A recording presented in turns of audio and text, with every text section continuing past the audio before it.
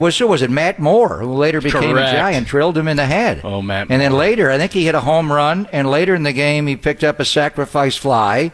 He had the game-winning hit, and the next day, he went on the IL. I don't know if they had the 7-day concussion list back then, but whatever it was, to your point, we've seen it from other athletes take a shot, and it's different, when you get hit by a baseball versus Kavan. I don't know what the status is, but, what is the protocol on which doctor clears Anthony Davis?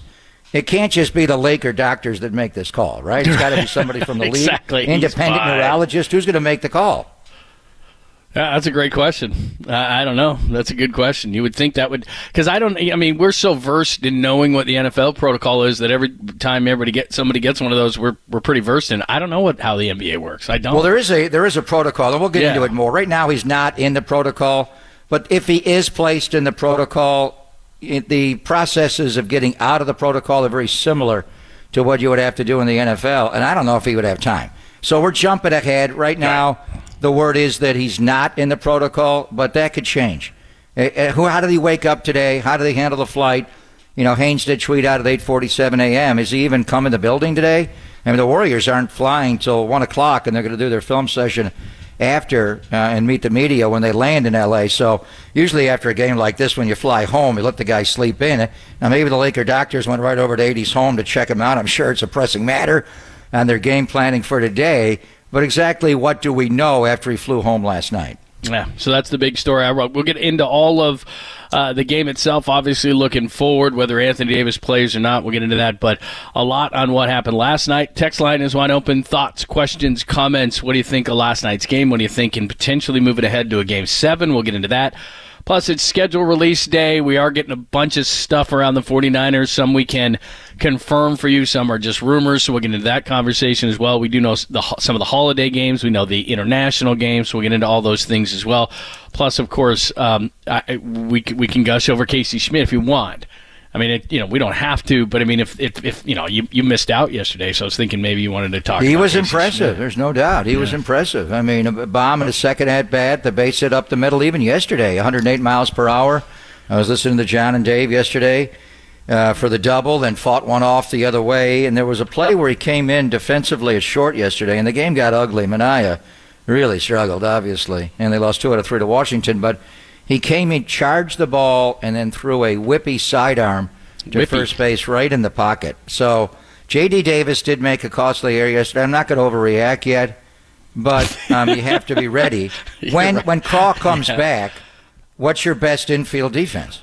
As good as J.D. Davis is defensively, and he's been great, is it not Casey Schmidt at third, Brandon Crawford at short, and Tyro Estrada at second, and then maybe play late night Lamont or full count Lamont would play against right-handed pitching, but against left-handed pitching, it would be J.D. Davis. So J.D.'s been a revelation. Who knew he was this good defensively? But he did make a costly error yesterday, and Casey really is good defensively. So, and will Craw come back at some point when they're in Arizona this weekend, John? What's the schedule there? He might. All right, let's get into all of it. That is a huge series, by the way, and I was talking with Dave Fleming about that yesterday. You just don't see the NL West teams in the start that Arizona got off to. So you got to win these series. You got to win this series against Arizona because you don't see them very much. So we'll get into that. They do play the NL West a lot next month, but this month, this is it as far as the division is concerned. All right, we got a ton to do. We'll get into the Warriors and Lakers. Your thoughts on the text line. We'll read the best ones. Got a great guest list as always. We'll get to all of it next. It's Pop in London, only here on the Sports Leader.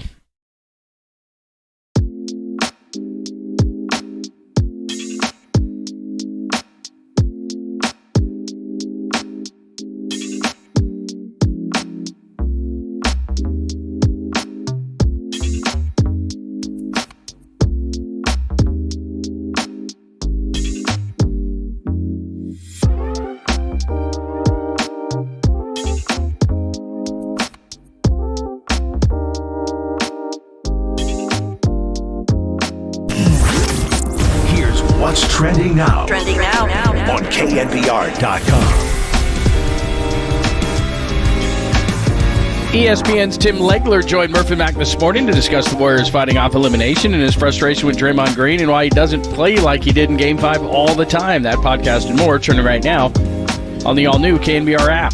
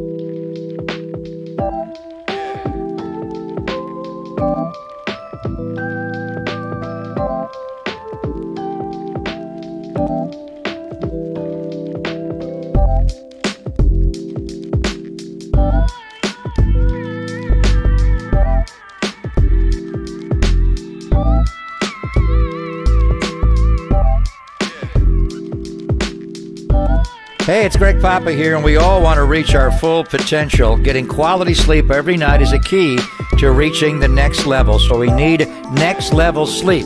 I get great sleep every night because my Sleep Number smart bed automatically responds to my movements throughout the night to keep me sleeping comfortably. Sleep Number beds allow you to adjust for your ideal firmness, comfort, and support. I have 2 herniated discs, and my Sleep Number is 100, and I sleep great. You can sleep next level and unlock your unique potential with a smart bed that can perform as well as you. And now, save 50% of the Sleep Number limited edition smart bed plus free home delivery when you add a adjustable base. It ends Monday, May 15th, only at Sleep Number stores or at sleepnumber.com.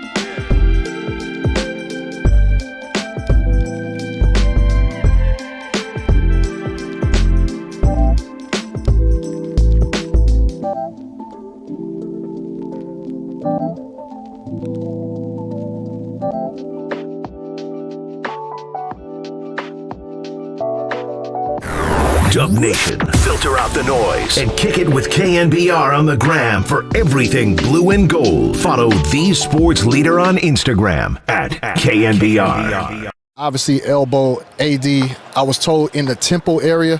And AD went to the bench, and he sat on the bench for a minute. He was being evaluated. Then they wanted him to go to the locker room. But the way that the arena is here at Chase Center, the visiting bench is across the court from where their locker room is. So he would have to walk across the court to get to his locker room. So they chose the very closest entrance, or exit, I should say, and they took him in a room. Now, when they took him in this room, they had to a lightweight hold him up. He was stumbling a little bit. He just, you could tell his equilibrium was off. Then about 5 minutes later, they brought a wheelchair in the room. And from there, he was escorted to the room, over all the way across the hall to the locker room. Now, I was told this, that sources have informed me that the early diagnosis is that it appears that he has avoided a concussion and is doing much better now. So that is good news right now.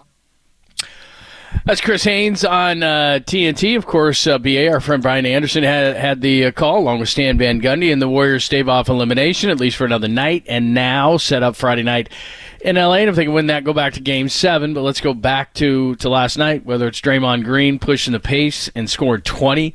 Andrew Wiggins being two-way Wigs like last year, scoring 25. GP2 gave him a jolt. He was plus 25 last night. They still continue to struggle.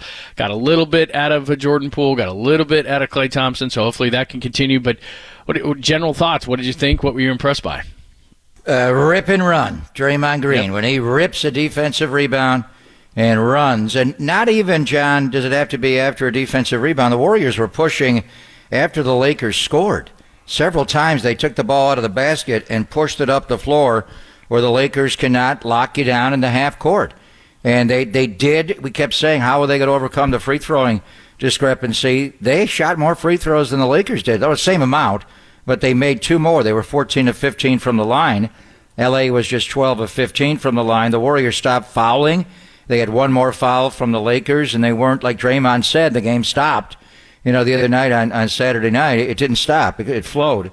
And that was Warrior basketball. They ran a lot of the pick and roll early in the game and then got away from it later in the game. They were clever offensively when they weren't in the rip and run. And that Draymond is just so great at that. He's so good. He's not an overall great rebounder, but the nights that he is getting like 9 defensive boards like last night, and in the old days, and Sleepy Floyd will join us in a little bit, the ball always went, whenever a big grabbed a rebound, like Larry Smith or Joe Barry Carroll when Sleepy was playing, he got the ball to Sleepy. It was never, Larry Smith was never going to bring the ball up the floor. Anthony Davis does not bring the ball up the floor. That's what makes James a threat, is because he will rip and run. Draymond Green's ability to grab a defensive rebound or just constantly look to push the pace, and it does not have to be Steph or Jordan Poole to do it. It just gets you into sometimes it's fast break points, but when you look at the overall fast break points last night, John, the Warriors actually had 2 less than the Lakers. The Lakers had 15, the Warriors had 13, so that can be deceiving. What it does is get you into what I call the scattered court, it's not necessarily a fast break for numbers and a lay-in, but you get them into transition, and the court is scattered. Where the Lakers now, wherever you are on the floor defensively, you just got to pick up a man. You can't go and pick up the guy you're supposed to be guarding set to set. So you get some mismatches, and that's where, the Curry flurries come in, and they just, dive to the basket or go to the corner, and they're just lethal. So first and foremost, it was rip and run. It was Draymond Green's mindset in the game right away, did not shy away from shots, got up 11 of them, made that bang, top of the key 3, missed the base one later. But he just played a great game. When Draymond is that aggressive to score, and you get a 20-point game from him, a 25-point game from Andrew Wiggins, a 13-point game from Gary Payton II. I love the adjustments they're making throughout the series. We were screaming early in the series. Steve is saying it's matchups. It's not Gary Payton. He just didn't use him, and I couldn't figure out why. He's a clear guy that can guard D'Angelo Russell. D'Lo got it going a little more last night than he did, obviously, the 1-for-10 game when the Lakers won Game 4. But his defense on D'Angelo Russell takes away a major scoring threat. And trust me, tomorrow night, D'Lo's big games in these playoffs, John, have come at crypto. He's going to try to get off in this game early on, especially if Davis is hampered. He may play, but he may not be himself. So if he plays and they run that high pick and roll, you got to take D'Angelo Russell out, and Gary Payton II's impact there was profound. And then I love Steve going right. First sub off the bench was Jordan Poole. And he came in and just shot. He had a couple where he rushed him a little bit. He was only 1 for 6 on the 3 ball. The 2 balls were better. He just had his legs under him. He made a shot right away and settled in. So, that's the way the Warriors play. They didn't have a 30-assist game because they got to more free throws and slowing the pace down a little bit more. But 29 assists, only 16 turnovers, and the free throwing discrepancy, there was none.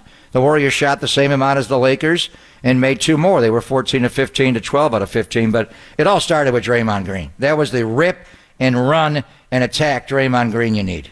Yeah, absolutely. And look, he said it in his podcast, and I'll give him credit. He was aggressive. I think he probably saw some things where, and I don't know why he needs to be reminded, but he does, where there was a lot of openings in the middle. And look, he doesn't have to be a great shooter. It's just take advantage of what the defense is giving you. The entire series, they were giving him short shots. They were giving him layups. They were giving him drives to the hoop, and he just took advantage of it. And one of the things that I used to watch, and Jordan would do this, and I think Steph Curry did a great job of it, and I think it helped Draymond, and clearly it helped Wiggins, is in big games, not all the time, but in big games, Jordan would defer to other players early in a game. He wanted to get Pippen going. He wanted to get Ron Harper going. He wanted to get other guys on the Bulls going, and he knew that he could always get his at the end of a game. And I think Steph Curry, early in that game, it was clear that he wanted to get Draymond a few to give him confidence. He wanted to get Wiggins a few to give him confidence. He wasn't looking for his shot as much. And then Steph had, it wasn't one of his better games, but still he hit a big 3 late. At one point had a 7-point flurry as the Warriors closed out the Lakers. But I thought Steph did a great job of trying to get others going when he knew that he could get going himself at any point. And Michael totally did that. I remember vividly watching him defer to Scottie Pippen and Ho Grant and the guys early in the game, he wouldn't take a shot. But when the game progressed, he would take over. Now, that was mainly regular season games. Michael didn't ease into playoff games. You know, they went with the Doberman and their defense. They pinned their ears back, and they went and got you, and Michael would go score. But I think it's more a product of Steph, the way the Lakers are playing them. Is their this high ball screen and the matchup with Anthony Davis. And the Warriors sometimes I think they run a little bit too much. I'd like to see them just go into a free flow and play their form of basketball to get everybody else going. But Steph was, 8 assists last night. He's assisting more, 22 assists the last couple of games, John. So in the game that they won, when they flat out doubled him, he had 12 assists in that game. But, if there's a time when Steph needs to take it over, he can take it over. So, and you remember, go back to the Game 7 against Sacramento. That's a totally different defensive team, the Kings, than these Lakers. He went off, and he put up 38 shots, and he scored 50 points. It may be difficult for him to do that at that kind of efficiency level, to score 50 on 38 shots, but you never know what that guy can do, and he's got to figure out the backlighting at crypto. So Steph went for 50 on that Sunday to eliminate the Kings, and it got me thinking about it. The next guest is going to be Eric Sleepy Floyd, and yesterday was the 36th anniversary of Sleepy going off and having the greatest fourth quarter in the history of the NBA. 29 points in the fourth quarter, missed one shot. He also had 39 in the second half, and he came into that game with a hamstring injury, and he was the Greyhound. I mean, you think Jared Vanderbilt's a good defender? I mean, Michael Cooper was a lockdown defender, and Sleepy just went at him and scored over and over and over again. And Sleepy was a point guard. Sometimes when you're Steph and the ball's in your hands, there's that dichotomy, like a running quarterback. How much do I shoot? Steph, it's never a problem. For Sleepy, he had Purvis Short, Joe Barry Carroll, Chris Mullin. He had great offensive players around him. So one elimination game was staved off last night. You got to get 2 more. And the Warriors have had a number of them, 3-1 against Oklahoma City, obviously, in 2016. But the greatest elimination game performance in the history of the NBA. And Mother's Day is coming up on Sunday, John. It was Mother's Day, May the 10th of 87, and it was the 36-year anniversary. So can't wait to chat with Sleepy. Let's do it next. Sleepy Floyd is Superman. Anniversary's coming up, and he'll harken back to the memories of Lakers and Warriors. We'll do it next. It's Pop and Lund on your Thursday, only here on the Sports Leader.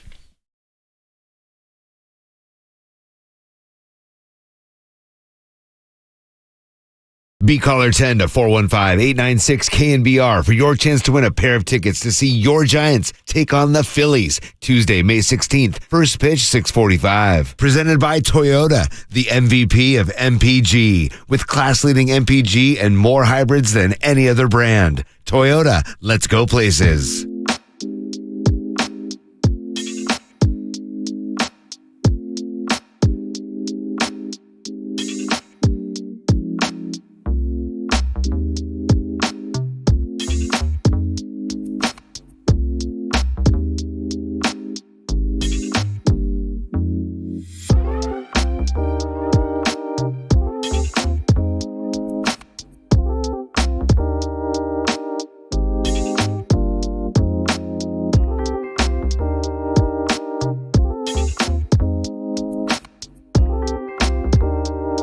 Hey, it's Greg Papa here. You heard me talking last summer. I learned about the CLR procedure, custom lens replacement, from my good friend Dr. Craig Bindi and the Laser Eye Center of Silicon Valley. I had it done on June the 23rd, and the procedure literally took 20 minutes. It gave me the eyes of a man about 30 years younger. I went from being a 60-year-old man to 30 years of age. I had 20/20 vision, and now I can see near, far, wherever you are. It's been so amazing. I had it done.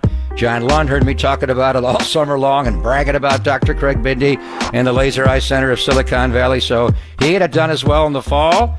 And John, a much older man than I am. And now the two of us are experiencing the miracle of modern vision correction.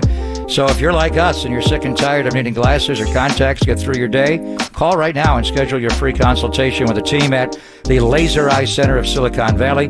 They've taken care of patients for over 25 years, including over 100 NFL players, and they want to help you as well. So now, call right now, schedule your free consultation.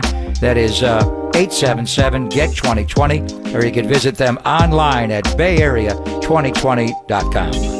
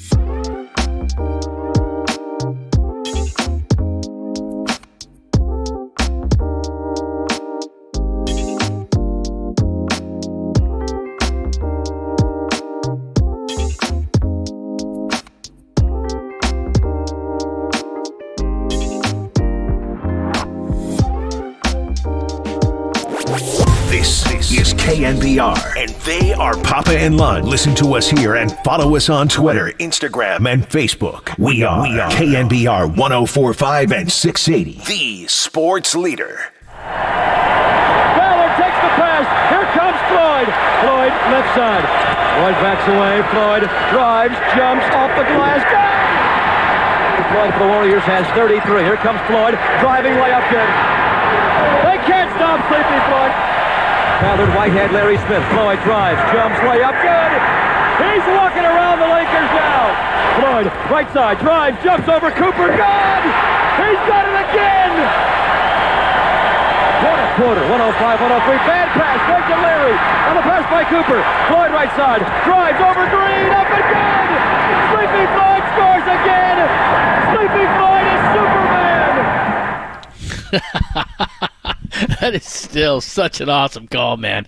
A young Greg Papa on the call. 36 years ago, John. Wow. I was 10 years old. Yes, I you was were. 10 and Sleepy was Very 12, young. I believe, when he did that. Very young men, you guys. Very amazing that you could be that accomplished at those ages. 129-121, game 4 of the Western Conference playoffs. Sleepy with 51 and an NBA record, 29 in the fourth quarter. And, of course, the iconic phrase that you coined, Sleepy Floyd is Superman. And he joins us. We're one day late on the anniversary, but, come on. Sleepy Mother's Day courtesy. coming up Sunday. To That's me, right. it's Mother's Day. Of the Sleep! when we How guest are you, line. my friend? Can you believe it's 36 years ago yesterday? Man, and I love that call 36 years later.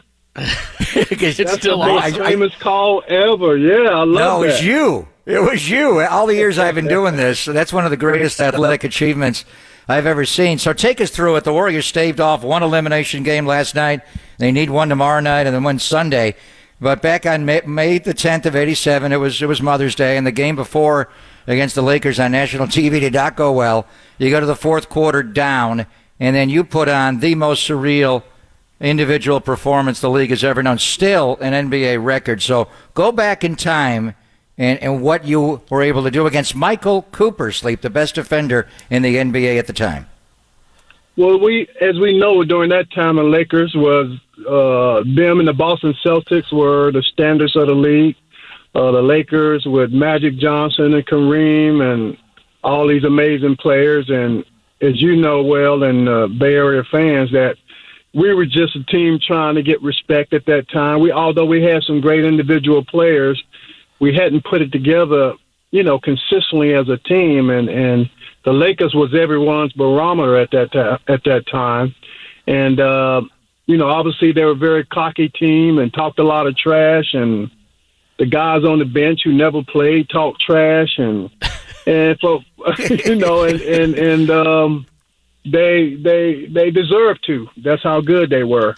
And, that particular game, we were down by 14 going into the fourth quarter, and they were just showboating, and I just made up my mind just to take the ball to the basket every chance I got, just to create some momentum.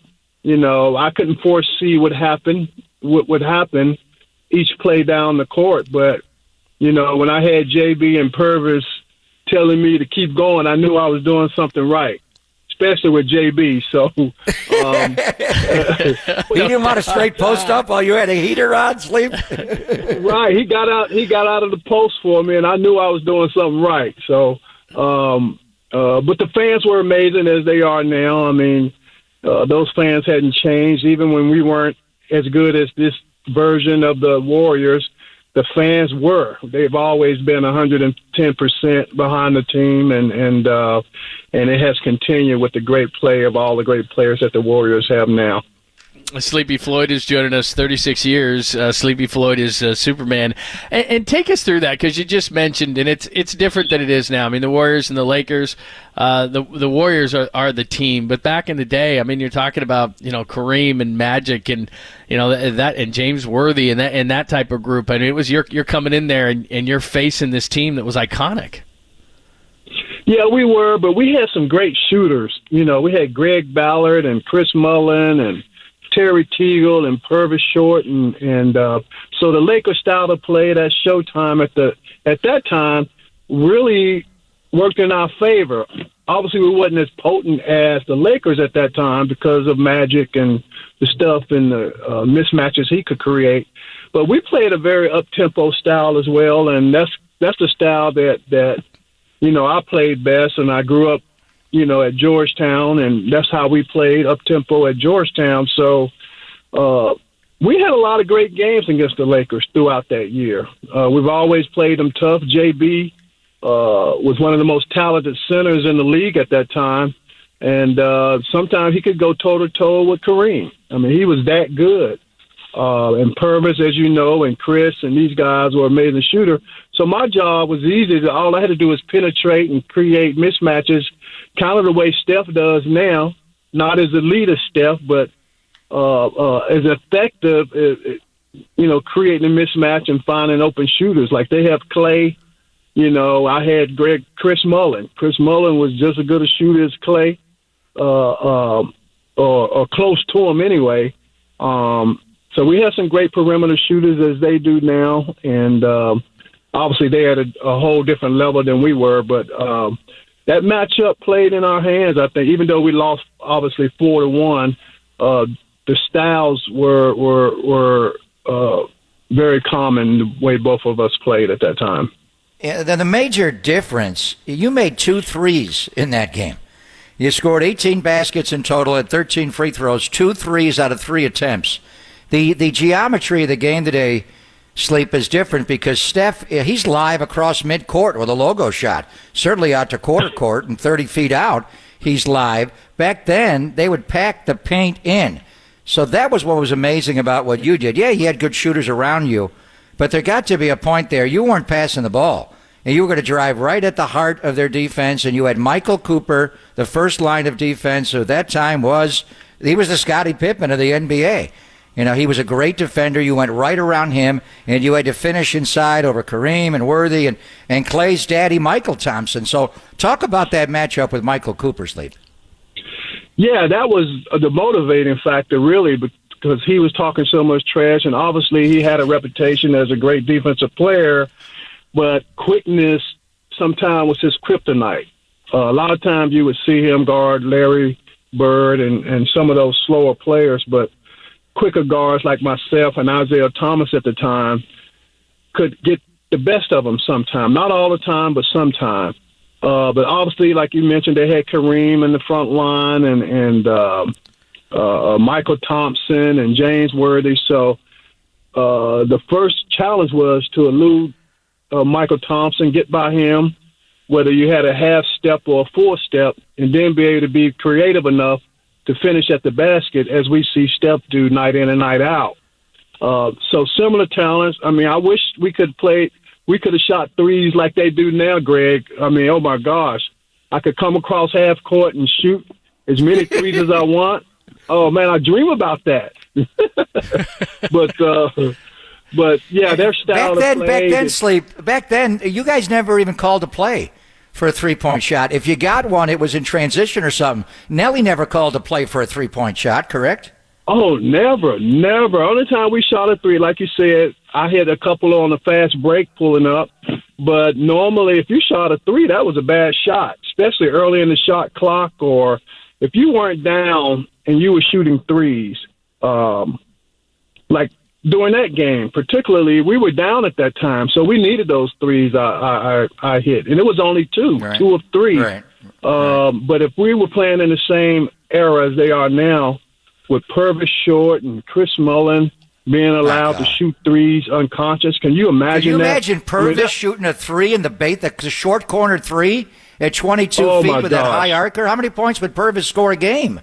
Oh, my gosh. That would have been unbelievable. So when I say we had some great shooters, we really did. Greg Ballard, man, he was an outstanding shooter. Terry Teagle. Rod Higgins could shoot it. Almost Rod Higgins, Rod Higgins. So we had some perimeter shooters. So I think we could have definitely survived in this era and been a very high-scoring offensive juggernaut in the league if the styles were allowed to play that way back then. Sleepy Floyd is joining us. We are celebrating the anniversary 51, including 29 in the fourth quarter. The Warriors beat the Lakers in Game 4, the Western Conference playoffs, 129-121. When you watch the game now and you see, it, because we're talking about the trees that they had, Kareem and Michael Thompson and all the bigs that they had, and you're doing a lot of this damage slash into the hoop, and now you're seeing this where Anthony Davis is kind of parked in there, but not only is it different from that perspective, just the amount of physicality. Like if you were going to come inside to the big trees, didn't you get knocked around quite a bit? Oh, yeah, the physicality was just at a different level, especially with Kareem. I mean, he was borderline dirty player as far as driving to the basket and being attacked by the defense. And back then, you had to play strong. You had to be able to finish while being hit on the arms, on the legs, or whatever it may be. So the physicality was different. Obviously, these guys are so talented now. Guys shooting 7-footers shooting threes, and the forwards have to be 3-and-D players, and so the talent level is different. But man, I tell you, if the Warriors now can continue to attack the basket, they've been putting AD in pick and rolls, keeping them away from the basket. I think that's going to be the way to success tomorrow night. Yeah, and Steph is so good off the dribble, obviously, and be able to finish, as you said. But you were, I would call Sleepy the rubber band man. He was Gumby. Hand me down my walking stick. I mean, you would just kind of elongate and slip out of people, and so many times in that game on Mother's Day of '87, your epic game, it was the finish around the goal. Curry does it differently. The one guy on the roster, every once in a while, there was a couple of plays he made last night where I thought right away of you, is Jordan Poole. His ability to put it on the deck and finish like you did, the rubber band man, the stretchy, go out the weak side and finish. He rushes a little bit sometimes. He just kind of wants it too quickly sometimes, and he settles for bad shots. What do you see from Jordan Poole's offensive game, Sleep? Well, I love it when he's in a groove and he takes he can hit tough shots sometimes, but you can't live and die. You're not going to be successful a large percentage of the time taking tough shots. And I think once he realizes that, he took some really good shots last night. He was patient. He waited for his teammates to penetrate and then spotted up. But doing it off the dribble the way he does, sometimes he gets into trouble. And last minute, he has to force a tough shot up. So, I love him as a player. I love his confidence. I know he received a lot of criticism for the game one three-pointer that he took at the end. But I like the confidence that he would step up and try to make a shot. This league is a miss league. It always has been. So if he makes that shot, he's the hero. If he misses it, I'm sure he realized that he was going to take the brunt of the criticism. But being able to take that shot shows you the confidence that he has in his game. But I agree, sometimes he gets out of control. But, man, they're going to need him tomorrow night to play well. He and Wiggins and the other support group around Steph, they're going to really have to help Steph out if they really want to move on. I love the way Draymond played the other game, 20 and 10. I could have never imagined that. If he stays aggressive as well on the offensive end, you take a lot of pressure off of Steph. And he can just, he's going to pull you through at the end, but I don't think we can depend on him to carry us a full 48 minutes if we want to beat the Lakers. Hopefully Clay comes back and has a strong game as well. So I'm looking forward to tomorrow night because I think Clay is going to play an extremely efficient game, as he always does when the Warriors are have their back against the wall. So, I'm very confident that we could go in and win this game and get it back to a Game 7. So take us in. You were just talking about this. Klay Thompson, maybe, I don't know if he's pressing because it's the Lakers. His dad, of course, Michael. We were talking about Michael. He's on the broadcast team for the Lakers. He was very excited for the series. Jordan Poole seems to be struggling with confidence. What is it like, especially in a playoff series, to try to find your game? Because obviously the night that we're talking about here, Game 4, in which you scored the 51 and the 29 in the fourth quarter, I'm sure your confidence level was through the hoop, and you thought there's no way these guys are stopping me no matter who it is. So take us inside the psychology of a player, whether you're struggling or whether you're doing what you were doing on the game that we're talking about. Yeah, for example, a shooter like Clay, if I was him, I would try to get some easy baskets, get to the basket, get some layups, because any shooter will tell you, if you get a couple of layups early, it's just naturally you'll end up having a great game shooting. So I think his first few attempts, if he can, try to penetrate, get to the basket, get to the free throw line, get some easy baskets, get some confidence early that will catapult you throughout, the rest of the game. So that would be my suggestion to Clay is try to get some easy baskets, maybe not take early threes, get to the free throw line, drive to the basket, create for others. And sometimes, in a weird way, that ends up coming back around to you. So penetrate, get to the basket, get to the free throw line, get some easy basket. But Clay is a phenomenal player, obviously Hall of Fame player. I really pick him to be the guy that steps up in the next game. Game 6, Clay, Sleep. That's his motto. That's his mantra. That's right. I remember the OKC game 6. I mean, it was incredible. He saved us. So I'm pulling for him to be the star of the game. Sleep, great stuff. Did you want to give us one more pop just for the road? Another Sleepy Floyd is Superman. Sleepy Floyd drives by Michael Cooper over Kareem. It's good. Sleepy Floyd is Superman. So good. I just pulled a hamstring. Don't do that. Don't do that. You had something going into that game, didn't you? You were a little banged up going in that game. You were nursing a hammy going into that game, weren't you? Yeah, my left hamstring was pulled, but once you get in the zone, it's funny, and that's what hopefully it happens to Clay. He just gets in the zone and forgets that he's playing in front of his dad. He's playing against the Lakers. Because at that point in the fourth quarter, I didn't even know it was the Lakers. When you get in the zone like that, you're just playing the game. You're not really looking at the jersey. you just attacking the basket. And hopefully You we knew get it was Clay. Michael Cooper, though, Sleep. You knew it was Well, I Michael didn't Cooper. know I know that. Right.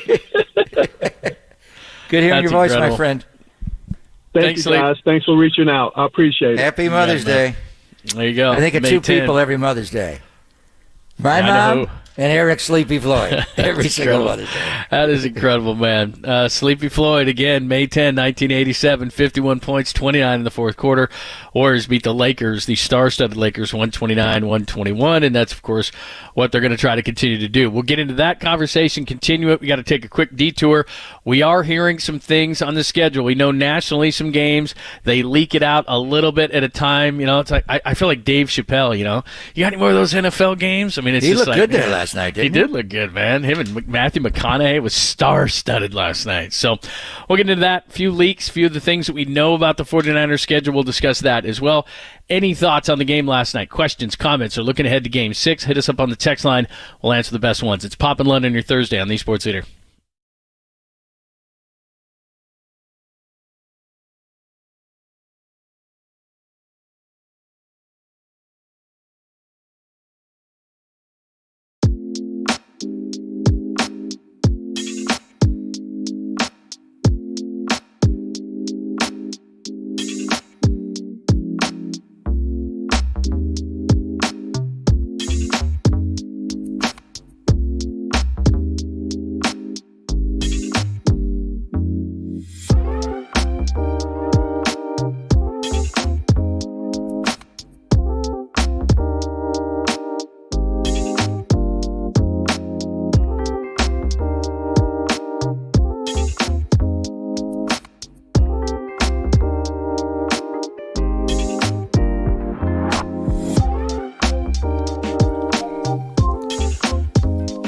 Hey, business owners, I'm talking to you. You're feeling stretched thin by the pressures of growing your business. You're keeping up with changing regulations, staying HR compliant.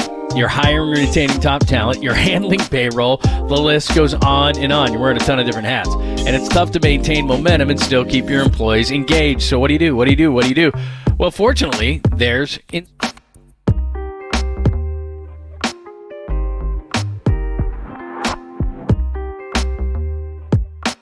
What if your HR strategy included access to better benefits to help you keep the employees you have and attract new ones?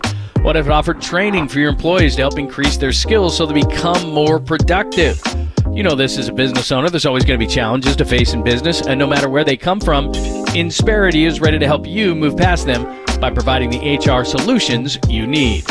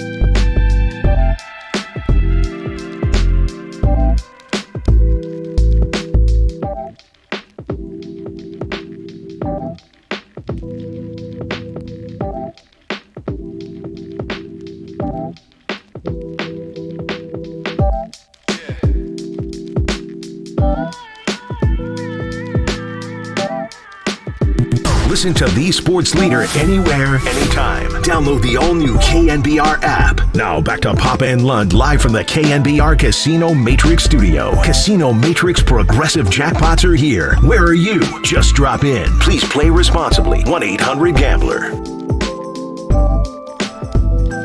What's happening? Thanks for joining us. Pop and Lund going into your 11 o'clock hour. Pop and Lund on KNBR AM and FM San Francisco, the sports leader. Mark Kestisher is going to join us from ESPN Radio. He's been calling the series between the Warriors and Lakers, and we will get back to all of it. Plus, hit up on the text line your questions, comments, and thoughts in a moment. But it is schedule release day. The NFL has done a masterful job of marketing, so much so that they leak a couple of days ahead of time and then just a little bit at a time some of the big games, and it's like an appetizer. You start salivating, you want more and more and more, and then tonight at 5 o'clock Pacific, they will give you the main course, which is the games in their entirety. But what we do know, or what we're hearing as far as the 49ers, and then we'll get to some of these national games and Black Friday games and Christmas games and everything like that. 2 confirmed games for sure, which is the Cowboys on Sunday Night Football in Week 5 and the Eagles on a Fox game in Week 13. Other things we have heard, Thanksgiving and Christmas, we've heard the Ravens are going to come in on Christmas night as part of the Christmas tripleheader. Also heard that the Giants at home on a Thursday Night Football in Week 3 as far as the 49ers. Dave Softy Mahler up in Seattle was reporting Thanksgiving at Seattle against the Seahawks. If true, then that means that the 49ers could pay back the Seahawks for eating the turkey legs. Maybe they could eat some turkey legs in Seattle. So we're starting to piece together the 49ers schedule here. Yes, and the 49ers have the schedule, and they're pouring over it, they know.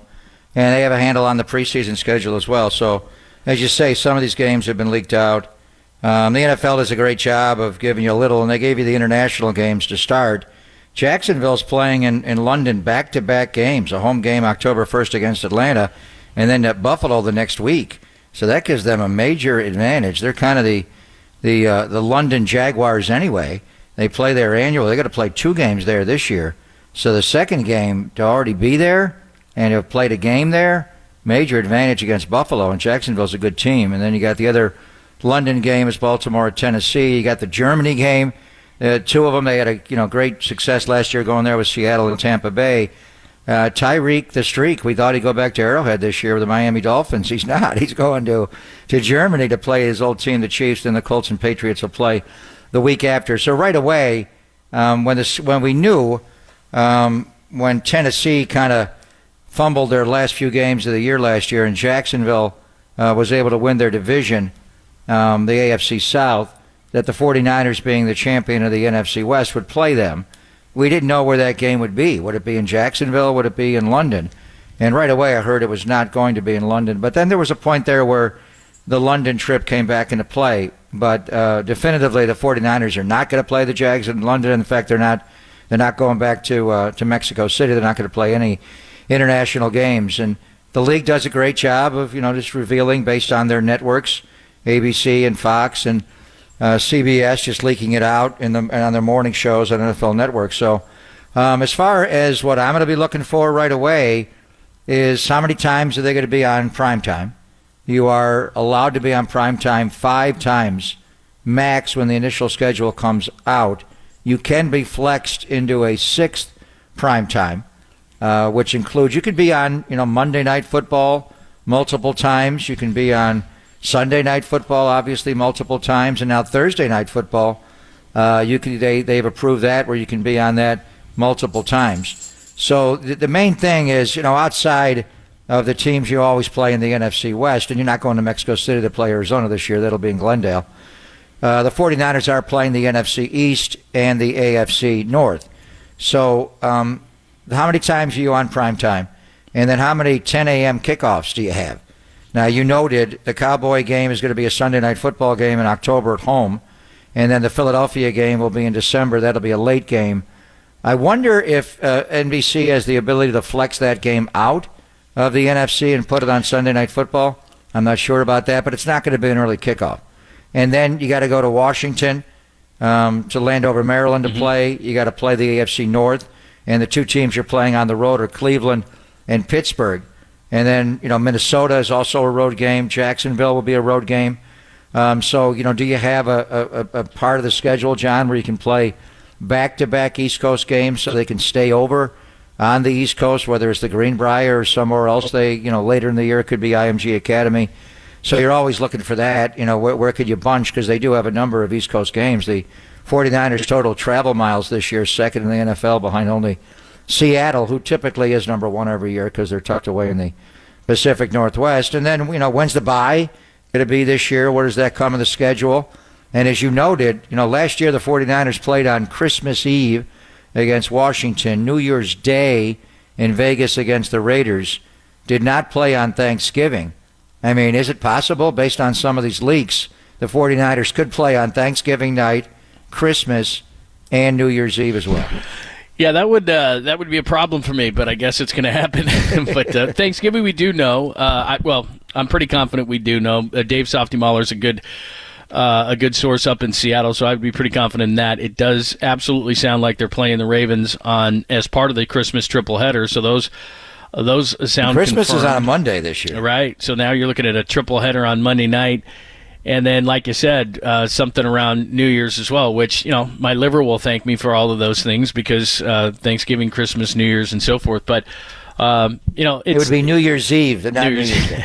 Yeah, New Year's Eve, which they've played on New Year's Eve. I remember we got lucky 2 years ago because they played on a Thursday on the 23rd, and so they skipped a lot of the holidays and everything. But that's just where things Jimmy are. got hurt in Nashville. Absolutely, that was the game. That was the game on the 23rd, and then we kind of got some time off. But it is what it is. I mean, I lived and worked in Detroit. They had the Lions games. I lived and worked in Dallas. They had their games on Thanksgiving. I mean, it is what it is. I mean, I love Thanksgiving, but I'd rather watch the Seahawks and the 49ers and work, honestly. I mean, that's a hell of a... Now, if it was obviously that would be the late game. Yeah, that exactly. That would be an NBC game. Yeah, West Coast after game. Dallas and Detroit play in the daytime.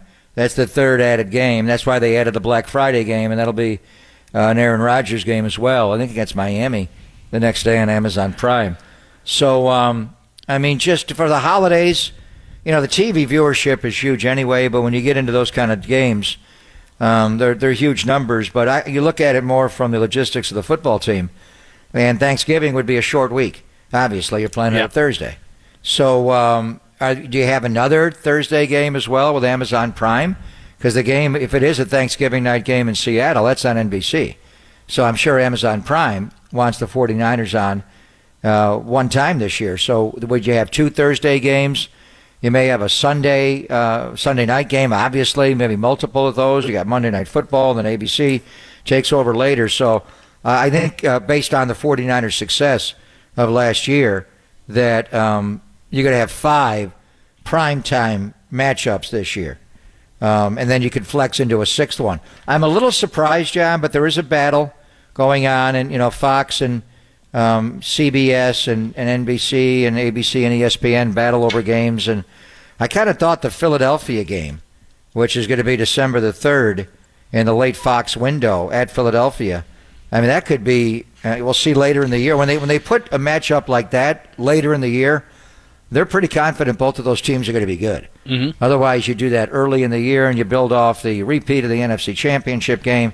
But they feel like the 49ers offseason, getting Javon Hargrave from Philadelphia and others, and obviously Philadelphia, what they were able to do in the offseason, especially the weekend of the draft, and they feel like that's going to be a big game. I kind of thought that was a bigger game, that would be a Sunday night football game or a Monday night football game, but I'm sure that was a battle with Fox to keep a rematch of the NFC Championship game on their schedule. Yeah, and I would think so, and I was thinking about this today because as these are being announced, and again, they're just kind of a little bit at a time, and then some are being leaked out, but my spidey sense got if Fox is sending that out week 13, 49ers and Eagles, and they can protect a certain amount of games, because I would think, I mean, if you're one of the big boys that wants to put it on Sunday or Monday night, you would think that would be a prime game to be flexed out. But I would imagine that that's one that Fox is protecting because they're coming out and they're promoting it on their network. Yeah, but that is subject to a change later in the year because you're in the flex window. So, and with the 49ers, as I say, I think you'll have 5 primetime games, and then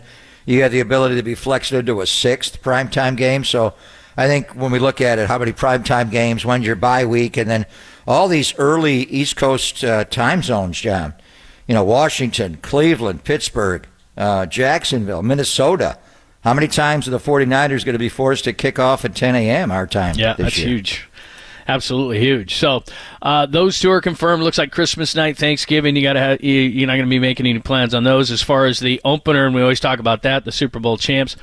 This is an interesting one. You certainly wouldn't put the Lions, but now the Lions pretty exciting. Had another nice draft, couple of first-round picks, Dan Campbell and the whole crew. What they did at the end of the year by beating Green Bay at Green Bay, exciting offense. Lions versus Chiefs is the kickoff game. What do you think of that? Yeah, that was.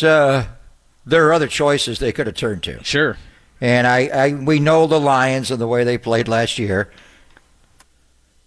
that they're clearly an up-and-coming team. I mean, their performance the last game of the year on Sunday Night Football at Lambeau, impressive to knock the Packers out, put Seattle in the wild card game against the 49ers. They're a great offensive team. They've added some pieces on defense. Emmanuel Mosley is now in their secondary, among other things they've been able to do. So I think you're looking at a team on the rise. Are they a team on the rise enough? I'm sure if I'm Dan Campbell and Brad Holmes in Detroit, I'm not happy that I got to go to Arrowhead and play them when they're getting their second banner night in 4 years. And that's a tough venue. When you look at Kansas City's overall schedule, John, there are other choices that could have been made there. So I was a little surprised that they did that. But either way, it's going to be a big audience grabber to have the Lion. And from the 49er perspective, I mean, you're rooting for Detroit to lose. I think they're a team. And this year, the 49ers don't play Detroit. They're going to play Minnesota because Minnesota won the NFC North and the 49ers won the NFC West. So you have to deal with that first-place schedule. But we'll see where Minnesota is. I'm not saying they're going to fall off. And I think they're still a solid 9 or 10 win team this year. But I would not be surprised if the Lions win that division, John, get in the playoffs, so the 49ers have to deal with them at some point. So, right from the outset, like last year's season opener was Bills at Rams. We obviously were rooting for the Bills to beat the Rams, and the Rams never recovered from that game. And they had injuries, and the quarterback's elbow wasn't right. So it'd be nice if Kansas City was able to put up a big number and blow them out in that game. No doubt. So here's what we gave you. What we're hearing in the 49ers, and we'll go back to some of the national games. A leak Week 3 against the Giants. Confirmed Week 5 Sunday Night Football against the Cowboys. Week 7 is a leak at the Vikings for Monday Night Football. Dave Softy-Mahler in Seattle reported that at Seattle on Thanksgiving Day as part of that triple header, and Week 16 home against the Ravens. That is Christmas Day. And just to kind of go into that one, Christmas Day is a hell of a venue. And this is, you and I talk about this all the time. So the NBA for years had that thing on their own, and they're going to put a bunch of good games up there. But get this, Christmas Day is Raiders at Chiefs, Giants at Eagles, and 49ers at Seahawks. That's a hell of a day for the NFL. Going against the NBA, how's that day going to be? Is that the 49ers Seahawks Christmas Day or Thanksgiving Day? Thanksgiving Day. Oh, it's Ravens. Sorry about that. It's Ravens at 49ers. Yeah. Sorry, I got that confused. Ravens at 49ers on Christmas. So still, I mean, is that a late game? Is that going to be a 5 o'clock kickoff our time? I believe so, because Kansas City and obviously Kansas City and Philadelphia, so you'd want one of the West Coast time zones. So I would think that would be the latest game. So I don't know. I think I've heard it's a night game. I've heard it's a night game. The Giants and Eagles is the late afternoon window on the East Coast. So, yeah, I think I saw where it's Raiders and Chiefs earlier, which means you could still get out and see Santa Claus, go to midnight mass, whatever you want to do. You have time after that game against Baltimore. The other thing, and I don't know if it's going to be announced today at 5 o'clock. Usually it's announced a little bit after, but the preseason schedule. All we know, the 49ers played the AFC West last year. So you're not going to play those teams in the preseason last year. It was a totally different schedule. Going to Egan and Minnesota and scrimmaging with them, and then to Houston, played the Packers to open the preseason. But I think the Raiders are definitely going to be on the schedule because we know they're going to scrimmage. What week of the preseason would it be? You think it's usually the second week if you're going to scrimmage with that team, but maybe it's the first week, maybe it's later. In the third week right before cutdown. So, and then that opens it up for the 49ers to play the other AFC West teams. Is it Denver, the Chargers? Would it be Patrick Mahomes and the Chiefs? I mean, the one thing is we know because the 49ers play the extra game on the road this year, so with it alternates every year. 2 years ago, well, the first year they went to a 17-game schedule, the extra game was at Cincinnati. The 49ers are going to play 9 road games, 8 home games this year. And for that reason, then you flip the preseason, you play 2 at home and 1 on the road. So the one on the road is going to be at Vegas, based on the fact they've already looked into scrimmaging each other. Who are the 2 home games in the preseason going to be against? I would think it would be 2 of the 3 teams from the AFC West, John. Chargers, and then usually, right? Trey Lance will be back in the mix. Chargers, Broncos, or Chiefs, and then obviously Sam Darnold. Would Brock Purdy be cleared to be able to play at all in the preseason? Where's he at? And then Trey Lance. That's always a big preseason for him. And then Sam Darnold will have a chance to put on number 14 for the first time as a 49er. By the way, this is the Christmas schedule. Vegas at Kansas City, that's on CBS Nickelodeon. Giants at Eagles, that's on Fox. And Ravens at 49ers is the NBC night game. In that order. Plan accordingly. So it'll be a 5:20 kickoff. Yeah. Black Friday game is Miami at the Jets. This is going to be, you're going to start hearing about the Aaron Rodgers effect. So that is your Black Friday game. The first Monday night game, the opener, Buffalo, the Bills at the Jets. That's the first Monday one. Night Football. Yeah, how about that to open on the Monday Night Football? 9/11. That's at 9/11. That'll be Aaron Rodgers' debut on 9/11 in New York, that's a tough game for the Bills. They lost to them last year there. Yeah, and then the international games were announced yesterday as well. 3 in London, 2 in Frankfurt. So it's going to start on the 1st of October. Jacksonville, who loves going over there, against Atlanta. Buffalo at Jacksonville. Tennessee on the 8th. On the 15th, Tennessee at Baltimore. And then the 2 international games in Frankfurt, Germany. November 5th, Kansas City at Miami. And November 12th, the Patriots and the Colts. So those are the 5 international games, 3 in London, 2 in Frankfurt. That means Tyreek's not going back to Arrowhead. Yeah, that's right. Who made that call? That is odd. That is odd. And Jacksonville goes to London every year. This year they're going twice in back-to-back games, which gives them a major advantage against Buffalo week 2. And Jacksonville's a playoff team last year and won a playoff game coming back against the Chargers. So I think the 49ers like the fact that if in fact it is a night Christmas game, just because, Christmas morning, and it's a little bit different. The guys typically stay in the hotel. How do you handle that? Do you let them stay home and then come in later? No kidding. That's a good question. So, it's, from our viewing standpoint, you could have a normal Christmas morning and then be able to watch the 49ers at night after 2 other, really good games, obviously, and their, AFC West showdown. The Chiefs and the Raiders on Christmas Day, the Hatfields and the McCoys. That's a good way to get it going. And then, Giants and Eagles as well. 49er game will be a little bit different, but they're, Lamar Jackson. Hopefully he's healthy, John. When was the last? Has Lamar Jackson ever played at Levi's before? I can't remember. No, I don't think so. I don't think he has. I'm trying to think back. Yeah, I don't think so. Played him there. Yeah. And Justin Tucker made the field goal after Robbie Gould missed, and they wound up beating us at the gun. I don't think Lamar's played here. Plus, their offense, Greg Roman is out. Zay Flowers, the first-round pick, super quick out of Boston College. OBJ signed there. I don't know what they're going to look like, but I don't think they're – obviously you have Lamar Jackson. You're crazy if you don't run it to some extent. So I don't know what their offense is going to look like, but they did stock up on some receivers thinking that they're going to make – and, of course, they got Mark Andrews thinking they're going to maybe try to put it in the air a little bit more. So that'll be fun. Without a doubt. Yeah. And Todd Monken is their new offensive coordinator from college, and they like to throw the football around. So I think they're going to, at least in theory, and they got a great tight end. You may mention OBJ and getting Flowers, and they got Mark Andrews as well. They're going to be a run-based team, but I think the one thing Lamar is good at is throwing the ball deep down the field, and certainly with Flowers, you can throw the ball deep down the field. So that's how we're spending our Christmas night with Lamar Jackson. That's a pretty good Christmas. And you got to assume the Warriors are going to be playing probably the Lakers or something on Christmas. So, you're going to be flipping between the NBA and those 3 games. That's nice. I don't even care what I get for Christmas.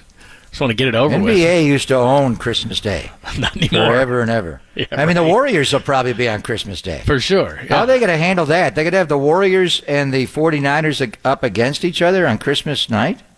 Can you imagine? You got to avoid that. They'll probably get the coveted 12:30 slot, right? Get the 12:30 slot. No, it's the prime time slot's normally the one you want. Yeah. Where the 49ers are is 8 o'clock Eastern time. But I'm thinking, like you said, put the Warriors earlier, put the Niners late. But anyway, there's what we're hearing. If we hear anything more, we'll let you know. And then at 5 o'clock on NFL Network and ESPN, they'll unveil everything. We won't have to guess anymore, but we do have a pretty decent idea of about 5 places that you're going to be.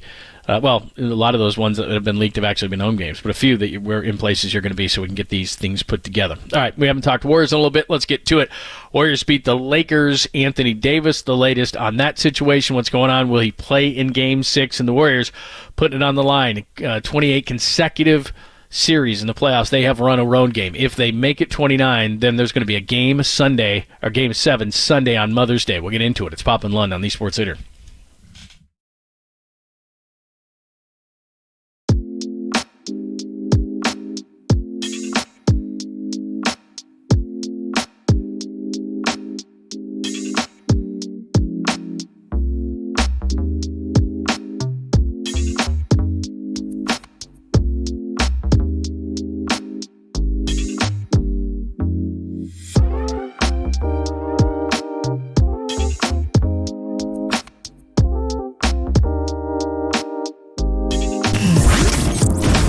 What's trending now? On KNBR.com. 3 takeaways after the Warriors stave off elimination against the Lakers in Game 5. That story and more trending right now on the all-new KNBR app.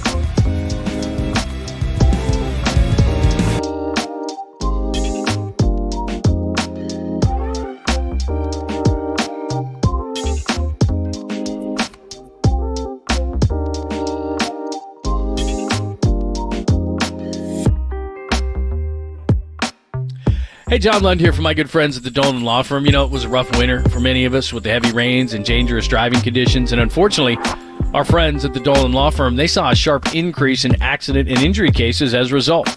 Now, the bad weather wasn't the only thing that made this winter difficult. We also saw people affected by the mass layoffs, especially in the tech industry. The Dolan Law Firm's Employment Practices Group also saw an uptick in unlawful terminations, discrimination, and sexual harassment cases. And now that the bad weather is behind us, our friends at the Dolan Law Firm want to remind everybody to please be aware that good weather brings out pedestrians, motorcyclists, scooters, bicyclists, and children playing. So let's work together to make the Bay Area a safer place. And for employees, go to dolanlawfirm.com to learn more about your rights.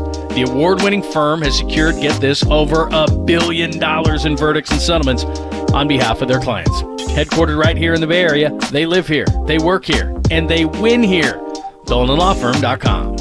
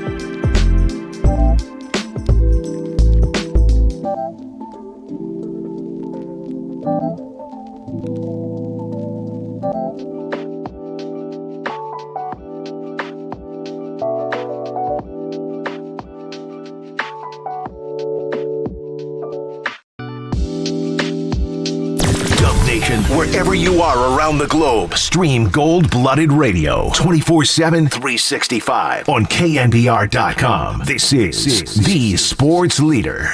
I just know that we, our coaching staff and us players, we don't work on flopping. That's not even a part of our game. Our game is to attack the paint. We don't mind physical contact. We actually like the contact, and we don't shy away from it. So we're just not a team that goes out there and looking for flopping opportunities. It's just not us. It's actually never been any team that I've played on in my 20 years where we've been a flopping team. Yeah, you're a liar. That is LeBron James. A big part of this series obviously has been at the free throw line, and last night, as you pointed out early on when we just got on the air, 15-13 in makes last night, so the Warriors actually won the free throw make battle. I don't know if it had anything to do with Steve Kerr saying something in the first quarter. Obviously, Darvin Ham addressed it right away. LeBron James, after the game, one of the famous floppers of all time, kept a straight face as he said he's never been on a team in 20 years that's been floppers. Where they really do it, and look, they're allowing you to embellish, so you embellish. I don't blame the Lakers for it. Where they really embellish, or whatever you want to call it, is on screens. And the Warriors have to be more careful to just not get your elbows up, not do anything out of the ordinary, because they'll come flying and they'll just go into the first row in order to get the call. So anyway, that was a big part of it last night. Yeah, that's tough talking to the media, and they're trying for the gamesmanship. Lonnie Walker, the fourth, clearly flopped on a Draymond screen late in the game, and Steve called that out. So first of all, they flopping was a big part of the NBA for decades. I remember Nelly would actually take out like wrestling mats and have guys fall. He would have them snap their neck, and there was, Magic Johnson's coming downhill against you, a lot like LeBron James. What are you going to do when he runs you over? So you got to pick up a charge, and you got to learn how to fall. And so flopping was a big part of it. The league tried to crack down on that, where they were going to issue not only a foul for flopping, but a technical foul. And at international basketball, it's a much more involved, and it is constant flopping international basketball. What happened was the Warriors, after game one, and every game you can send in some clips on different things that you've seen from the game and just bring it up to the league for their attention. The Warriors did that after game one, and it's an open book. The Lakers know what you're challenging, and they see it. So there's a little bit of that going on. And then Steve, whether it was last year and lobbying for Dylan Brooks to be suspended for multiple games, when he's on that podium in the Bill King interview room after the game, or when they go to L.A., he uses that for a variety of reasons, not just to speak to the fans and the media, but to his players sometimes and to the league sometimes. And he wanted to make a point. He doubled down yesterday before game 5 that he felt they were flopping, and he called attention to the one play we're talking about. I don't think they're that big of a flopping team, to be honest. They're a big, strong, physical, forceful team. I don't know what the Lakers think of what Steve said. I know Darvin Ham snapped back when it was brought up with Chris Haynes during the broadcast, and then even after the game last night, and you heard LeBron's comments. So I don't think that had anything to do with the way the game is called last night. The Warriors, it's more just they didn't foul as much last night and didn't put the Lakers on the line. The Warriors are not shooting an extraordinarily high number of free throws. The goal is really to keep the Laker off the line where you can rip and run and get into the open floor. But the two games the Warriors have won, John, weren't they even in free throw attempts? Last night it was 15. I think when they won game 2, it was also even. Well, in what people have to realize, too, is, and you and I have talked about this, it's not only the discrepancy where then if you're in one of the losses they were minus 20 and one of the losses they were minus 16, and like you said, in the two wins they've either had the lead in it or it's been very, very close, is that it stops one of the things that the Warriors really want to do, because this is a great half-court defense, and if they're allowed to set up, they're difficult to score on. So you're pulling the ball out of the basket after a free throw, you're not going to run. And as you point out last night, it's not only the fast break points that they get, it's the early offense that they get against the Lakers. A lot of times Anthony Davis is laboring up and down the floor, so now they've got a numbers advantage. LeBron James will turn to an official for a quick second and stop, plus he's 38. He's not getting up and down the floor. A lot of times Angelo or Angelo Russell, he's not hustling up the court. So their transition defense is definitely compromised, and the Warriors are trying to push the pace like they did last night.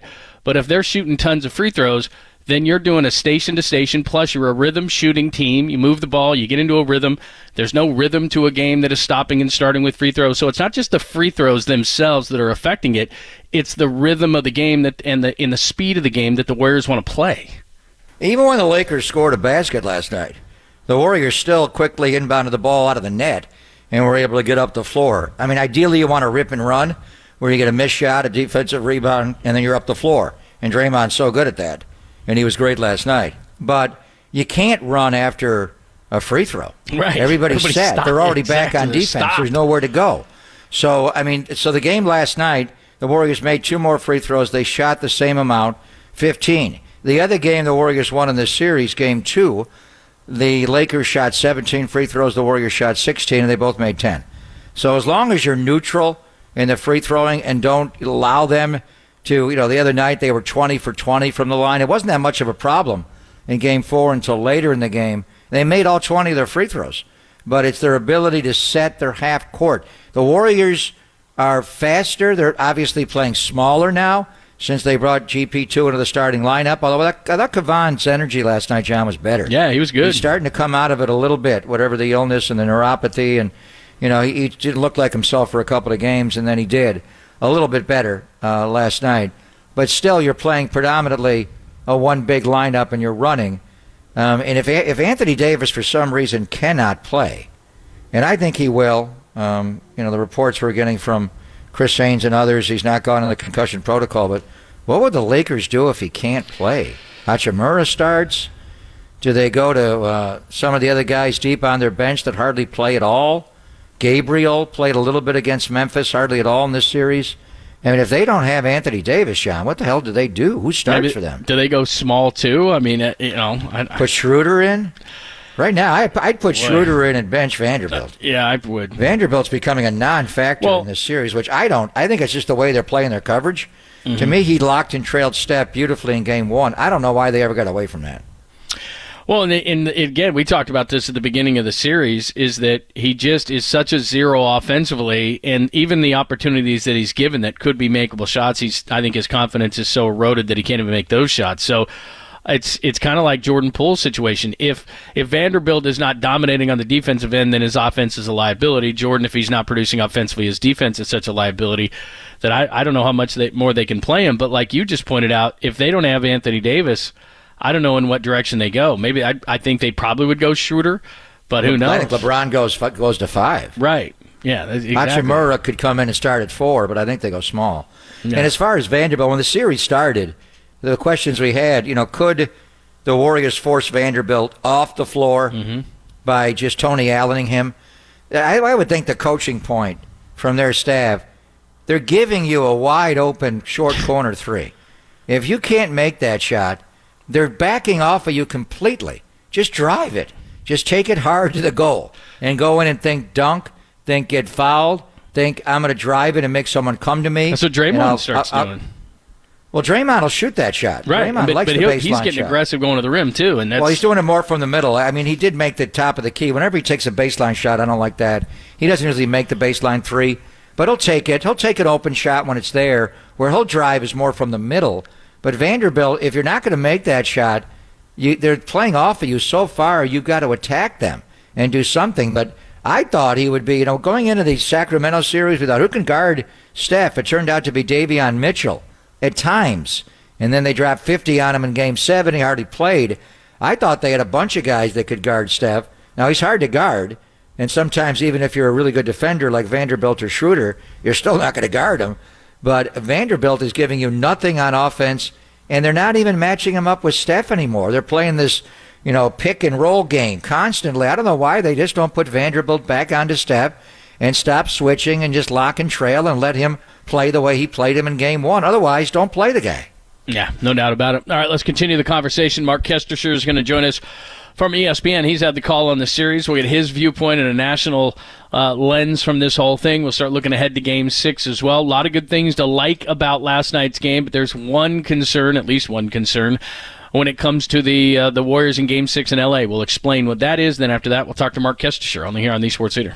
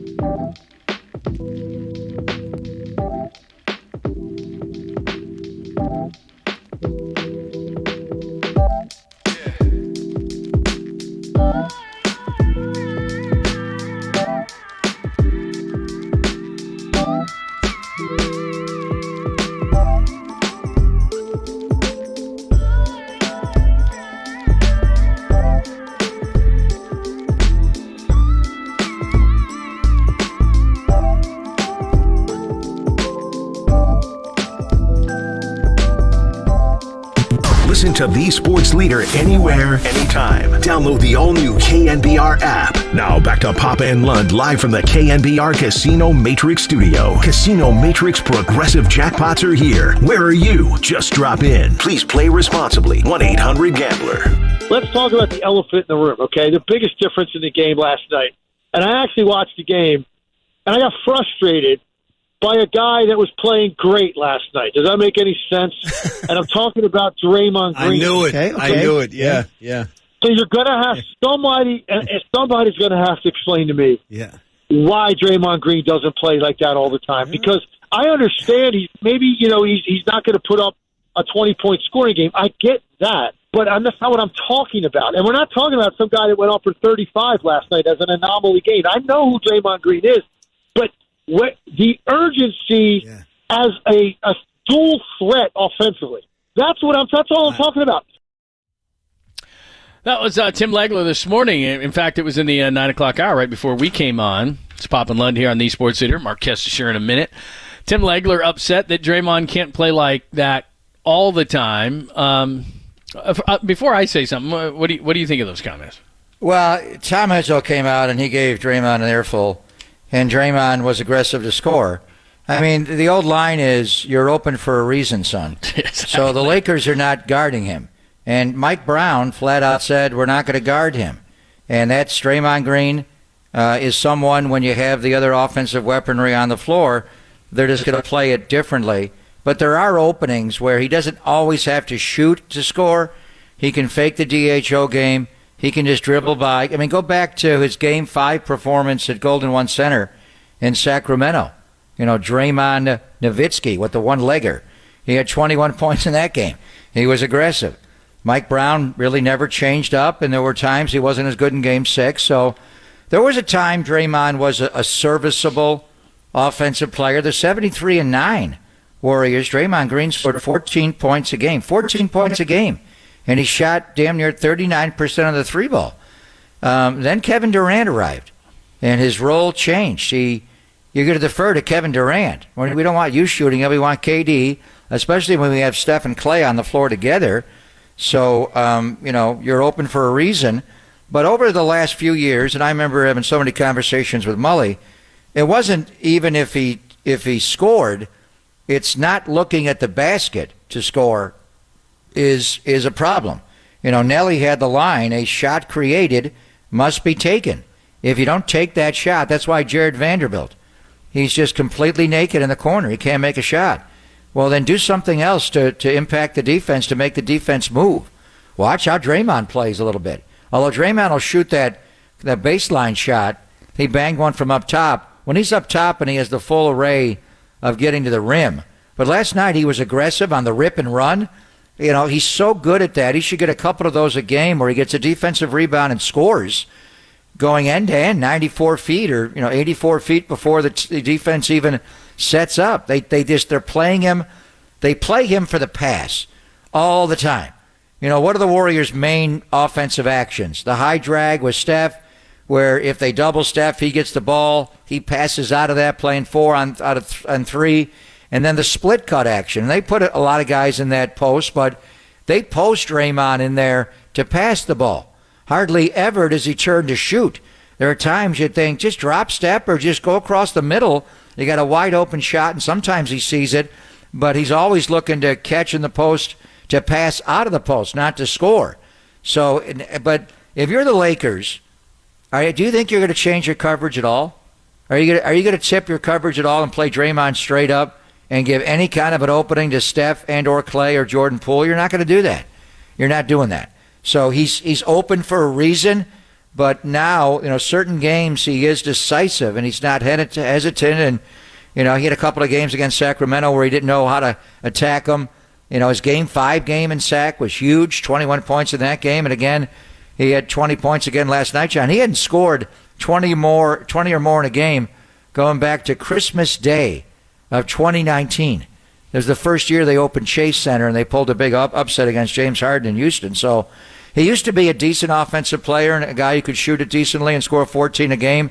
He's just not that guy anymore. He plays to pass more than he plays to score. Yeah, there's no doubt about it. And I think it's in their last 29, they're like 27-2 when he scores more than 18, and obviously last night he had 20.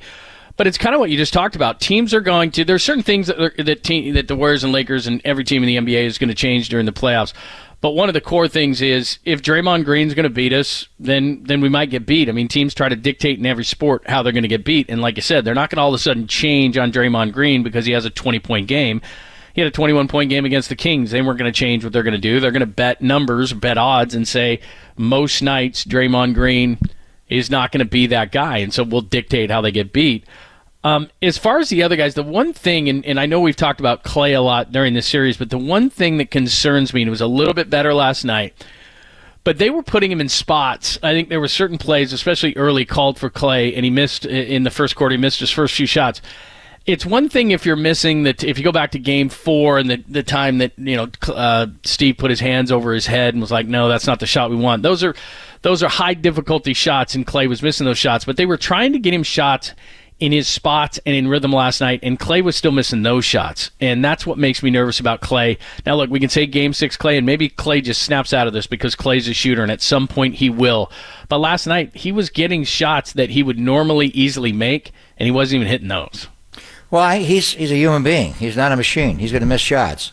I think they call more plays for Klay Thompson than anybody on the team, including Steph. No doubt. I don't think they necessarily, because they don't have to call plays for Steph. They put him into action. But there are times, to me the most lethal is the old floppy series where both guards come off baseline screens and curl out. I mean, in the old days, they used to run Steph and Klay off floppies, and it was like, how are you going to guard that? That is so hard to guard because you got two of the best shooters to ever live coming off pin downs on each side of the floor, coming off curls, and they call it a floppy baseline action. I love that action. And then, Draymond can run that up front, up top. The one thing about Draymond, just getting back to him to make one final thought. Sure. Yeah. He's a great passer. How many guys that play in the front court can pass the ball the way Draymond Green can pass? So that opens it up. He's led the Warriors in assists a lot of years here where Steph did not lead them in assists. So he's helping you offensively, not just his screen setting. And he's a savant when it comes to screen setting. He is like Trent Williams in space. He just knows angles and how to clip people off.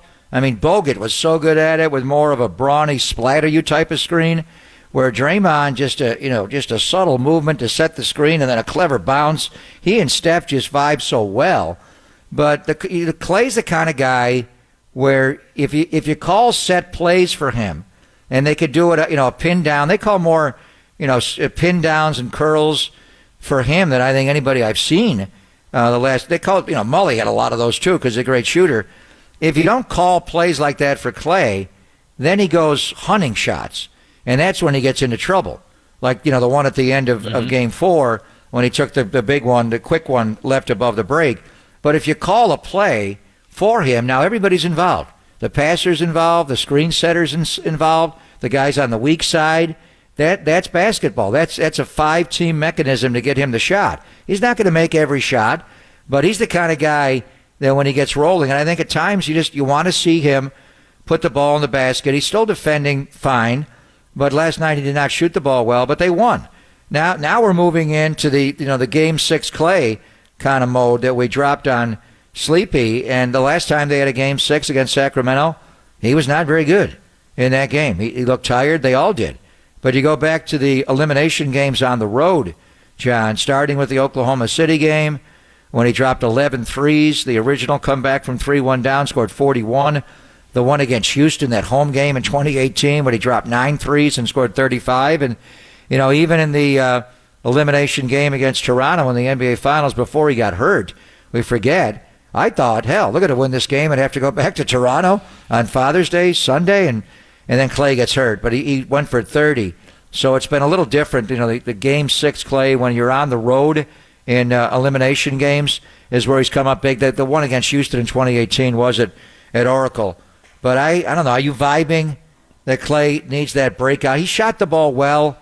In what game was it? Game 3, he scored 11 points the first 11 minutes, and then he turned it over 6 times. He kind of lost it a little bit. He was forcing shots. Is this, especially going back down to L.A. and that arena, his dad there, all the family there, are we going to get the quintessential Game 6 elimination game on the road, Clay? That's what I'm hoping because, I just think it's too much to continue to put it on Curry. And, Poole was a little bit better, but there's certain guys who, look, you're not benching Clay. You're not benching Poole. I mean, there's certain guys you're going to have to get some help from. It was great to get 20 from Draymond last night.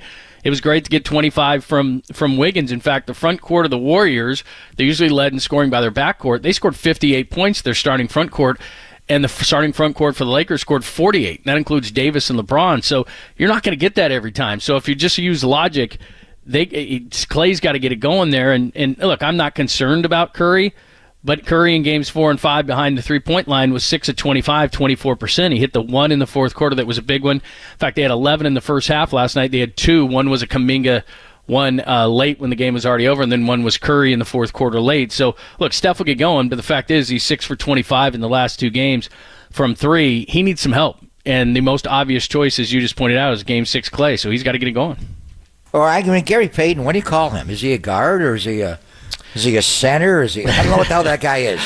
So basically you're starting 3 guards, Steph, Clay, and GP2. Mm-hmm. So then Wiggins plays 4 and Draymond plays 5. I mean, the bottom line is, and it's a different kind of 4 and 5. You got 45 points, 17 rebounds, 9 assists combined last night from Andrew Wiggins and Draymond Green. And they played lockdown defense. Wiggins' defense on James. He's great. Picking him up and turning him. I mean, that's why. I mean, Steph's always Steph. Clay's here and there, Poole's here and there. Looney looks a little better. But you won the game last night because of two-way Wiggs and two-way Draymond.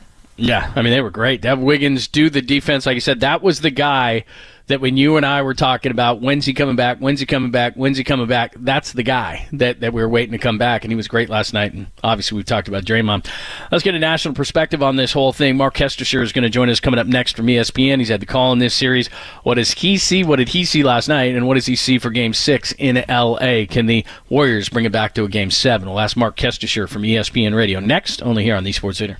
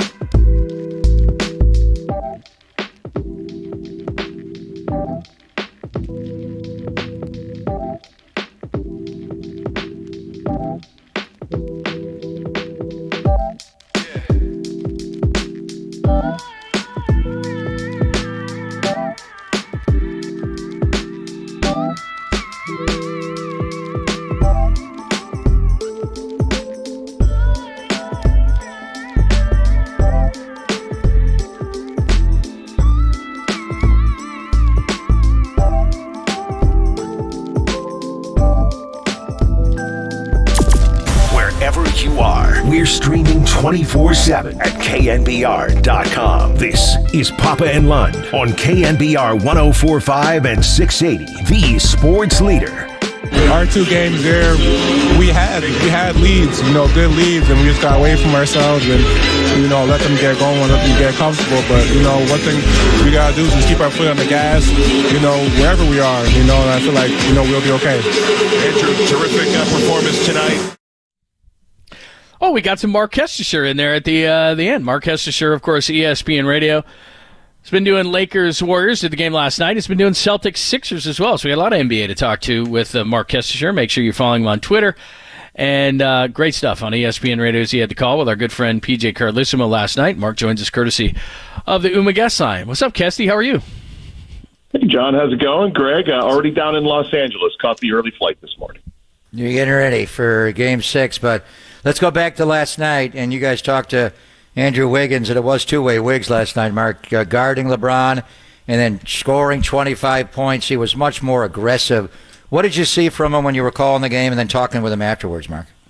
Yeah, he was aggressive, I think was the key word. PJ said it a few times. I mean, we saw Draymond right from the jump. Anytime there was a missed shot or whatever, just going 100 million miles an hour the other way, and you live with a couple of turnovers here and there. But, for Wiggins, he was so good last year. You guys know that.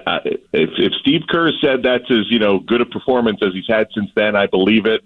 We just kind of parachuted in the playoffs for the Sacramento series and now for what could be the last 3 games of this series. And, the fact that he was able to, freakishly stay in shape and be able to play as well as he did, as you pointed out, Greg, on both ends. That's what we saw last year, and that's what they need because, Clay still isn't shooting the ball well.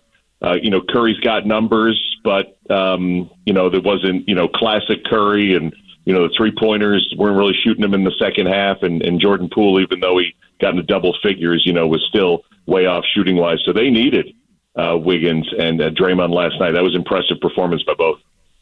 Mark Kestisher joined us, had the call last night for Warriors and Lakers. Now we're off to L.A. for a Friday night, Game 6, as the Warriors continue to try to stay alive in this series. And as you point out, not only did Wiggins get to 25, play great defense, and was two-way Wiggs from last year, Draymond Green was aggressive. And again, he was great on both ends, and he scored 20. Tom Izzo was in the house and told him to get with it. So when they get those two guys going together, and yeah, it'd be nice to get Clay in the backcourt going, but those two guys, they really stepped it up. Yeah, they really did, and obviously the lineup change for Gary Payton has worked out well for Coach Kerr. The last couple of games, it has done has created what they were hoping to do. We saw a lot more of Anthony Davis on the perimeter, as the Lakers continue to switch up defensively, and the Warriors are basically getting what they want and getting Anthony Davis out of the lane. And, to me, that's the next big story, that we're going to follow here in the next few hours. I've been off the plane for about an hour. I saw Dave McMenamin was a seat in front of me on the flight down, and I figured I'd go right to the source. Why wait for Twitter for a report? And he's still waiting on it as well. That's his big gig today. Obviously, they're going to find out what's going on with Anthony Davis. If it's something concussion related, then that's going to be a huge headline here. Hopefully, it is. For Lakers fans, certainly, as Darvin Ham suggested right after the game, that he was already feeling better. But as we know, if there's going to be some kind of concussion testing or a concussion protocol, sometimes you can't tell when somebody feels like they're feeling better, and then you go under testing. So to me, obviously, that's the big story here. After a big win, after a stupefying loss in Los Angeles in Game 4, to maybe be able to get it back for Game 7 on Sunday. A lot like the De'Aaron Fox finger injury in the last series, Kesty. His ball handling was just not there in Games 5, 6, and 7. They were able to win Game 6, but that flipped the series. If they don't have the unibrow, it changes everything. So just after you got done and you put down your headsets and you go back in the bowels of Chase, did you visit with Laker personnel, run into anybody? I thought it was telling that Anthony Davis did fly home with the team. You're not going to put him on an airplane if they think he's going to go into the concussion protocol. But as you say, that can develop the next day. How did he wake up today? What did the flight do to him? It's not that far. You could put him in a car and drive him just to not to get into altitude. But did you have any vibe when you left Chase last night about AD and the head blow last night? Could have went with our engineer, Rick Cutler, who lives here in Los Angeles and was making the 6-hour trek last night. The way that we went through the back doors of Chase, we did not go near where typically you would see the Lakers come out. So we didn't see any personnel on the way out. I think we've all seen some of the footage of Anthony moving slowly toward the bus. But I think you're right. I think it is a telling sign that they wouldn't, move to put him at altitude if there was something serious going on.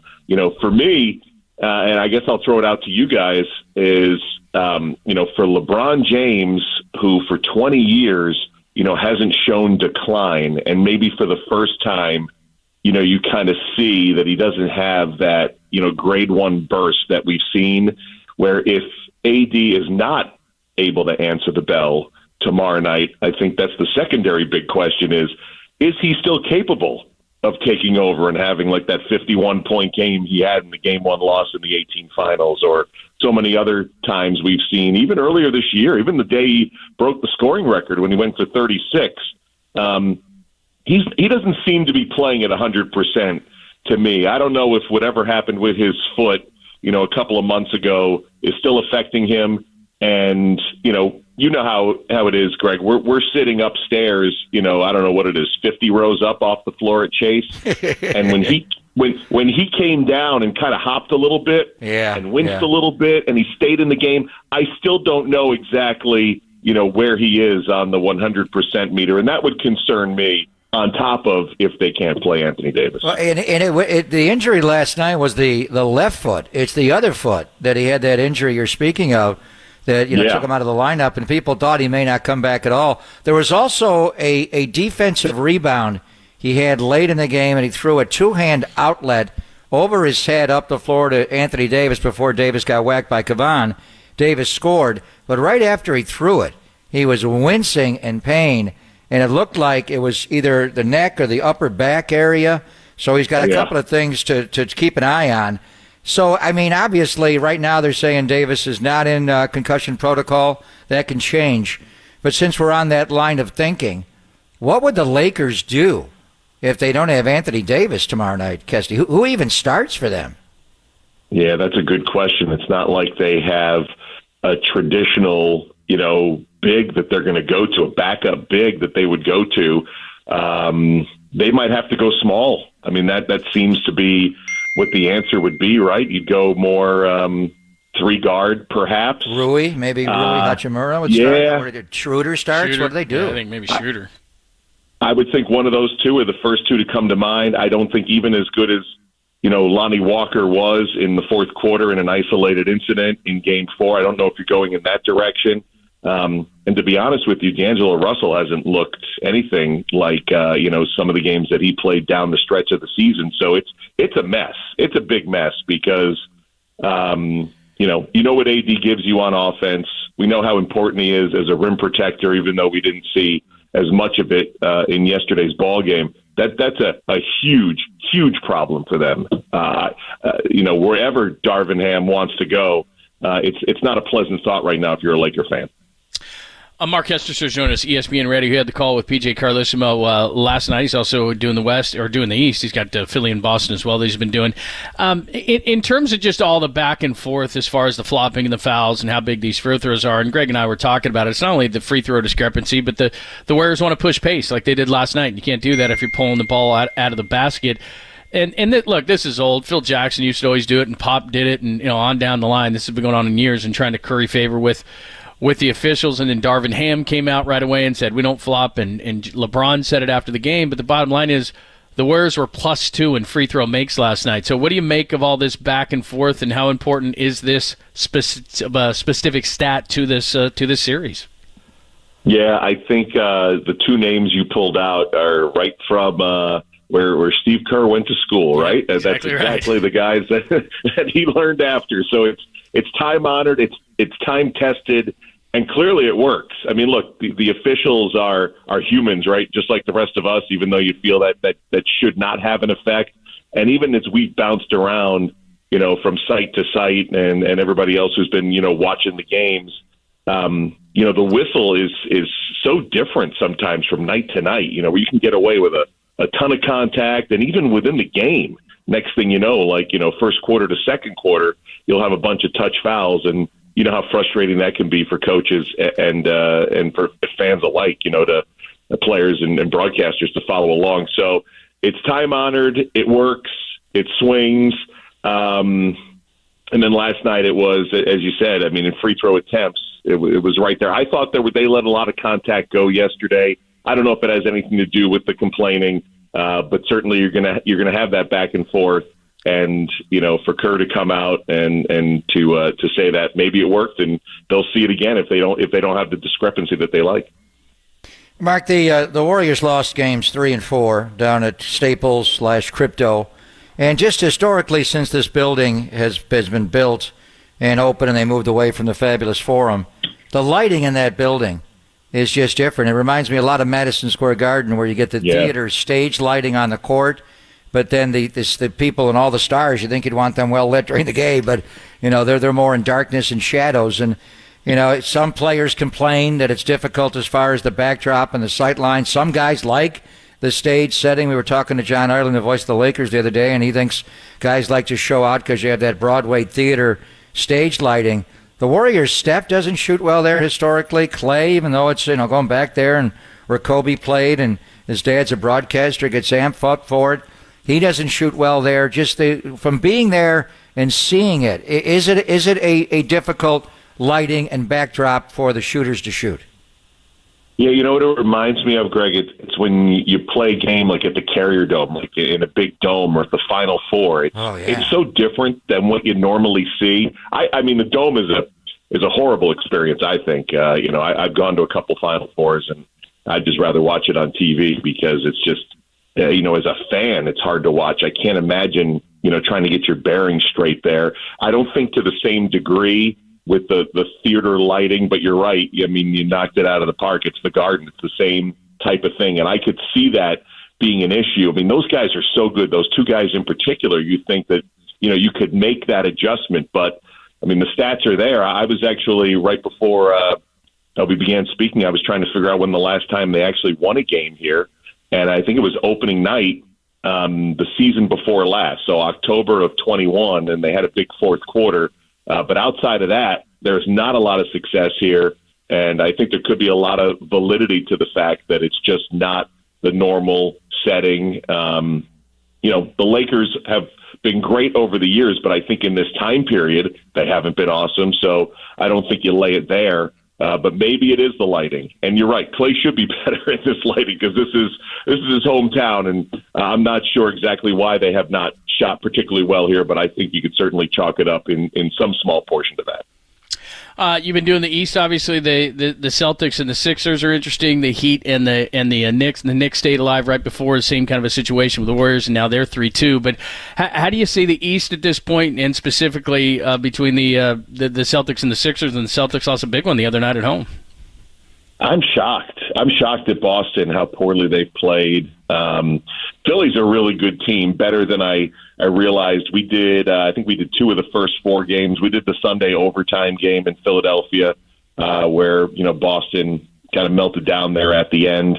I thought the Celtics after last year, I know they had the coaching change, so you can, say, hey, we got a guy who doesn't have, much experience as a head coach out there, and that's a big difference. But I thought the players had, grown through last year's loss to the Warriors and, would take that next step. And if anything else, it feels like they've taken a step back. And so they got to go on the road tonight, and we'll see how they fare. But I think I've underestimated James Harden, which is easy to do because he does disappear in the playoffs more often than not. But he and Embiid, have been terrific together, especially of late. And they go as Tyrese Maxey goes, who's turned out to be a real good third guy. So, I asked PJ last night, I said, here we go. We got 4 series. All 4 are 3-2. A number of teams are going home with a chance to clinch.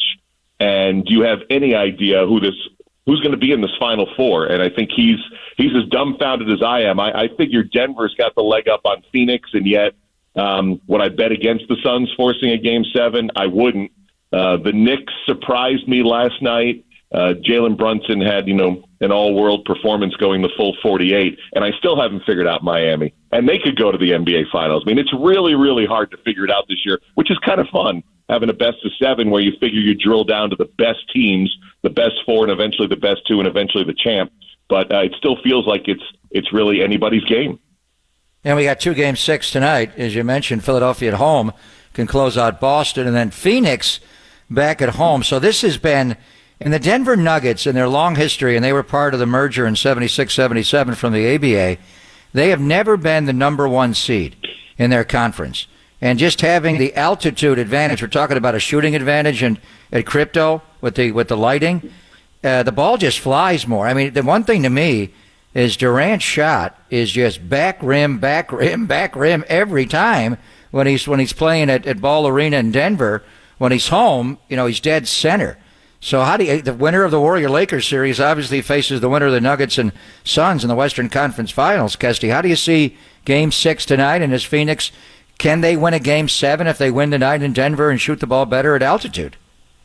I think we came into the series, and especially once Chris Paul went down, it felt, and maybe I was over-exaggerating. I told somebody, I said, those 2 guys, Booker and KD, are going to have to score 80.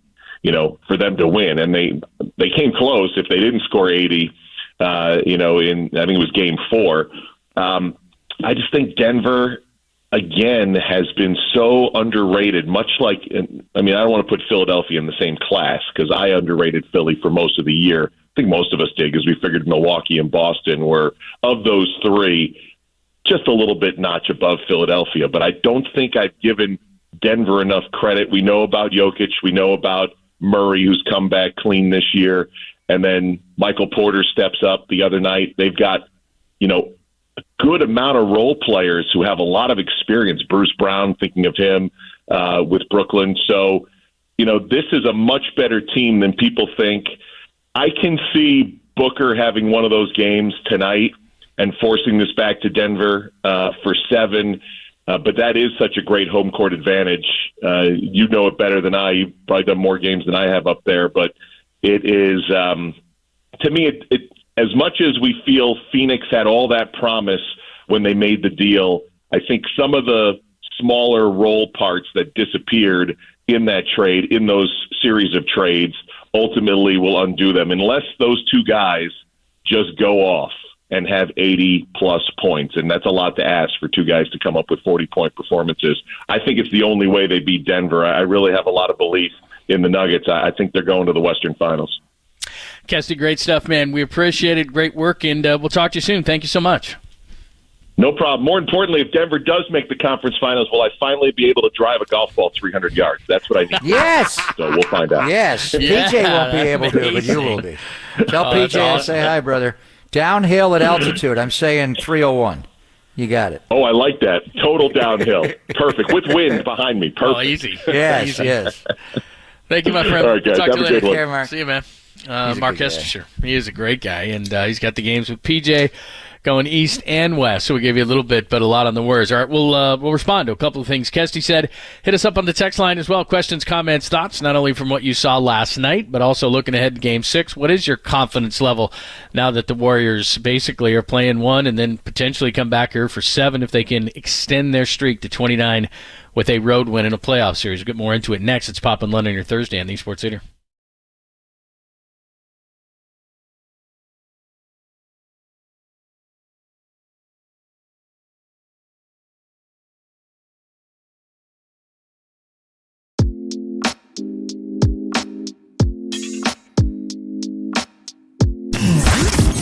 Here's what's trending now on KNBR.com. The Lakers respond to Steve Kerr's comments about them working on flopping. They weren't happy about it. Okay, that story and more trending on the all-new KNBR app.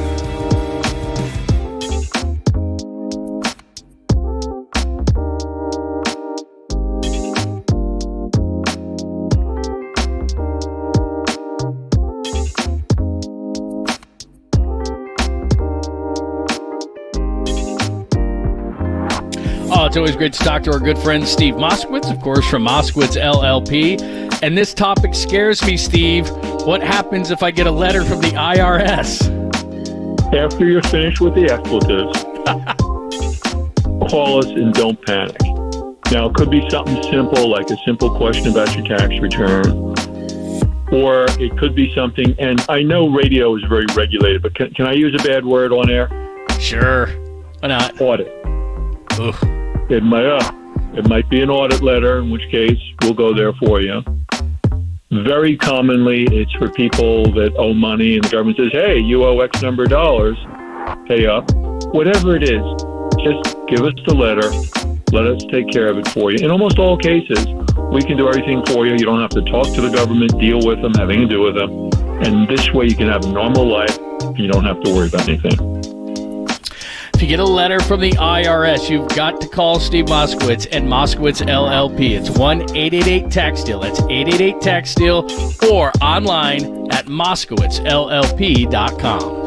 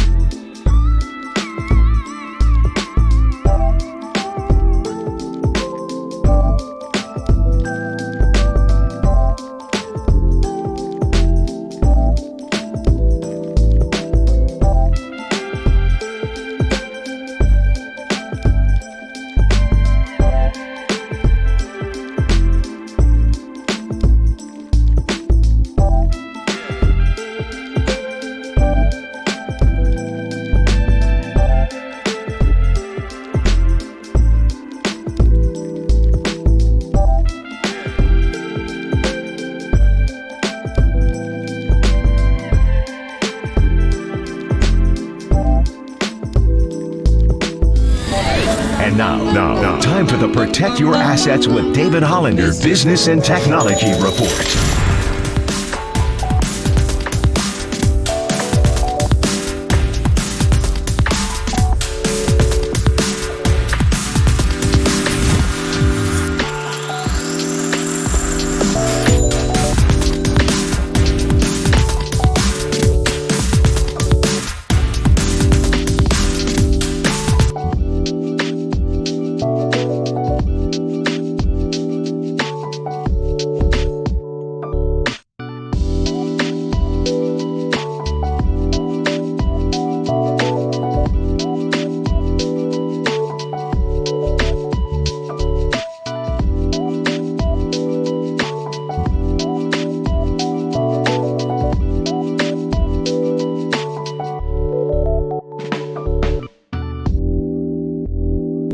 They're Papa and Lon, or Greg and John if you want to get personal. Got Google Nest? If so, listen to the sports leader at home. This is KNBR 104.5 and 680.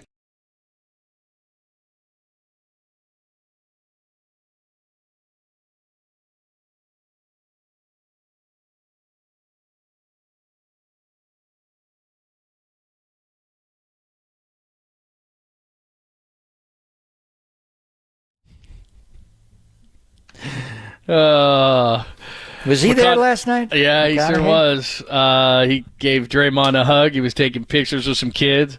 I got to be honest when it comes to McConaughey. You and I talk a lot about movies and TV and actors and all kind of things like that. When I think of the great actors and my favorite actors, I never bring up McConaughey. But, you know, from a guy who, when he first broke onto the scene, I was kind of like, eh. And now I really like him. I'm a big fan of his, man. What's the best role he's ever? I'm not a fan of his. You're not? I like him. I mean, he's had some, obviously The Wolf of Wall Street, where we just heard. What's the best role? Maybe it's the Dallas Buyers Club. He was amazing. Oh, that was unreal. That was a historic performance. Yeah, that was. But a lot of times, I don't know. Maybe it's his ads on TV that bug me. Oh, and the his Lincoln? overall persona. Yeah, he's just, I don't know. He's a little haughty. I'm not a fan. One of the funniest things he ever did, and this isn't even a movie, he did Between Two Ferns with Zach Galifianakis, and that's one of the funniest things ever. Yeah. And it almost made fun of, or it did make fun of, kind of his haughtiness.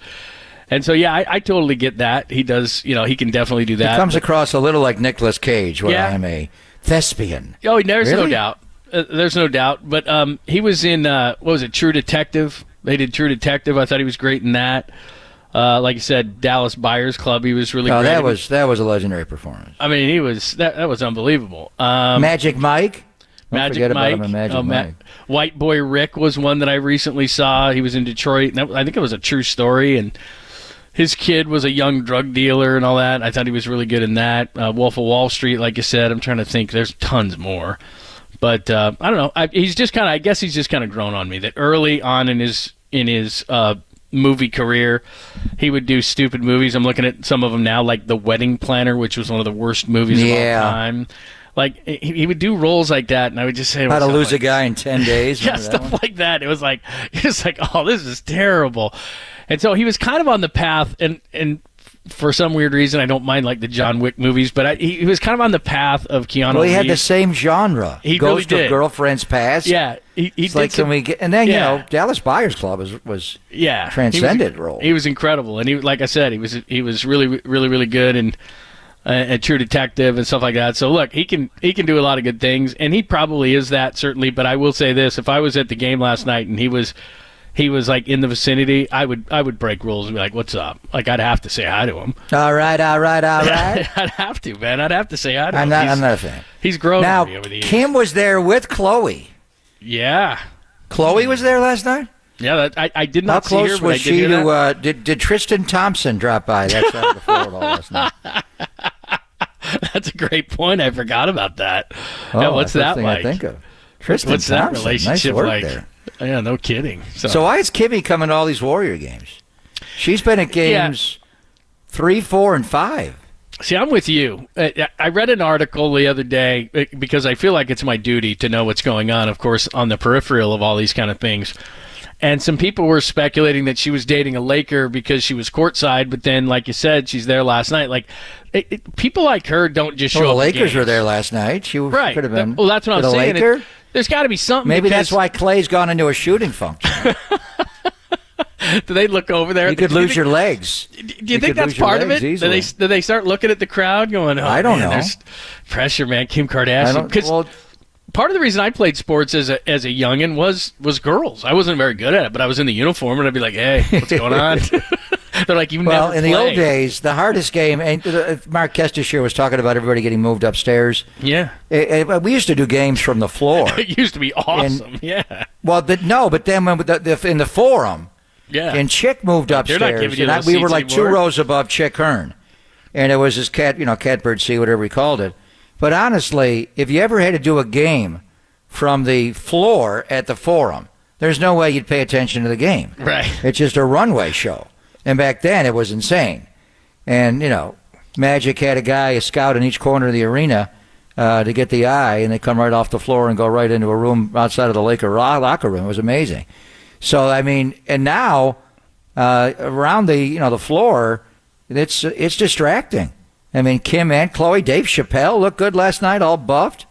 Why is Kimmy Kardashian? It's 3 straight Warrior games, right? 3, 4, and 5. Mm-hmm. Saturday, Monday in L.A., and I didn't expect her to show up again last night, but is it a Laker she's dating, or could it be a Warrior? Yeah, there's something going on. Because look, you're maybe just speculating. You don't have any TMZ Well, no, knowledge? but I'm just thinking to myself, like, it's not. Maybe she's just a basketball fan, and that's just she's what a huge she's doing. fan, but yeah. but it's got to be somebody. She's got great seats. It always is. I remember back in the day. She's got a great seat, and she's got great seats. Yeah, that's what I'm saying. Because waiting for her to stand up. Right, because they don't automatically give you great seats. I remember. Well, she has to pay for those. They're not just giving them to her. But I was covering a series between, I think it was when Rodman was on San Antonio and Utah, and all of a sudden you look up in the crowd, and she was at her height. Carmen Alexa. Well, oh man, I got a great story on that. But he also dated Madonna, and she didn't have great seats. I mean, she was probably halfway up on the 100 level. She's probably halfway up. And that then was started to be speculation that she was dating Rodman. And at first, you couldn't confirm and you couldn't get close to her. I went down there and tried. They're like, get out of here. She had like 4 bodyguards on either side of her. But after a while, it does start to leak out that, okay, there's somebody. And then you find out. So we're going to find out. It'll be somebody. Who would it be? Me, Angelo Russell. I could see that. Remember when he outed Nick Young? Yeah. Oh, man. Who was his girlfriend, Iggy? Yes, you're exactly right. He did do that. I forgot that. That's why he got traded. He did that. That's why he got traded. Yeah, that can cause it. That's like a what was that? Jimmy Jackson, Jamal Mashburn. They were dating. There was a singer, and Tony Jason Braxton. Kidd. Yeah, there was Tony with Braxton. an I. Tony Braxton. Back in the day. That can cause a rift, man. That can be a major problem. They traded Jason Kidd that night. We were there on Christmas night. Right. I'm like, you traded the wrong Jay. Exactly. Give it to Jamal Mashburn. Why you trade Jason Kidd? Are you out of your mind? Exactly. You traded the wrong guy. You screwed that one up. Jeez. So anyway. No rumblings, no TMC rumors. Why is she? Yeah, that's a good question. Lonnie Walker. Lonnie Walker? Wow. Nah, Lonnie Walker the fourth. She wouldn't go down that far down the bench. There's no way. You got to be a Which Warriors are main single guy besides Clay? Jordan Poole?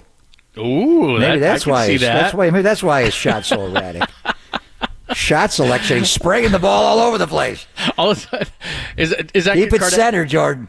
Is that Kardashian show still on? I could see Jonathan Kuminga. I could see. Oh, could you say? I don't know. He's a little. You got to be a rotation player to date a Kardashian. He's a little young. Rule.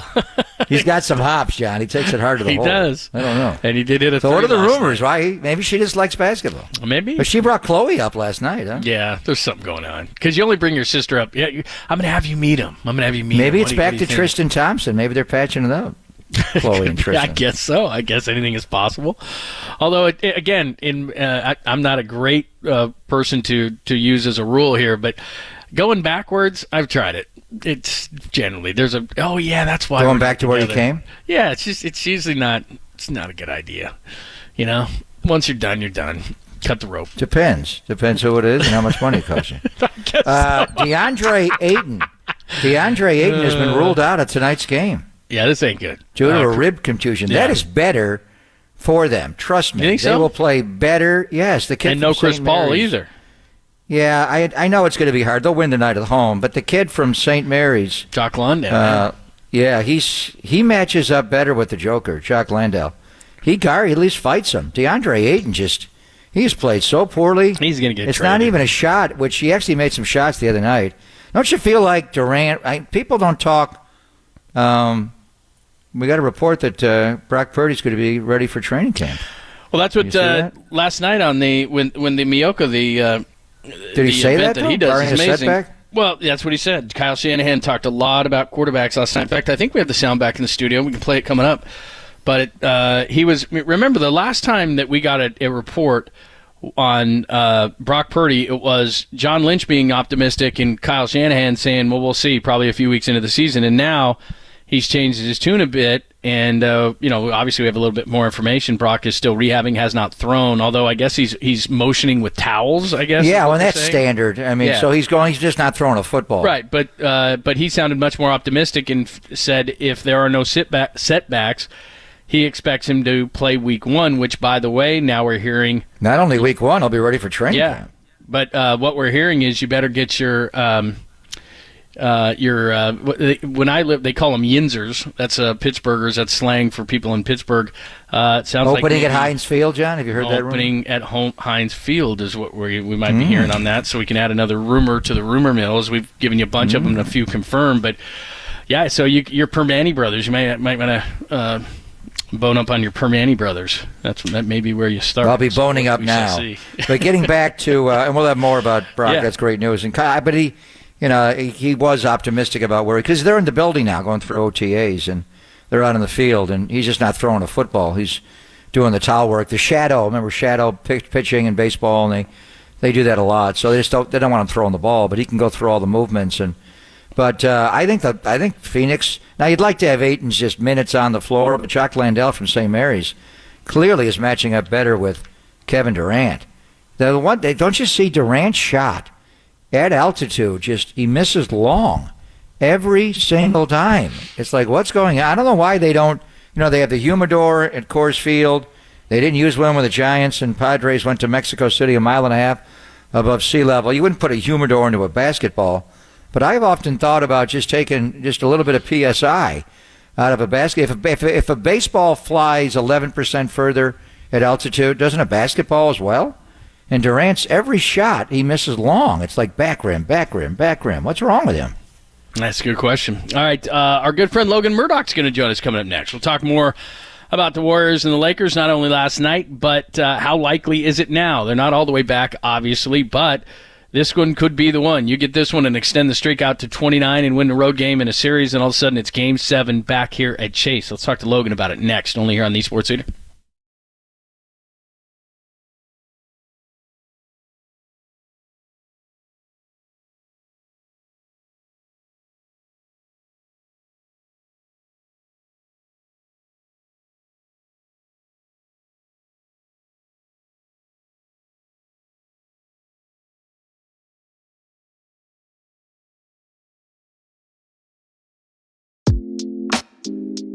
Hey, it's Greg Papa here, and this time speaking on behalf of Golden State Lumber and Building Materials. What home improvement projects have you been putting off that you've determined to get done this year?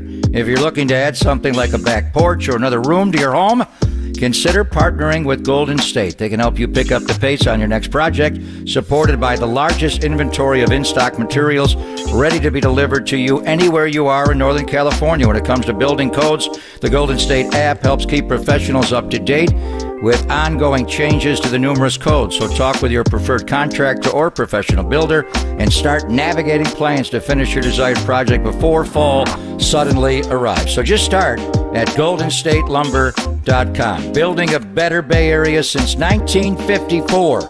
Golden State, when you succeed, we succeed.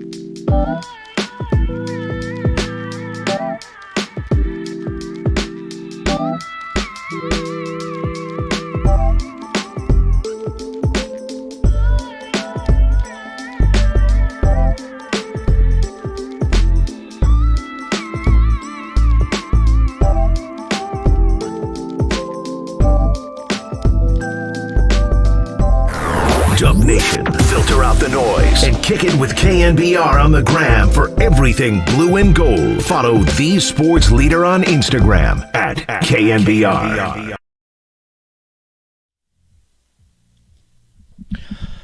What's happening? Thanks for joining us. Pop and Lund on a Thursday talking Warriors Game 5 win, 121-106. Anthony Davis, all the things from last night. Draymond Green, very aggressive. Two-way Wiggs is back and looked back, and now it's Game 6 in L.A. That could be Game 7. They win that. They get Game 7 back here at Chase Center. Let's talk all about it with our friend Logan Murdoch, at Logan M. Murdoch. Make sure you check him out on The Ringer. Listen to Spotify as well, and the Real Ones podcast. He joins us courtesy of the UMA guest line. What's happening, Logan? How are you? What's up, man? How you doing? How's everybody doing? Well, great. Now that we're talking to you, I heard you in the press conferences last night and wanted to have you on. So what do you think? You've watched Warrior basketball during this dynastic run from the start and grew up here and watched it all. Does it feel similar to any of the other predicaments they've been in? A little easier after winning last night, but where are they at? They still got to go win a road game in this series, and the Lakers have not lost a playoff home game yet. They won the play-in against Minnesota, took them all against Memphis and won the first two against the Warriors. So where do you think they're at right now, Logan? I think the closest parallel to this team and this season and this postseason is probably the 2016 Warriors when they played against Oklahoma City Thunder. They had home court advantage. They were playing against a team that they seemed to be overmatched in the Oklahoma City Thunder. And then they won a game. I believe they gamed 5. They got blown out they got blown out in those road games of that series. They won Game 5 at home, and then it was the Clay game, Game 6. And then they got the series back to the Bay Area and ended up winning the series. I think the Warriors definitely have a chance. I think a bigger chance than a lot of people nationally think to win this series because, anytime the series gets longer than anticipated, the Lakers with their roster led by LeBron, they get a little tired, man. The legs get a little weak, and it's every other day. And the Lakers aren't the healthiest bunch going into this Game 6. So, the Warriors have a shot, let's put it at this, to win this series. Still, as incredible as that sounds, they still got a shot to win this series. Well, especially if, look, every game goes different, but if this is the Wiggs we see, and I'm not even just talking about the 25 points, he was much better defensively, he was much more active, Draymond Green, and again, he's not going to score 20 every night. He did score 21 against Sac, 20 last night, but again, it was just his energy and the pace that he played at. If those two guys are locked in, I think the Warriors are almost impossible to beat. Yeah, definitely. I think if the Warriors play like they did at any stretch at home that they have this season with those group of guys, they can go ahead and win this game on the road. I think if they have Wiggs locked in, if they have Draymond locked in the way he was last night, if they get a Clay game 6, they're in good shape. Steph's going to give you the production needed. And, if you can get like 15 points from Jordan Poole, I think you're in good shape going into this game, especially considering that Anthony Davis is hobbled. Anthony Davis has been really great at times in this series, but if he's hobbled in any way, especially with a head injury, it's something that you really don't want to play with. The Lakers will be undermanned, and it's going to be tough. It was interesting watching the Lakers last night because at times they looked dominant. When you look, or not dominant, they looked like they were just treading along in order to win the game in the end. I was thinking about that second quarter when LeBron hit a pair of threes, and it looked like the Lakers were going to weather that storm. And then they just couldn't seal the deal. Now, as the series goes longer, I think you're going to start seeing more of those times where the Lakers seem like they're going to be dominant, but they might not have the legs to carry them in the postseason or in those next 2 games. So the Warriors should take advantage of that. If they can get some games from their supporting cast, they could be in good shape going into Friday night. Yeah, I remember that sequence vividly you're talking about. And then the Warriors went on their epic runs to close the first half, and Steph made that shot over AD to put them up 70-59, and they came out to start the third quarter, and they just rolled them. L.A. kept coming back into the game, but in the end, it was just too much. John mentioned how good Andrew Wiggins was last night, and Draymond scoring to help Steph, and even Jordan Poole made a few shots, and GP too. You mentioned Clay in Game 6, Clay, and this most resembles in your mind the 2016, and that's where Game 6 Clay was born. That epic Game 6 when he made an NBA postseason record 11 threes. And they were down in that game. It was not always a smooth ride. That was a real battle. And then he's, the Game 6 that he had against Houston at home when they were down 3-2. Even when he tore his ACL that game against Toronto. Big Game 6 Clay. Elimination games. The game last year against Memphis to knock them out. Does he need to be Game 6 Clay? Because the last Game 6 they played, Logan, he didn't play well against Sacramento. None of them did. And they had to get on the bus and go back to Golden 1 for Game 7. What should his mindset be? Does he need to get off and be Game 6 Clay, or just be a solid contributor? I think he needs to take the pressure off himself to be Game 6 Clay. I think that if he just plays like Clay and lets the game come to him and not press to the point where he feels like he has to be Game 6 Clay and this mystique that comes along with it, I think he'll be fine. I think the thing with Clay is, and that's not just specifically with this postseason, it's been postseasons for years and years. Clay, in a lot of ways, is feast or famine, right? If you goes back into those past postseasons, there's a lot of great games, but there's also a lot of duds, and that is followed suit in this postseason. He's had the big game too, and I think he's due for a big game. Now, I don't know if that's going to come to Friday when they need it, but he's due for that. But I think if he just calms down and relaxes, I think that, or jumps in the ocean, whatever remedy he needs to have, I think that he can summon that energy, but he can't press himself to think that he has to be something. He just has to go out and do it. Logan Murdoch has joined us, Pop and Lund here on these Sports Leaders. The Warriors get to within 3-2, and then, of course, Friday they can tie this thing up, potentially get a Game 7 on Sunday on Mother's Day back at Chase Center. In regards to LeBron, especially as you said, if Anthony Davis is in any way, shape, or form compromised, this isn't a shot at him. He's 38 years old, and he's not getting up and down the court. He can't dominate for long periods like he used to in this series. He's settling for jump shots, which the Warriors will gladly let him take. And I'm not saying he's not good in the series, because he is, but he's not that guy that can dominate, I don't think, for long stretches. So how do you see him in these final 2 games, especially if Anthony Davis is compromised at all? Well, that means, LeBron is going to be LeBron, right? He's going to get you the 27. He's going to get you the 7 and 7. But he does need those supplementary pieces. That's just fact. Whether he scores 40 or 35, he's going to need help from Austin Reeves. He's going to need another Lonnie Walker performance if AD can't perform. I think that the thing with LeBron is at this stage of his career, I don't know if he can take over games in the way that he used to in terms of scoring, but he can do it in other ways. I think about the closeout game against Memphis in Game 6 of the last series, where he gets you 20 points, but he also gets you 20 rebounds. He's going to probably need help supplementing the scoring, but he can make a huge impact on this team, on the Lakers. And that's something the Warriors have to watch out for, especially considering the fact that LeBron gets up for the Warriors no matter what team he's on. And whenever he's playing against Steph, he has that look in his eye. So the Warriors should be cognizant of that no matter what year LeBron is in his career.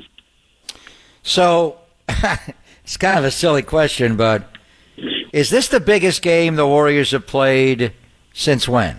And you referenced all the elimination games against OKC and the championships they've won, the games they've lost, but this one feels different. And as far as the Last Dance, Magic Johnson had when he won his first championship, Bob McAdoo was the backup center behind Kareem, and then later for the last two it was more Michael Thompson. Teams change. Even Michael Jordan's 6 in 8 years, he had Ho Grant alongside he and Scotty, and then later he had Dennis Rodman and others. The center changed from John Paxson to Steve Kerr. But the coach and the GM stayed the same. Riley didn't win the first one with Magic. So this is more of a question if they don't win, but how ginormous is this game tomorrow night, and if they can get that one Sunday? Are we looking at a change in Draymond's contract and opting out? And still befuddles me that Bob Myers does not have a contract beyond this year. Steve Kerr only has one more year on his contract next year than he is out there. So is this the biggest game Steve Kerr's Warriors will have played tomorrow night? And then if they win Sunday, Logan? I don't think it's as silly of a question as you think it is. My mind goes back to the biggest game since Game 6 of that 2016 Western Conference Finals. But there was never no doubt that this team was going to break up if they lost that game. They were just going to try to get Kevin Durant that summer. This seems like, and I'm just thinking out loud here, but this seems like the 2012 Miami Heat, where you have all of these questions that are being asked about this team, about that team. Is the big three of Bosh and Wade and LeBron going to stick beyond this? Is this experiment going to work? And then you had LeBron go into Game 6 in Boston and just shut all that noise out, and then they went back and home and won that series. There's a little bit of those vibes for the Warriors in the sense that if they don't win this game, this organization could look a lot different next year. And they're basically playing for their not only their postseason lives this year, but just how the future of the franchise is going to be. So there's a lot of pressure on this game. They know that, and they always like to take the dramatic way out of the series, and this is just another example of that. So, Logan, do they extend their road winning streak in the playoffs to 29, and therefore do we get a Mother's Day Game 7 out of this thing? I just want to do a quick plug real quick. I said on the Real Ones podcast on the Ringer NBA show that just came out that I'm picking the Warriors to win on Friday night. I don't know. I think for all the reasons I laid out, that I just if Anthony Davis isn't whole and healthy, puts a lot of pressure on LeBron. And I'm curious to see how that supporting cast works for the Lakers deep into a series with this much pressure on it. But it just seems like one of those things like that the Warriors do, that they sandbag and then they come all the way back for a great story. So I think that this is something. I think this is the Warriors. I think this is the Warriors' time. We'll see what happens. But I always tend to think, during this run with this group of guys that they'll figure it out. So I'm gonna pick the Warriors to go into Game 6 to win Game 6. Right, then what about Game 7? You got to win 7. 6 don't matter. They got to get them both. They got to get Friday and they got to get Sunday, Logan. If they win Game 6, then they have a chance to win Game 7, or isn't that how it works, Pop? They have a chance. Did he say they have a chance, John? And all it is a chance. That's all you need, right? Yeah. How fun is this? In your lifetime, the Warriors have never beaten the Lakers in a playoff series. And I know it's LeBron, but that was Cleveland before. It's different that he's in purple. If the other side of it, we said this about, Vivek and Mike Brown and HB and all the connections with the Warriors. If you lose to Sacramento, how terrible would it be? You don't want to lose to the Lakers again like you did in 68, 69, 73, 77, 87, 91. So, how much sweeter would it be to come from 3-1 down and to do it against LeBron as a member of the Lakers, Logan? I mean, it would be huge. It would be huge for a lot of different reasons, right? It'd be Steph beating LeBron once again, and say if he wins the title, that means number 5 to LeBron's 4. And who would have thought that would have happened when Steph got into the league? That's one aspect of it. Then there's the Northern California versus SoCal dynamic of it, where, I mean, if the Lakers win this, you know, all your partners from Los Angeles, from the IE, and Anaheim, and all them places, they're going to be talking mad mess. I can't curse on this program, but you know what I'm saying. Also, sure you can. There's going to be a lot of not only trash talking from your SoCal partners, but also your partners in the Bay Area who are Laker fans. I've seen a lot of this on Instagram pop. I've seen a lot of people that are from Richmond out there. That are from Richmond. I'm like, dude, you in Richmond? How are you a Lakers fan? And then, like, but I get it. I understand. Then, but it's going to be interesting to see what the reaction will be if the Lakers win this series. Not only from SoCal, but like in the Bay too. It's fun. Like, this is one of the funner series that I think of this run, and will be looked back very fondly, right? Because it's all these dynamics at play, and this doesn't happen very often. It's one of the last times that we're going to see Steph versus Steph versus LeBron. It's going to be one of the last times we see this. And, you know, we don't know after LeBron's era how the Lakers are going to look for years to come. So it's just, we should enjoy the moment and enjoy where we're at right now watching these two teams play, because it's a great series and it's great theater, to be honest. Great stuff. At Logan M. Murdoch, again, The Ringer, Spotify, the Real Ones podcast. Make sure you check out his latest, which just dropped, and he's talking Warriors, Lakers. Always good to talk to you, my friend. We'll talk to you soon. Thanks. Thanks, man. Love you, Pop. Love you, Logan. Miss you, bro. That is the great and Bay Area's own Logan Murdoch. And again, it's a great podcast that he does. Make sure that you check it out. Raja Bell on there. They do a great job going back and forth, chopping it up on the NBA. And he's got a lot of stuff, like he said, on there about the Warriors and the Lakers. So again, check it out, the Real Ones podcast on Spotify. All right, we'll come back top of the hour, about 13 minutes. We will give you the foreplay, the 4 things you need to know today from a sound standpoint. We got the 1 o'clock hour as well. More stuff on the NFL schedule, which will drop today at 5 o'clock, so we'll give you a little bit more on that as well. And we have not gushed nearly enough over Casey Schmidt. I don't know what the heck's going on today. We'll do that too. It's Pop and Lund, only here on the Sports Leader.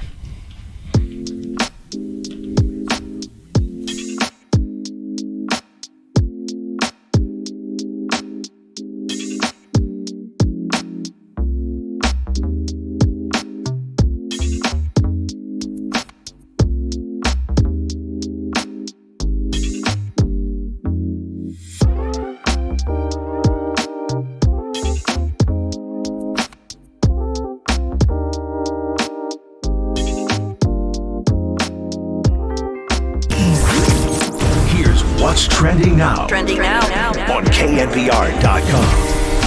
ESPN's Tim Legler joined Murphy Mack this morning to discuss the Warriors fighting off elimination and his frustration with Draymond Green and why he doesn't play like he did in Game 5 all the time. That podcast and more turning right now on the all-new KNBR app.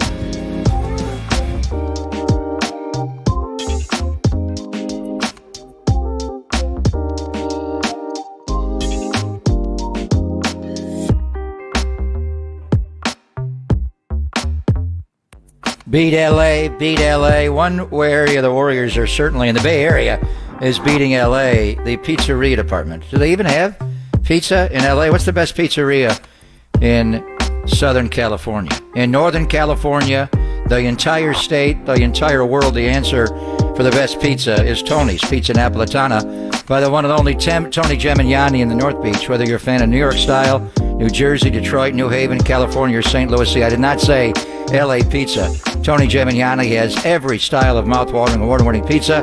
He also makes the traditional Neapolitan, the Grandma style, the Sicilian pizzas, and he has other restaurants in the North Beach besides Tony's. Capo's for Detroit style, Chicago deep dish, cracker thin tavern style pizza. No LA style at all. I never even know of any kind. They also has full bar, artisan cocktails, a curated wine list, and they make yummy Italian beef sandwiches. They have other stuff besides pizza. Fresh house-made pasta, Italian sausages. They also have the traditional Italian specialty desserts like tiramisu, gelato, and holy cannoli Game 6 clay. So Tony Gemignani is a 13-time world pizza champion. The Lakers have won 17 NBA championships, but no pizza there. And Tony is known for making the best pizza in the world. Look for his Slice House locations across the entire Bay Area.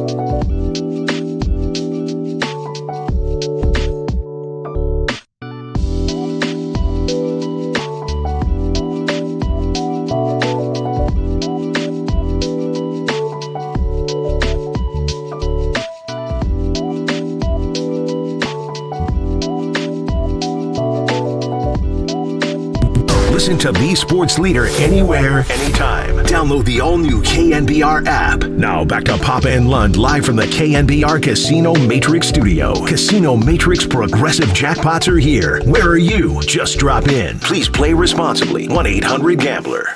We can make the necessary adjustments to hopefully get off to a good start in Game 6, give ourselves some momentum, put some pressure on them, and bring the effort and the competitiveness and the same fire we had tonight. So, that's the game plan, and again, just get lost in the game down there because it's going to be a fun atmosphere. That is Steph Curry. And, he's struggling the last couple of games shooting the ball, but has been great, especially at the beginning of the game, getting everybody involved, getting guys confidence. And ultimately, they win Game 5. And we were just talking to Logan Murdoch about this. Can they win Game 6? I believe they can. They've done it in 28 consecutive series. And then one of the terms, Pop, I hate probably the most when it comes to any kind of playoffs, this debate, and they do it on the talking head shows during the day of who's got more pressure. The Warriors are the defending champs. They got pressure. The Lakers, LeBron, everybody, LeBron, his seasons aren't complete if he doesn't win a championship. There's pressure on everybody. It's not more on the Lakers or more on the Warriors. There's pressure on everybody. It's the playoffs. Without a doubt. They all want to win. Geez. The one thing about the Lakers, has any team changed their roster in the middle of the season, the way Rob Pelinka and the Lakers did, John, they had 6 guys off the roster, 6 guys in. Rui Hachimura and D'Angelo Russell they brought in, and the guys off the bench. Malik Beasley doesn't play a whole lot. Who else they bring in? Jared Vanderbilt, who's a staple. I mean, normally in the middle of a season, you just don't. In the old days, you didn't want to make a trade in the NBA. But now, because the systems are very similar, a lot of teams are playing, 5 out and, shooters in each corner, and it's a drive and kick game, and it's a 3-point game, and you always want defense. I mean, the systems kind of blur each other, but we'll see if the Lakers can get past that. First of all, they're a 7 seed. If they do win this series, when was the last time a 7 seed made the conference finals? The Seattle Sonics of the mid-'80s. But has any team ever changed their roster as much as the Lakers have and then had immediate success? It just doesn't happen. They got into the play-in. They beat Minnesota. They took apart Memphis, and they got the Warriors down 3-2. So we don't want to go there because they haven't won yet, and we're not thinking they are going to win. But something we were talking about with Logan Murdoch, John, and we'll probably get into it more tomorrow. And you heard Steph talking there. Is tomorrow night the biggest game? And then if you get tomorrow, it goes to Sunday. The biggest game of Steph Curry's career for all the different fallout. And the 73-9 team, had they won Game 5, 6, or 7, would they have gotten Durant anyway? I don't know. I mean, it's easy to say that, but what would they have done? Would Durant have come here if they were the NBA champions 2 times over? So that was a crossroads game. And it's more bigger picture. My way of looking at it is, and, we don't want to go there till they lose. If they lose, maybe they won't lose. But Steph's still going to be here. He's a given. He's your Magic or he's your Michael. He ain't going anywhere. But the other pieces around do change. But it is Steph, Clay, and Dre. And Andre, and then Andre's not really involved in this one. Hopefully if they win this series, he'll be involved in the next one or the one after the finals. But there's so much on the line here with Draymond's ability to opt in or opt out. Clay privately looking for a Supermax extension. They got to give that to him. Bob Myers' contract it's amazing that story's not more talked about. We kind of whisper and hush. That's a huge story. And then if Bob leaves, Steve's contract is up after 1 year. And how does ownership handle this if you lose to the LA Lakers in round 2? So is it hyperbole? When I was thinking in my mind, I thought he's played so many big games in his career and finals games. But when you look at it as far as the impact it has on his teammates, his coach, his general manager, executive president of basketball ops, everything. It's not just Steph, it's the whole group together. But is this the biggest game Steve Kerr's Warriors have ever played tomorrow night? Based on what you just said, I always think a finals game is, but what you're alluding to is the fact that this could be the end. That at some point, I know that Joe Lacob has always picked up the tab like you do with the big red card late at night. But, essentially at some point he's going to say, look. Yeah, but his is a half a bill, John. It's a little bit different.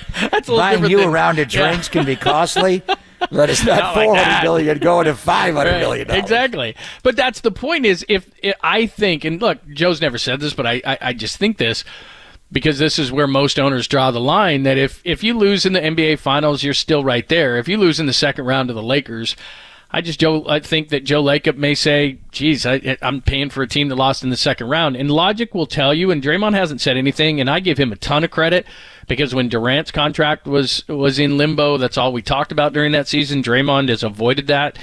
Good on him.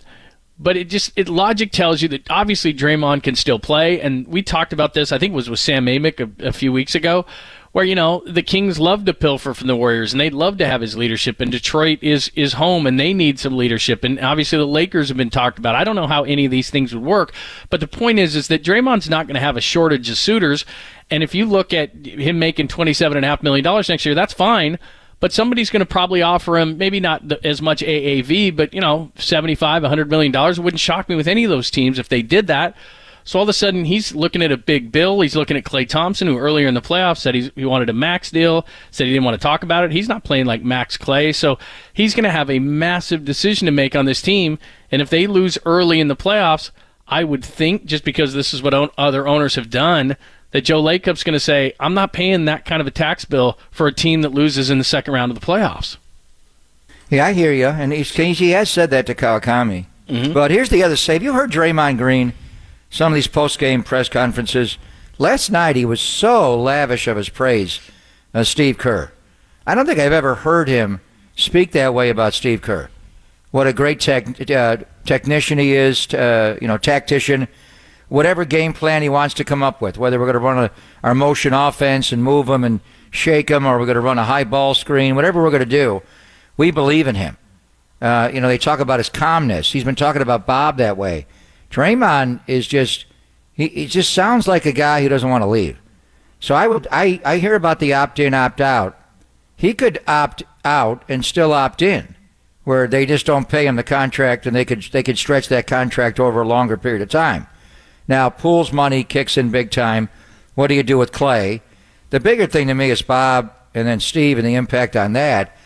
But to say that Steph Curry's not going anywhere. No. He's going to be here. He wants to play at least 45. He's not going anywhere. He's your Michael. He's your Magic. He's your Tim Duncan.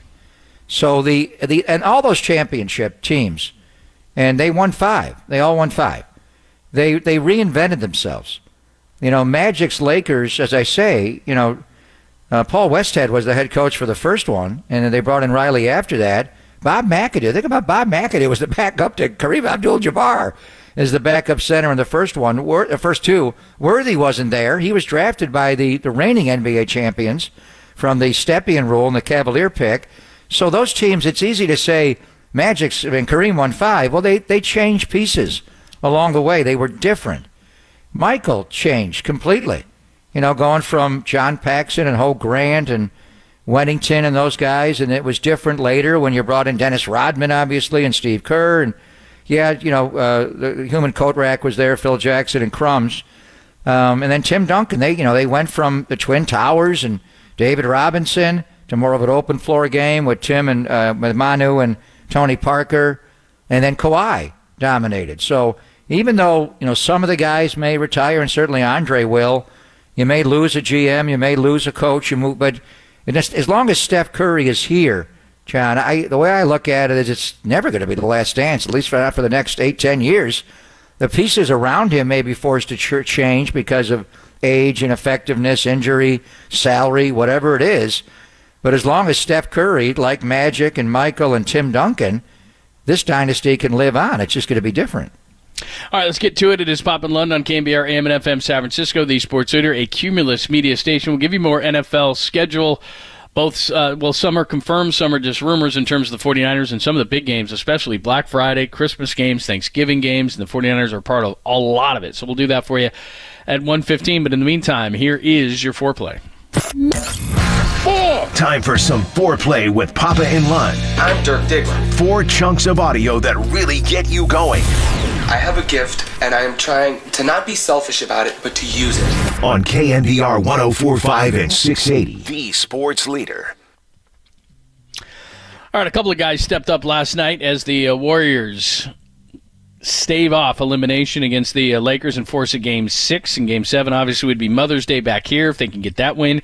Here's Steve Kerr, one of the guys, both ends of the floor. That is right. Two-way Wiggs, 25 last night. Here's Steve Kerr. Yeah, this was the best game Wiggs has played since he's been back, over, I guess, three weeks or so now. The way he attacked, the way he got to the rim, that adds another dimension to our attack. I thought the last couple games in LA, we didn't get to the line a ton. We settled for a lot of stuff, and I thought Wiggs did a good job of really being aggressive. Wiggins, obviously we talked a lot about Draymond Green. Between the two of them, they gave him 45 points. GP2 gave him 13. He was plus 25 in his time on the court. Great job by those guys who hadn't been consistent throughout the series, but they were sure great last night. Yeah, Wiggins was terrific last night, and I agree with Steve, and even Wiggins thought so. Best game since he's been back. On both ends of the floor, he made shots. He made a couple of threes. He was aggressive. The putback dunk he had with LeBron there and guarding LeBron, picking him up sometimes at half court and turning him. And That's a tough challenge to try to get up into LeBron. So he played great last night. And Steve was saying 3 weeks. It's actually been 4 weeks this weekend. When he came back for that first game against Sacramento on April the 15th, John, it'll be 4 weeks coming up on Saturday. We've had two amazing back-to-back series that lasted 2 weeks each. The Warriors and Kings go at 7. First ever matchup between the two Northern California NBA teams did not disappoint. And in this series, we haven't had a Warrior-Lakers series since 91. And it's been a different style series than Warriors and Kings, certainly. The Warriors, and this is the most competitive Warrior-Lakers series going back to the late 60s, when the Lakers beat them in 6. Or 7, I guess 77 after Kareem got there. And the Warriors were a couple of years after they won the championship. But the 2 weeks against Sacramento and the 2 weeks against the Lakers, John, how fun has this been? It's been incredible. Yeah, these first two series have been very, very cool. And it looks like maybe Denver, with all the injuries with the Suns. Don't rule out Durant. I won't. But no Ayton, no Chris Paul tonight, so we'll see how that one goes. Here's Steph Curry. What do they have to do in Game 6 to force this thing back here on Sunday? No, just Game 6 and thinking about what happened in Game 3 and 4 down there. There was a lot of good that we could take away from those games playing on the road. It's just the mentality of taking hold of momentum and not giving them any life. There was a moment in the second quarter of Game 3, and then the first 3-4 minutes of Game 4 of the fourth quarter, where we just let go of the rope a little bit and gave them life, and they took advantage of it. I mean, essentially what he's saying is they got blown out in Game 3. They had opportunities certainly to win Game 4, but it's one of the things that we've talked about a lot throughout the season. It's just closing. Can they go down there in Game 6? I don't have any doubt that they'll keep it close, but can they close it down there? Well, it wound up being a blowout, but what he's talking about, it was 40-29. And he got that rebound, and he threw it ahead to Clay, and Clay wasn't looking. They hit him in the back, and they turned it over. Clay thought he'd go to the corner for a 3, and Steph thought he was going to rim run, and it looked bad. And then after that, it just, they got run. What was it, 30-8 to close the half? And then the game on Monday down there, John, John Ireland thought the Warriors were going to win. Mm-hmm. He was getting all over Darvin Ham the way Chick used to get all over Pat Riley for not calling a timeout. What's he waiting for? Call a timeout. And the Warriors led by 12, and you thought, here they go. They're going to take the game. But the Lakers, they got champions on that side. I know the respect is real from the Lakers and LeBron to the Warriors, but the other side of it, you had them down double digits, and double digits in the NBA now is nothing.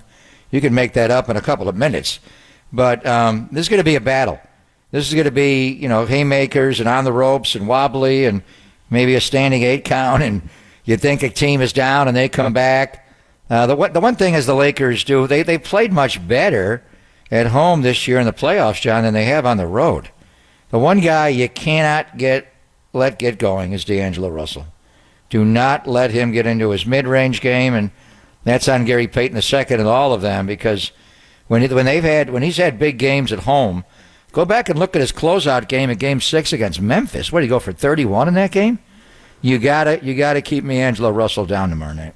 Yeah, there's no doubt about it, and we've talked about it throughout the series. I mean, guys like Draymond and Andrew Wiggins stepping up and Peyton stepping up, a lot of this stuff they've done at home. Can you do that on the road? Because there's certainly going to be guys, like you said, Russell and others. Reeves has been a guy who got it going at home as well, and those secondary players, that's what they tend to do. And finally, Anthony Davis, is he going to play? It sure sounds like it.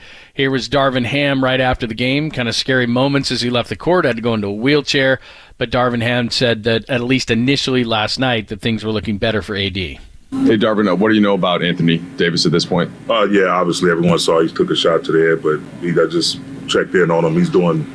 Seems to be doing really good already, so that's just where it's at. That's the status of it right now. Do you know any next steps in terms of him talking to doctors? We just got done with the game, Mike. All right, Mike Trudell, he got a little testy with that. He got done with the game, all right. But we have heard more this morning. Chris Haynes, Adrian Wojnarowski, Shams Charania have all reported that he seems to be doing better, and unless there's a setback, he's going to play. But, man, that was scary last night, and he certainly took a shot from Kevon Looney. Who decides that? The Laker team doctor or independent neurologist? Who makes the call on that? In other sports, it's not the team doctor. It's someone outside of the staff. Who makes the call on this? And I actually reached out to the Warriors and asked them, and they didn't know. I think you'd probably like to know that. And we'll see where it goes. Things come up. We talked about Joe Panic and Mike Matheny. I mean, sometimes symptoms come up later. Let's see where he's at. I mean, really, they're just kind of coming out with cobwebs. The Warriors flew down to L.A. They left at 1 o'clock just a few minutes ago. And they're going to, when they get down there, they're going to have a media with Kerr. But as soon as they land, they're going to the hotel for film. So really, John, I mean, as far as turning last night into today, it's right around now. I know Shams and Chris Haynes had their reports from the morning, but I don't know. It's an evolving situation. I hope he plays. I wouldn't want him not to play. I think that would be difficult. But did the Warriors beat the Sacramento Kings if De'Aaron Fox does not fracture that finger? Did that change the series enough? I don't know. But his ball handling was not the same. Certainly helped winning Game 5. And that was Kevon Looney hitting that finger. And here's Loon again, with the extension of the arm and getting Davis on the side of the face, the side of the head, the temple. So we'll see. I mean, right now they're saying he's going to play. We'll see if he actually is. And this is different. This is not a tough guy with bad ribs or his hip hurts or he's got a bad ankle and he just plays. If it's a head trauma, who makes the call on whether or not he plays? A Laker team doctor? Does he make the call? Yeah, it's weird because I read a story earlier today that essentially said, hey, it's the playoffs, he's going to play. But like you said, in the NFL, it isn't up to you. And there is a concussion protocol in the NBA. The thing that I found so strange was after the game where Darvin Ham, and that's the reason I want to play this, Darvin Ham said that right after the game, and everybody assuming he's going to be fine and he's going to play. But to me, I mean, look, the way he looked on the court, the fact that he was woozy and had to take a wheelchair, that he had to go into a dark room, all those things are concussions. And then for them to just say, hey, he didn't have a concussion, I find that really difficult to believe as somebody who suffered 3 or 4 of them. I mean, those are all concussion syndromes. And certainly in the NFL, if a guy was like that, acted like that in the NFL, it'd be like he'd be in concussion protocol. There'd be no doubt about it. Well, very likely they checked him for one, and they would not have put him on an airplane if they thought he had something. They would not have. They would have driven him back. I mean, if they were in Memphis, that would have been a tough call because the flight's so long.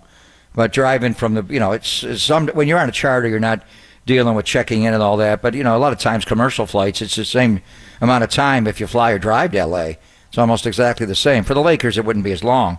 But they're not going to care about 2 extra hours. You could sleep on the way. Because you don't want them in altitude, and it makes it worse. So Darvin wanted to back off there, and that was Mike Trudell, who's the Lakers reporter for their games, and on Spectrum Sports L.A., he kind of pushed him back a little bit because they were trying to not talk about it in the now last night. And I know the reports are he's fine, but I think the reports are ever evolving. You could easily get a report. Were we not shocked, after that Game 4 that De'Aaron Fox broke a finger, and how did that impact it? I mean, I'm not saying we're bracing for something like that, but that is a possibility that he could go into protocol even today or tomorrow. We just got done with the game, Mike. Back off. Plus, he's got one of those deep, intimidating voices, too. I'd be like, I'm sorry, sir. Coming up, we'll give you the fourth Mike does fly on the charter, so we wanted to have him on today. Maybe we'll find out tomorrow. Absolutely. How was AD on the flight home last night? Right.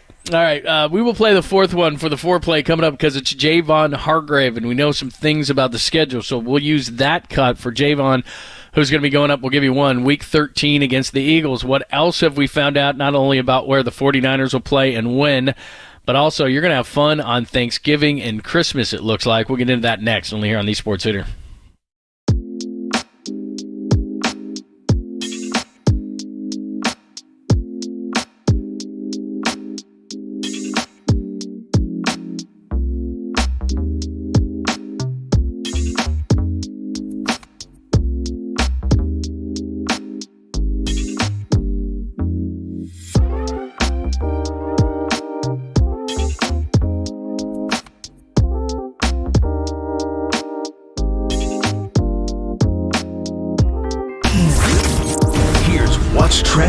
Trending now on KNBR.com. 3 takeaways after the Warriors stave off elimination against the Lakers in Game 5. That story and more trending right now on the all-new KNBR app.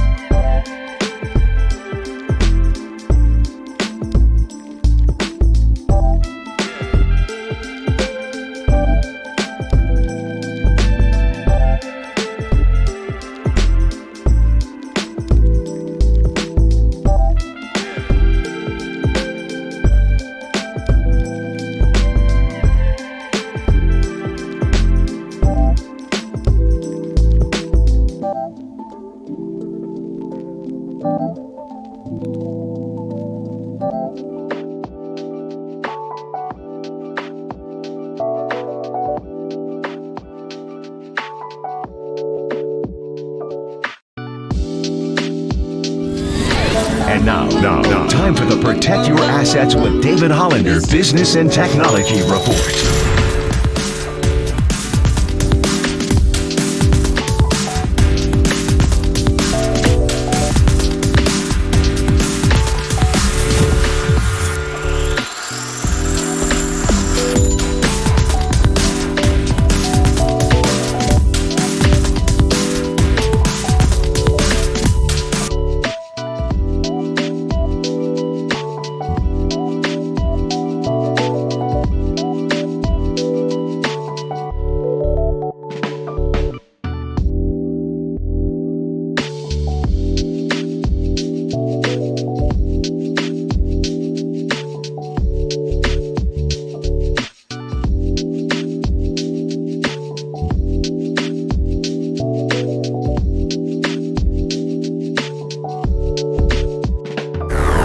Faithful, filter out the noise, and kick it with KNBR on the gram for everything 49ers. Follow the sports leader on Instagram at KNBR. When do you want to go back to Philly, Javon, if you could pick a game? Get me about right at week 7. Week 7? October, Halloween? Yeah, not too cold. Yeah, about around at week 7. Week 8. That's when we had Javon Hargrave the day he signed. He was on the show. It's Papa and Lund. Thanks for hanging out. Sweet, clean, family-friendly caboose pistol at the bottom of the hour. Let's go. We'll give you a little NFL schedule talk as things are starting to leak. So, Javon, not exactly week 7, week 8. We're here in week 7. It's Monday Night Football at the Vikings. The Eagles, and this it's one week is 13, isn't it, John, in Philly? Yeah. It's December 3rd. Yeah. What I'm saying is that he said it'd be nice week 7, week 8. What I'm saying is that Monday Night Football is Vikings week 7, but week 13, and that is confirmed. That is not a leak. That is a confirmed one. One of the few that one of the many, I should say, that the NFL has leaked out. A rematch of the NFC Championship game week 13 at Philly against the Eagles. So we talked a lot after that championship game loss on January 29th, and obviously losing Brock and then losing Josh right behind it, going back to Brock and all of it.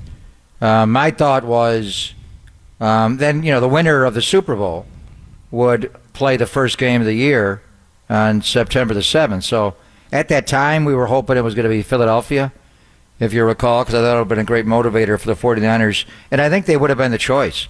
When you look at the Eagles' home schedule, probably the best game would be the 49ers going back to the Link for a rematch of the NFC title game. But this time, well, would they have their quarterback back? That's what Kyle was talking about last night at the Dwight Clark event.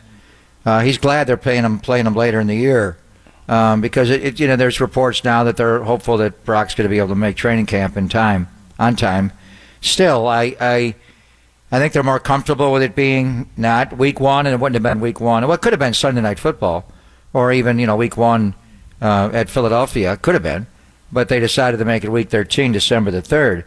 And by doing that, and Fox kind of locked into that game, John, you're of the opinion that NBC can flex into that game later and move it, which is probably why it's been announced. They're not going to announce it and then give it up. I think they feel like the network executives, when you have a rematch like Eagles 49ers, things change. A lot of times you think you're getting a great matchup and these two teams are going to battle for the Super Bowl again, and then injuries happen and it just doesn't happen. To put it on, and it's not like it's two teams in the same division. You're playing them one time, and it's at Philly. And so I think the networks feel like we feel that even in December, after 12 weeks of football, the 49ers and the Philadelphia Eagles are going to be good. And who knows, that game may decide whether the NFC Championship game is in Philly, in South Philly or in Northern California. So a lot's riding on that. The Eagles have had an interesting offseason, obviously losing Javon, but then they draft Jalen Carter. They made a hell of a risk there, a guy a lot of teams didn't have on their board. They got Nolan Smith, another Georgia Bulldog defender, at the end of the first round. Steen, the offensive tackle. Ringo, the corner, good player as well. Then they made a trade to get DeAndre Swift, the running back of the Lions, kind of snuck in there under the radar. So they had Sidney Brown, the safety from Illinois. He's nice. They had a really good draft, John. So I mean, looking at it, I think NFC and their executives, and it's Ed Gorham, and Rupert Murdoch to a lesser degree, but it's Ed, they're saying they think the 49ers and Eagles are going to be good, and they're going to be good not, September, October, November. They're going to be good December the 3rd, and that's why they decided to push this game all the way back to Week 13. So here's what we'll do. Here's what we're doing, and again, we'll tell you some are leaks and some are confirmed. So we've heard potentially at the Steelers for week number 1 for the 49ers. Home game against the Giants on a Thursday nighter. That's a leak as well. The Cowboys, that one's been confirmed. That's week 5, Sunday Night Football. Monday Night Football at the Vikings, week 7 is what we're hearing. Good source up in Seattle told us at Seahawks on Thanksgiving. So you do a little payback. Even though Russell Wilson and Richard Sherman aren't there anymore, it would be nice to eat a giant turkey leg, a John Madden turducken on the field in Seattle to pay them back a little bit in week 12. That'd be nice. Thanksgiving night, that would be nice. Yeah, why not? That would be nice. And then we got a Christmas night game and a New Year's Day game as well. How about that? Holidays are booked, John. Yeah, so we're not going to get much, but that's all right. Ravens for Monday Night Football on the 16th. That is Christmas Day. And the cool thing about that one is, at least it looks like, early game on Christmas, Raiders-Chiefs, then Giants-Eagles, then 49ers, then the 49ers, or the Ravens at the 49ers. That's what it looks like for Christmas Day. And so, I mean, that's awesome. And you throw in the NBA. I mean, that's going to be an amazing sports day. Wow. And the other one that's confirmed is 49ers-Cowboys. Right. On Sunday Night Football, 2 days before my birthday, on October the 8th. The only thing is, I like playing the Cowboys in January, where we could knock them out of the playoffs, but they are on the schedule this year on October the 8th. So are we going to see the Cowboys twice this year? Once in October and once in January, just like the old days? Well, we've seen them twice, right? The last 2 years we've seen them in the playoffs. So knocked them out both times. Yeah, so you're right. And then as far as some of the national games are concerned, the opener of the season, and there was a lot of different ways the NFL could have gone, but Detroit's kind of an interesting up-and-coming team, according to some. Kansas City, obviously, the Super Bowl champs. So Detroit at Kansas City on the 7th of September will open up the season. And the Monday Night Football opener, Aaron Rodgers, and he's dotted a lot on these national games as far as the leaks and the confirmations. Bills at Jets is your first Monday night game on the 11th, on 9/11. I think you're going to see the 49ers get 5 primetime games, some Sunday nighters, some Thursday nighters, some Monday nighters. How many primetime games for Aaron Rodgers and the Jets? They only had one last year. It was required on Thursday night against Jacksonville. Mm-hmm. Do they give them 5 right away? And then the ability to flex into a 6th. But we know the Jets already got... Well, the game on Black Friday is not considered a primetime game, right? I guess because that'll be in the late afternoon window. But yeah, still, Dolphins-Jets, that's a... I mean, I think maybe that was something well, like that. it's not prime time, but it is a standalone game. Yeah, it is. It's the only game that'll be played on the Dolphins and Friday Jets. after Thanksgiving. I know that's technically not a primetime game. By the so they way, give them that, and then they could slip them another one. So they may get 5 on top of that game. Boy, that's amazing that you're going to get the 3 games on Thanksgiving, and we're hearing 49ers at Seattle is one of those, and then you're going to get a Black Friday game between the Dolphins and Aaron Rodgers and the Jets. I mean, come on. Because of Amazon Prime. They have Thursday night every week except for Thanksgiving night. Yeah. They give it up on Sunday Night Football takes over for Thursday night, and that'll be 49ers Seahawks. Is that the leak there? Yeah, that's what they're saying. 49ers Seahawks, 49ers at Seahawks. So Thanksgiving, you're going to be gone. Christmas as part of the triple header. New Year's Eve. Christmas right? is a home game. It's a home game. Yeah, that is a home game, so that's nice. And then, so anyway, yeah, I was telling my wife that yesterday. I'm like, yeah, probably not going to be around. She didn't seem to mind. That's a little strange, but she didn't seem to mind. But anyway, all right. You'll be there for Christmas Eve and Christmas morning. No, that's true. Nice. We do, in our family, do a nice big Christmas Eve party. So I could be dragging. Nah, it's a night. That's a night game, right? It's gonna be at night. 5 o'clock, probably 5:20. Yeah, I'll be fine by then. That'll be good. And what else? We got the international games, 3 in London, 2 in Frankfurt. And what else? What are the other things that were on this big schedule? That's about it. Everything else will be coming. 5 o'clock, right? 5 o'clock on NFL Network. It's only a few hours away. On 2 networks. ESPN's got it as well. Right, both of them. And then are we going to play the WL game tomorrow? The red marker and the gold marker. Yes, the red gold. Even though... And we make our YouTube debut tomorrow, John. So I'm going to I'm going to have the yes. markers well represented for the streaming audience. Yeah, and I'll You show go it on through the and camera. you pick every game, red and gold. Red is a win. Do we go red is a win or gold is a win? I think Gold I helmets. They like the gold helmets. That's good. Let's go gold is a win, red is a loss. Okay.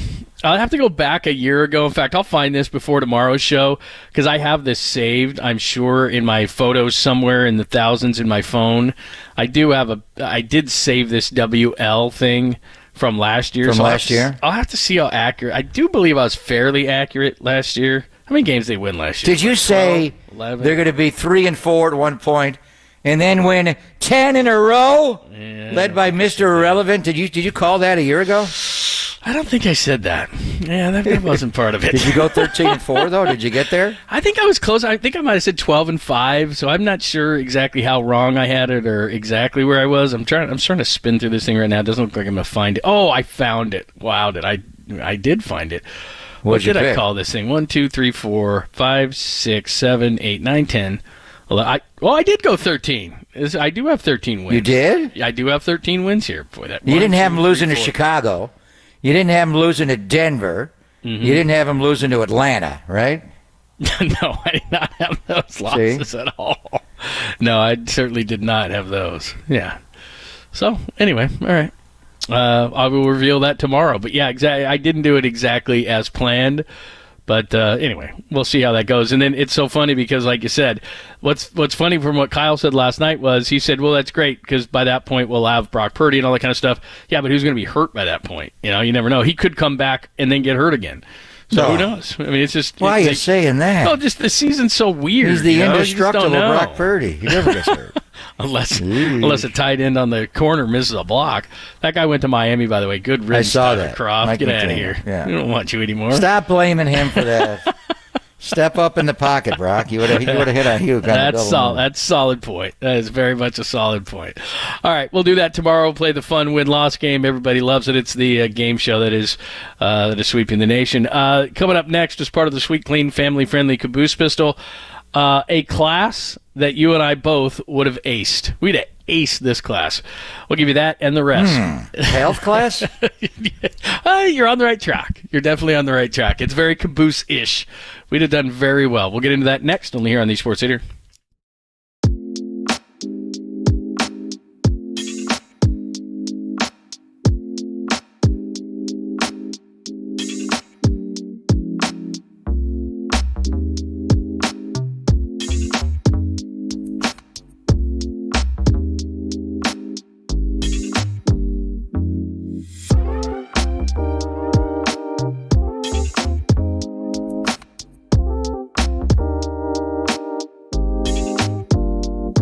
Hey, it's Greg Papa here. You heard me talking last summer. I learned about the CLR procedure, custom lens replacement, from my good friend Dr. Craig Bindi and the Laser Eye Center of Silicon Valley. I had it done on June the 23rd, and the procedure literally took 20 minutes. It gave me the eyes of a man about 30 years younger. I went from being a 60-year-old old man to 30 years of age. I had 20/20 vision, and now I can see near, far, wherever you are. It's been so amazing. I had it done. John Lund had it done. He had the CLR procedure done in the fall. And now the two of us are experiencing the miracle of modern vision correction. So if you're like us and you're sick and tired of needing glasses or contacts to get through your day, call right now and schedule your free consultation with the team at the Laser Eye Center of Silicon Valley. They've taken care of patients for over 25 years, including over 100 NFL players, and they want to help you as well. So now, call right now, schedule your free consultation. That is 877-GET-2020, or you could visit them online at bayarea2020.com.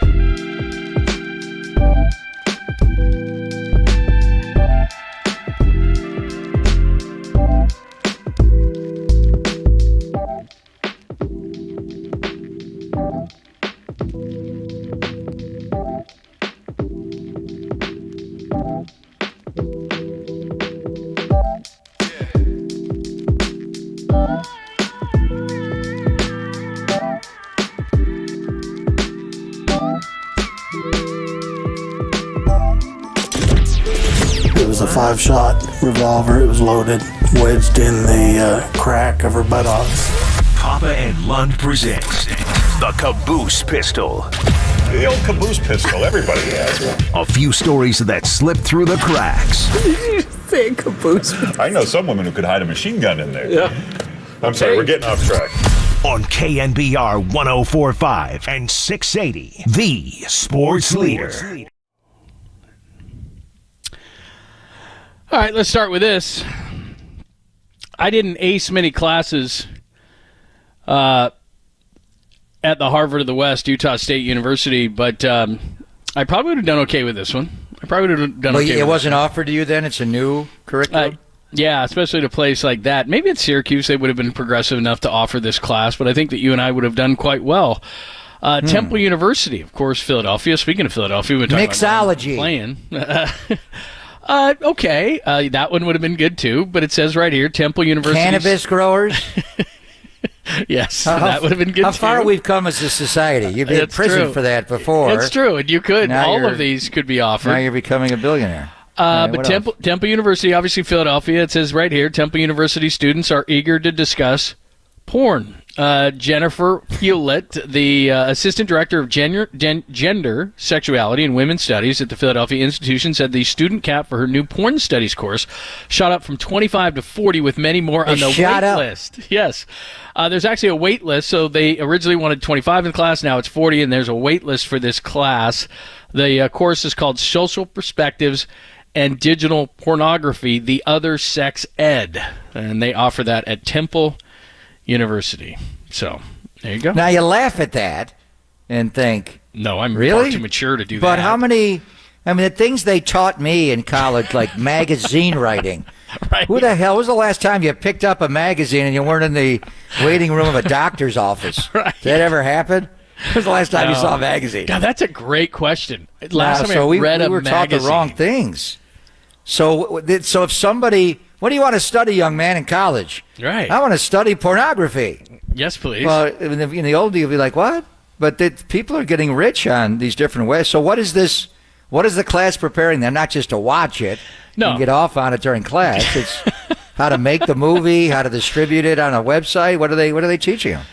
Fascinating. Well, here's what's interesting. Here's what she says. She says, I hope my students recognize how valuable it is to research and to study pornography across disciplines and to figure out what we can learn. Now, here's what's kind of interesting. So part of the curriculum of the class, it says, while no porn made it to the coursework, the students did watch a Netflix documentary, and I have not watched this one, called Money Shot. On Pornhub. I've seen it on Pornhub. Money Shot, the Pornhub story. Oh, you have seen it. So that's one of the things they watch and discuss. So anyway, there you go. I was just doing it for show research. Of course. Because you bring it up. Yeah, you knew I would. So you figured, why not? What is it called? What hub? Never heard of it. Never heard of it. I don't know what you're talking about. Never heard of it. So anyway, that's the course. So who's the teacher? This is Temple University? Temple University. Philadelphia, PA. Let's see, a professor, Temple University professor, Jennifer Politt, P-O-L-I-T-T, Politt. What does Jennifer she look like? Politt. She's attractive. Not that would matter, but she's very pretty. So overflow class. That's what they said. They should have known. You know, like the Psych 101 class that has like 300 students in it? That's where they should have this class. She said originally she thought 25. 25? Are you insane? How many drop-ins do you think they get every day for that class? You're not in my class. I am today, Mr. Howard. What are they having at Monday, Wednesday, Friday at 7:45 in the morning? Every seat is taken. No one's missing. Usually Pornography you skip that 101. One, right? Yeah. I want to learn the basics from Miss Polite. You skip that one, right? Every single time. I had no idea. We talk about people cheating in sports all the time. I had no idea that they did this in fishing tournaments. Two men who admittedly stuffed fish with lead weights and fish fillets in an attempt to win thousands of dollars in an Ohio fishing tournament last fall were sentenced to a 10-day jail term and other penalties, including a boat valued at $100,000, which they won. So I don't know exactly how they do this. They augmented the weight of the fish. Yeah, they stuffed the fish. They stuffed the fish, and then when they weigh them, Is anybody touching it after? Wouldn't you think you'd know, like, if a fish was stuffed with lead weights? That little minnow weighs 97 pounds? Anyway, yeah, I mean, there's steroids and all the different weird stuff, but there's big prize money in that, Jim. Yeah, well, I guess these guys won a $100,000 boat, fishing boat, in this tournament they won, and then they had to forfeit that thing when they found out that this was in September. The Lake Erie Walleye Trail Tournament. Lake Erie, that's in Buffalo. Yeah, so there you go. Is that where they were doing it? They were doing it in, this comes out of Cleveland. Erie Basin Marina? Or are they pulling them out of? Let's see. Oh, geez, one of the guys' name is Jacob Runyon. I wonder if he's related to John Runyon. Anyway. Or his son. They were cheating. They were putting lead weights in the fish. Lead weights. Yeah. Well, the fish is already deceased, that's so wrong, man. It's not gonna. Yeah, that's true. It's not gonna balk back. Who knew? I mean, Lake Erie. Yeah, it's on the shores of Buffalo. We're always talking about electric cars, gas shortages, things like that. And a Minnesota man, this is a brilliant guy. This is in Minnesota. An inventor who gained a following for his unusual vehicles unveiled his latest creation, a beer-powered motorcycle. Kai Mikkelsen, whose previous inventions included a rocket-powered toilet and a jet-powered coffee pot. How does it power how does it power it? Yeah, beer and urine can be used like gasoline? It's a 14-gallon, this will mean nothing to me, but maybe to somebody, a 14-gallon keg with a heating coil instead of a gas-powered engine. That's how it gets. But wouldn't you rather drink the beer? Yeah, you think. But I use like solar energy to power your it's craft? Like in the immortal words of Arnold Schwarzenegger, it's a chopper. I mean, it's nice. it's a kind of chopper, but it's a chopper. And get this, Pop, it can go up to 150 miles an hour. This beer-powered motorcycle. Yeah, how about that? The driver's beer powered or the motorcycle's beer powered? Exactly. So how would that work? I'm sober, but the motorcycle's drunk. I don't know. You probably don't get in trouble for that, do you? Anyway, isn't that a waste of good beer? Can't we use something else? Yeah, use cheap What's more beer. expensive these days? The price of gasoline, or a gallon of gasoline, or a gallon of beer? And you're right about that because you have premium gas. Do you have to can you put hams in it, or does it have to be like high-end IPA stuff that Tolbert drinks? I don't know. Yeah, the high octane. Yeah. And couldn't we do an electric version of it and save the beer? I would think, wouldn't you think? So anyway, I don't know. beer-powered chopper goes 150 miles an hour. My goodness, man, dude. I'm still back on the pornography class at Temple. What else would you like to know? Man. Yeah, that definitely was not offered. Have they already graduated at Temple? Do they have summer school available there? Exactly. Could you make that a major? I mean, now you're talking. I'd have been class valedictorian, if no pun intended. Valedictorian? Yeah, I'd have been the valedictorian. Yeah, you would have been. And finally, one more. What is today? This is a good one. Maybe calories don't count today. Today is National Eat What You Want Day. Eat what you want? So whatever you want. You can eat whatever you want. You eat it today. Yeah, that's what it says here. National Eat What You Want Day. The calories, I think, still count on this. So we're not picking out anything in particular? No, it just says on just this eat day. Whatever you want. Gorge yourself. Be gluttonous. People are encouraged to treat themselves by giving in to their sweet tooth, carb loading without a marathon to run, and eating breakfast for dinner, because on Eat What You Want Day, no one can tell you what not to eat. That's what it says here. Yeah, I don't buy that. Gourmet and gourmand. It's basically eat whatever you want and eat whatever amount of it you want. Well, it's basically National Cheat Day, right? Which for me is every day. But anyway, I am getting into my bikini season, so I gotta watch. A couple of weeks and it's Memorial Day weekend, Jeff. I know. It kind of So what if snuck you up could on eat anything you wanted today? What would you eat? You know what I never eat anymore, and I would eat it for breakfast, even like a pancake or a waffle or a really good French toast. Really? You like go pancake? Well, it's already 1:46 in the afternoon. You gotta have I can't do that. butter a stack of buttermilk pancakes now? No, but I like fancy challah French toast.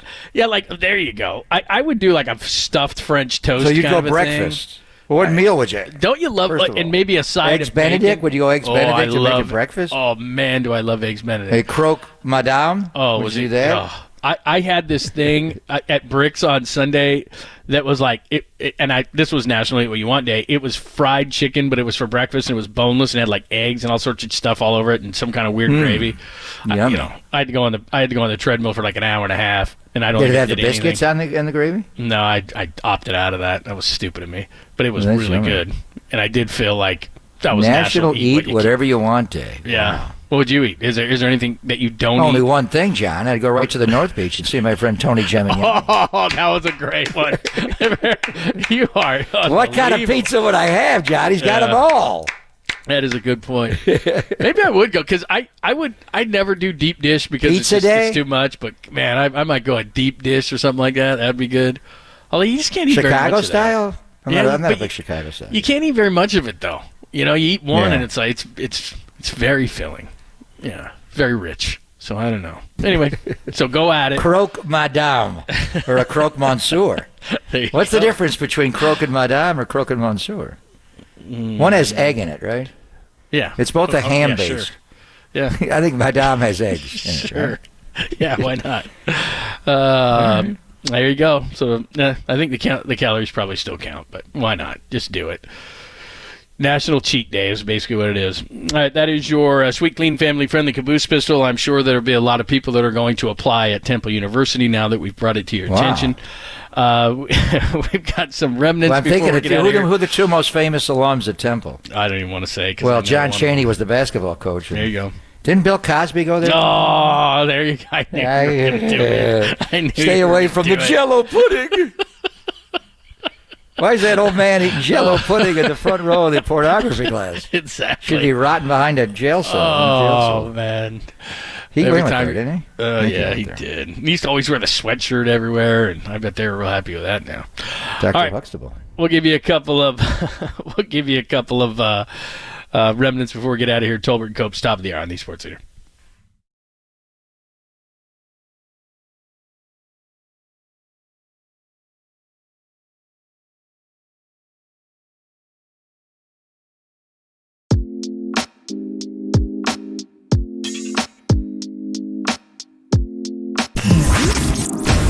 What's trending now? On KNBR.com.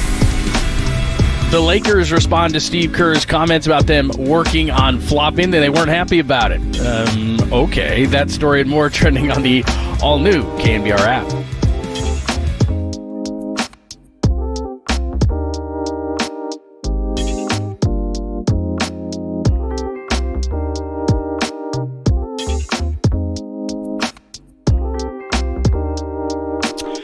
Hello, friends. I want to tell you about my friends at the Dolan Law Firm. You hear ads for personal injury and employment attorneys all the time. But did you know that many of them aren't even based here? In fact, many times you'll never even see the attorney you thought you were hiring. Huh? That's not Chris Dolan and the Dolan Law Firm. They've been headquartered in the Bay Area for more than 25 years. The award-winning attorneys at the Dolan Law Firm, they're dedicated to relentlessly representing their clients in the pursuit of justice. Chris Dolan and the attorneys at the Dolan Law Firm, they've been repeatedly recognized as not only the best attorneys in the San Francisco Bay Area, but in the entire state of California. The Dolan Law Firm has recovered more than, get this, $1 billion, billion with a B, in verdicts and settlements for their clients. They know that a serious injury, harassment, or active discrimination, it can be devastating. They'll evaluate your case for free, confidentially, with no obligation on your part, never charging an hourly fee. They get paid when you get paid. The Dolan Law Firm. They live here. They work here. They win here. Online at dolanlawfirm.com.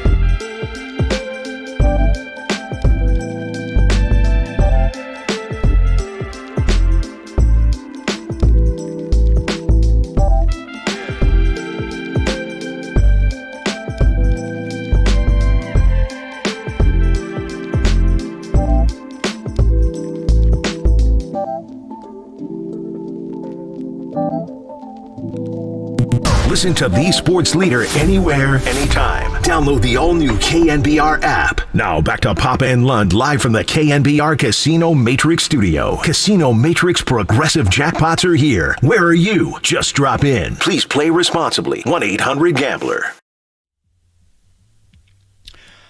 Papa and Lund, thanks for joining us. Tomorrow, not only will we preview Game 6, but we will also talk schedule, because we have speculated with you. We've given you a bunch of the games that we've either got good reads on or have been confirmed, but we will play the WL game, and I will find one. I did find my 2021. I got to find my 2022, but we'll see how Wait a minute. So when you went 13-4, it was the 2021? Yeah, it was the wrong one. So I didn't pick 13. But I think I picked 12-5 last year. Well, that was ambitious. That was after a 6-10 pandemic year.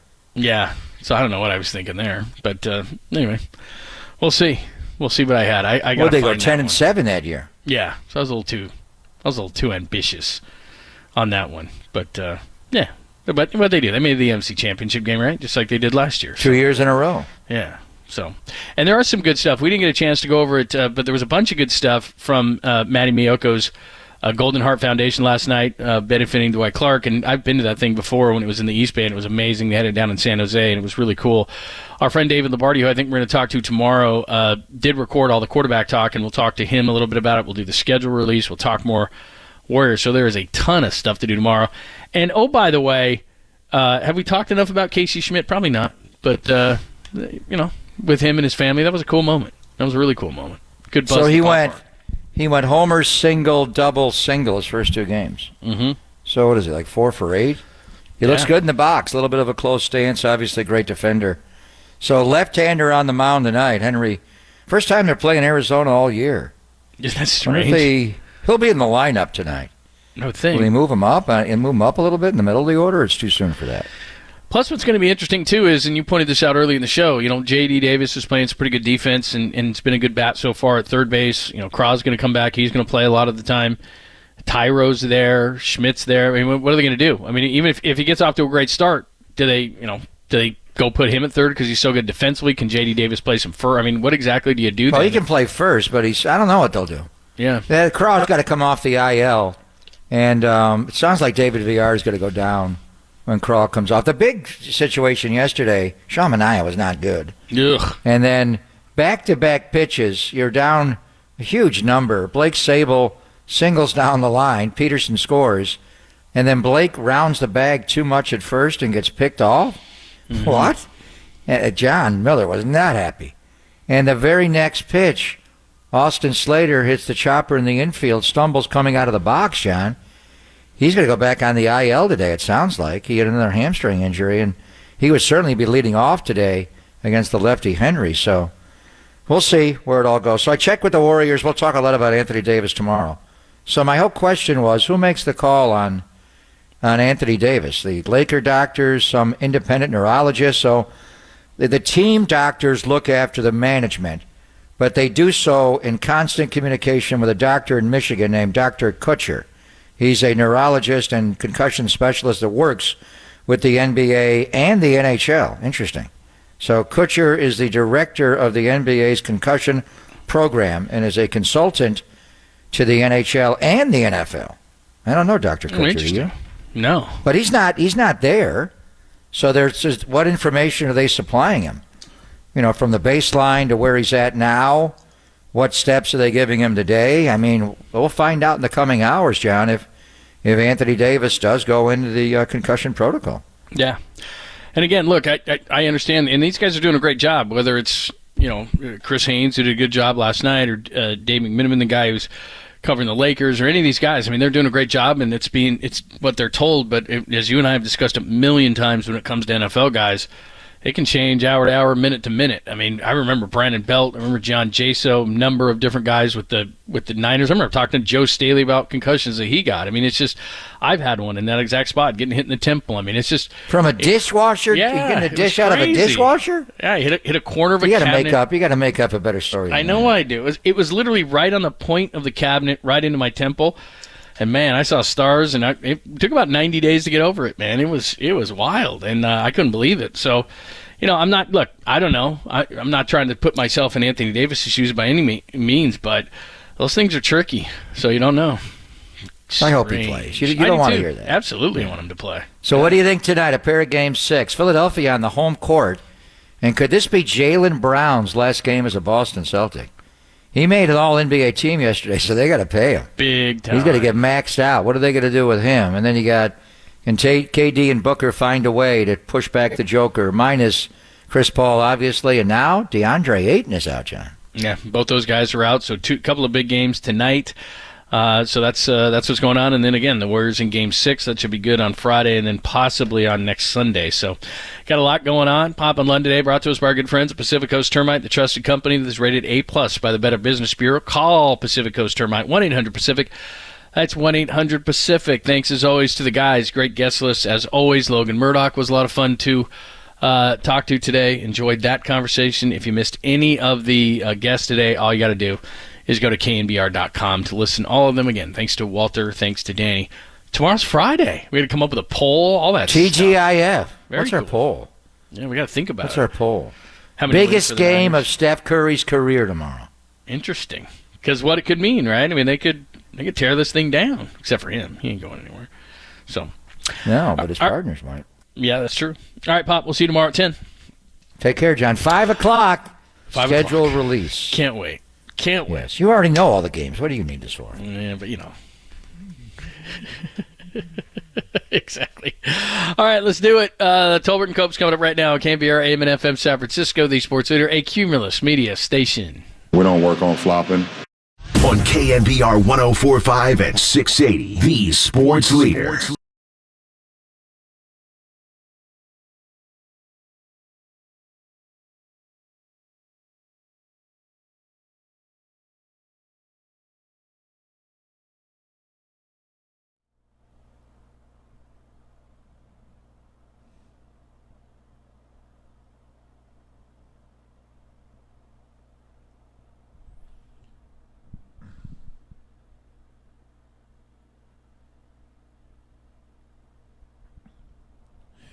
What is shaking? Adam Copeland, Tom Tolbert with you, with apparently a brand new open. Mark Spears going to join us today at 2:50. John Ireland, who calls the games with Michael Thompson for, I believe, ESPN in L.A.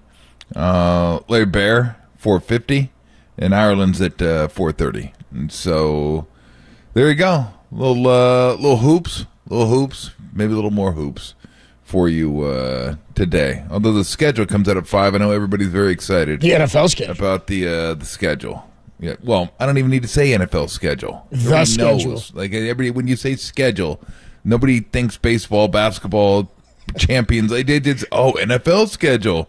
Everybody loves their schedule.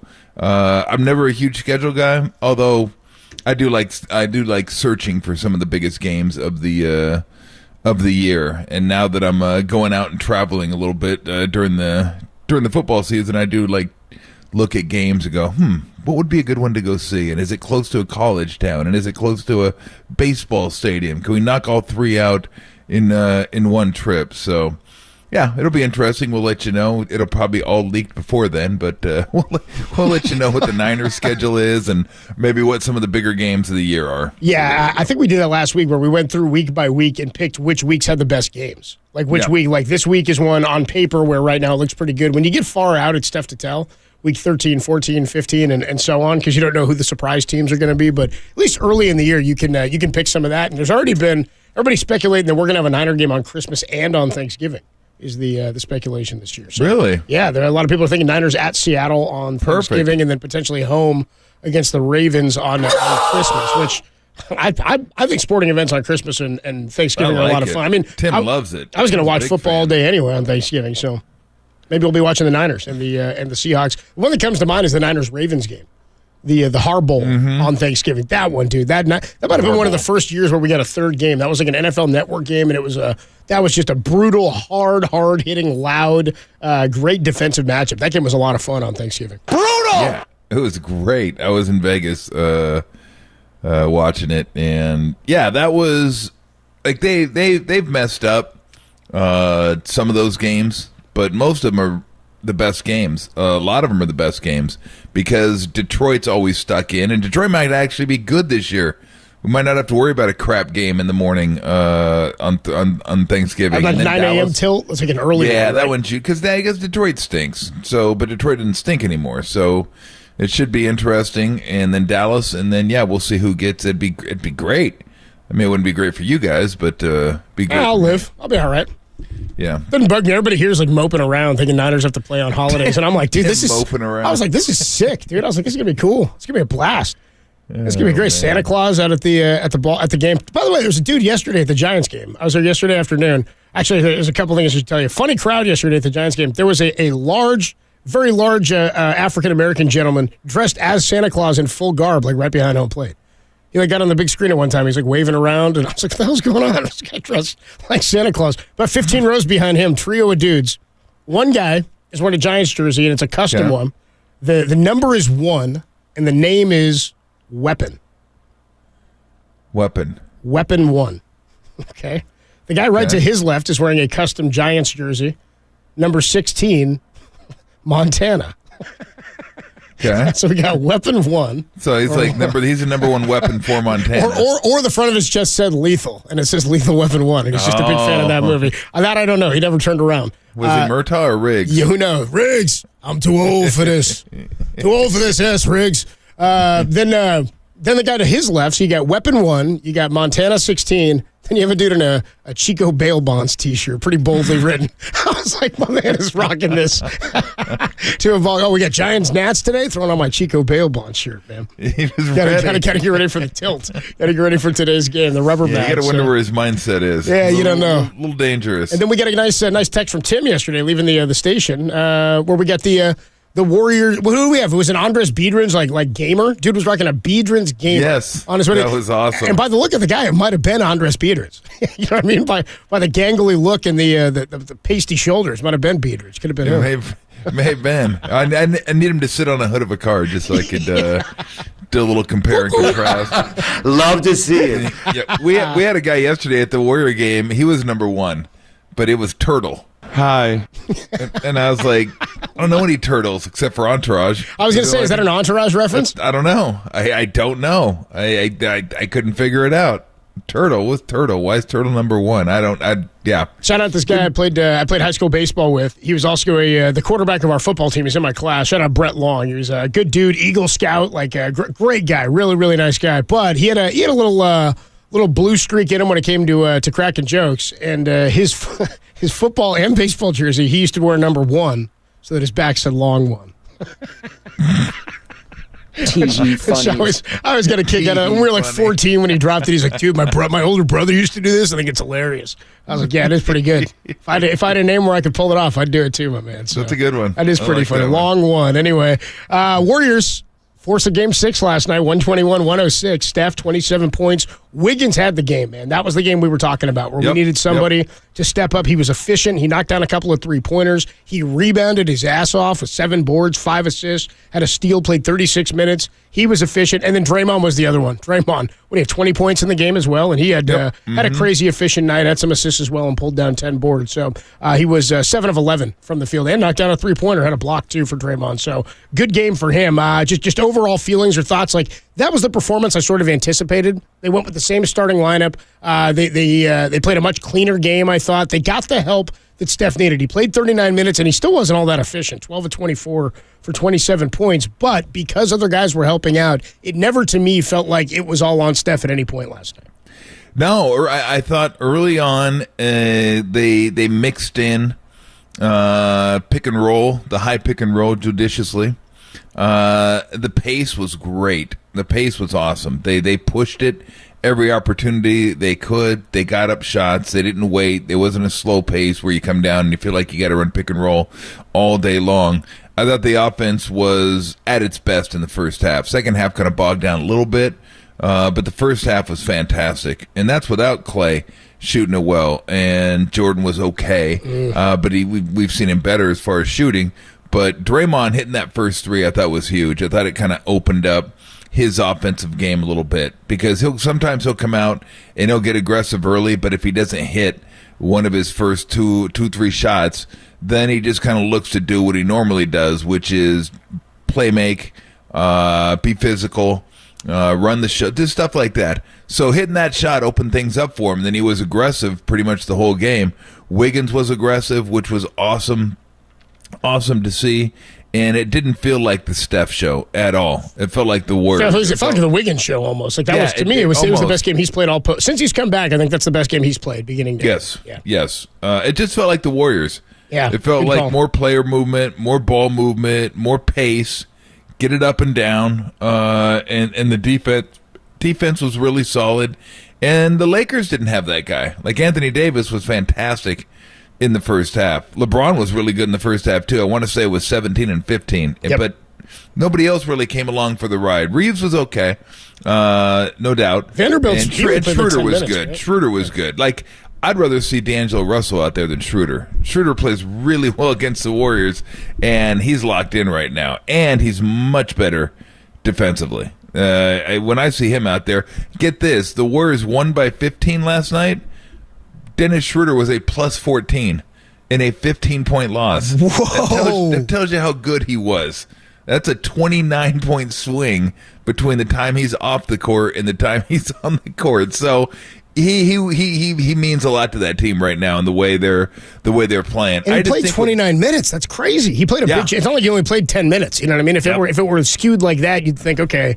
It was just sort of thrown off for the little spurts that they had when he was in there. He played 29 minutes when 6 of 11 was a plus 14, and to your point, they lost by 15. I don't know if I've ever seen something like that. Yeah, 29-point swing when he's off the court. That's incredible. Yeah, so he's been really good for them. But now, going back home, you can expect Lonnie Walker, Russell, Vanderbilt. I don't know how much they can play Vanderbilt, though. I think they're going to have to play Hachimura more. I think so, too. He was good last night, too. Just because Vanderbilt it gives him nothing offensively right now. And I still really like him. Just this series isn't a great series for him. So, yeah, I just thought that's the way they've looked on occasion. Maybe more than on occasion. That's the way they generally look at home this year.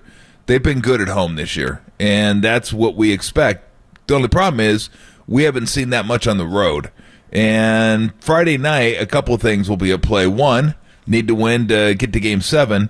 And you need to win to keep your 28 consecutive series with a road win alive. If they lose Game 6, it's summertime, and that will end that streak. And it's an incredible streak to have 28 straight series where you've won at least one road game. So, I think it's a coin flip. I know they can win. We've seen them be close down there. We've seen them be able to play in these pressure-packed games in Sacramento, 5-7, and come out of that building with a win. So I know they can do it. Can Wiggins have another game like that? It's probably asking too much for Draymond to go for 20 or close to it again, but maybe you don't need it. Maybe Clay finally breaks out of his a slump. So I think it's going to be a great game. I expect the Laker role players to play better. I expect them to have more consistent games. And if I'm Darvin Ham and Russell doesn't get off early and hit a few threes, he's out, Schroeder's in. He just is. Because then you don't really have a guy for Peyton to guard. Like, it's easier for him to guard Russell than it is Schroeder. Like, Schroeder's more of a slasher, cutter.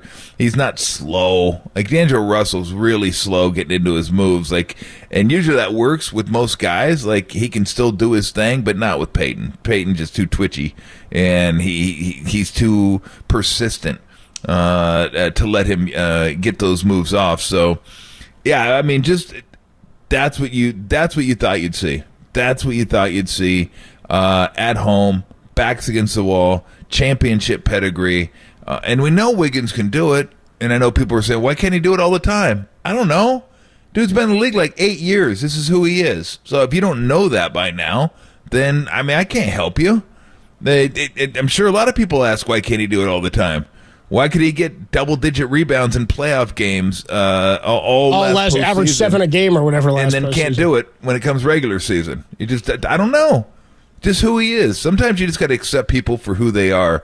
and not want more. It's hard because as sports fans, you're like, yo, why can't you do? Why can't we get that?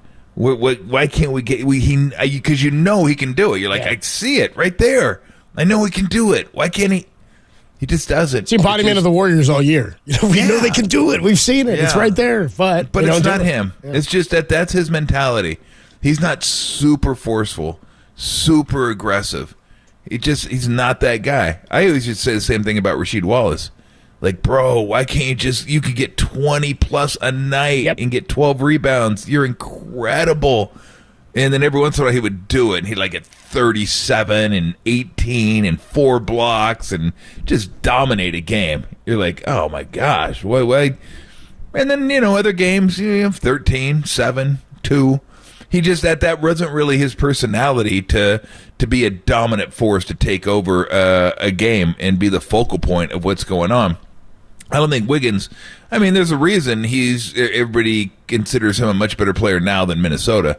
Minnesota, he was supposed to be that guy. They wanted him to be that guy. They needed him to be that guy, and he just couldn't do it. I don't think he has it in him. I just don't think that's who he is. And that's fine. You don't have to be that guy. You already have one of those guys. Like, most teams don't even have one of those guys. They have one of those guys. That's Steph. Steph is that guy. LeBron's that guy. A lot of people want AD to be that guy. Guess what? He's not that guy either. But they have one of those guys. If you have one of those guys, then consider yourself lucky. But most guys aren't that guy. And Wiggins just isn't. He could very well go for 12 and 4 next game. And it wouldn't shock me in the least because that's what happens. That's the nature of the beast. Yeah. So, like average night for him is, he'll be efficient. He'll probably go like 7 for 13 from the field, hit a 3, couple free throws, get you 17, and maybe like 5 rebounds, 6 rebounds. And that's his normal night. Sometimes he'll be above that, sometimes he'll be below that, but just as long as he's playing D, like he always gives you an honest effort on defense, and that's big when you're playing a guy like LeBron because that's something other teams don't have is a big physical wing defender that can match up against some of these guys. Like they just can't steamroll you at that position. So that's important. People shouldn't overlook how important that is. But for those reasons, and that's why again, we love sports.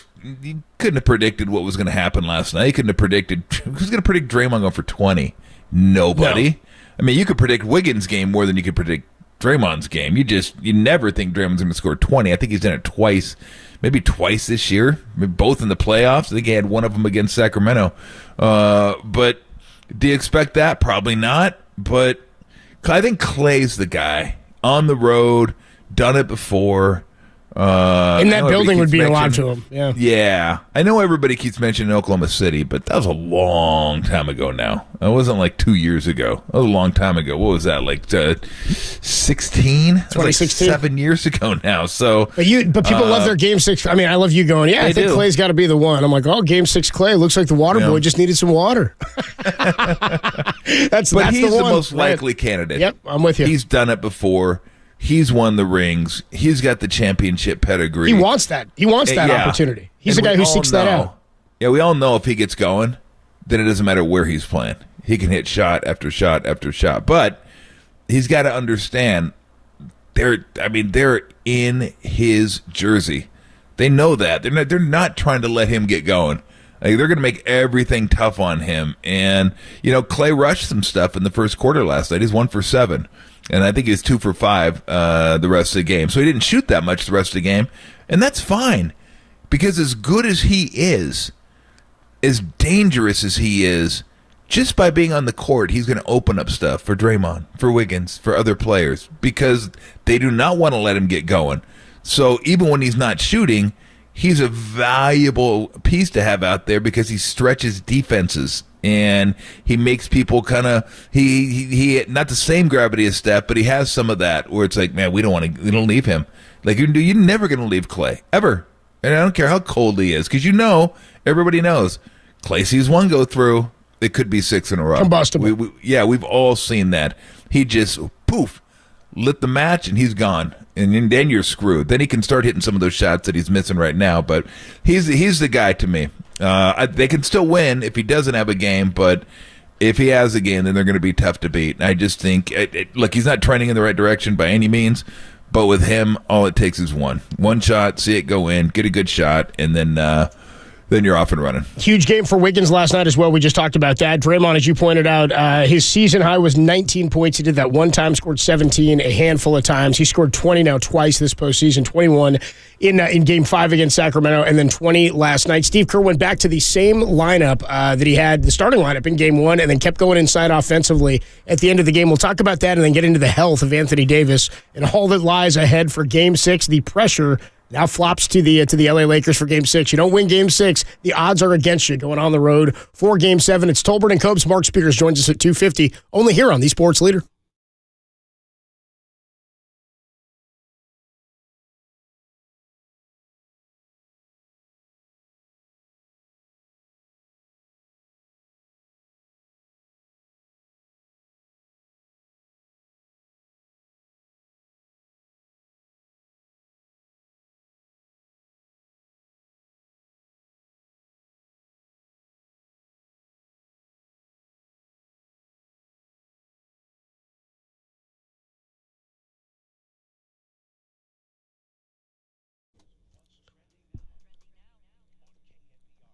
The Warriors stay alive to play Game 6 as they beat the Lakers last night, 121-106. Check out more on that story. It's trending on the all-new KNBR app.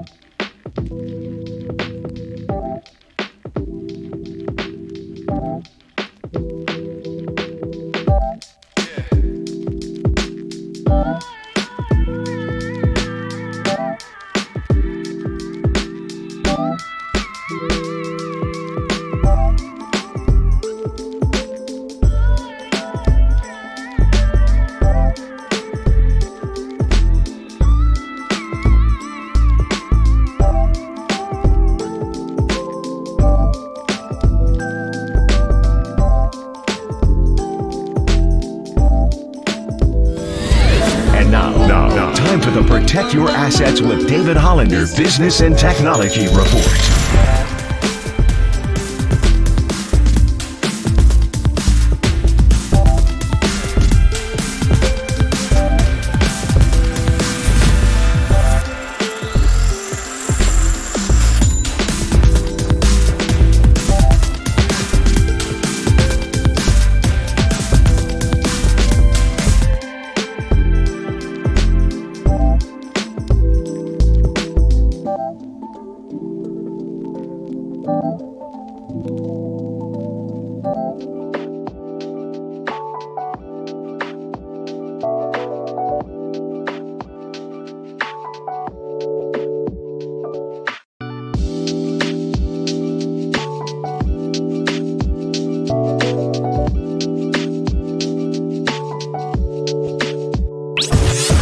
KNBR in your pad on your Apple HomePod. Tolbert and Copes now continue on KNBR 104.5 and 6.8, the sports leader. Warriors by 8 with the ball. Curry lets it fly.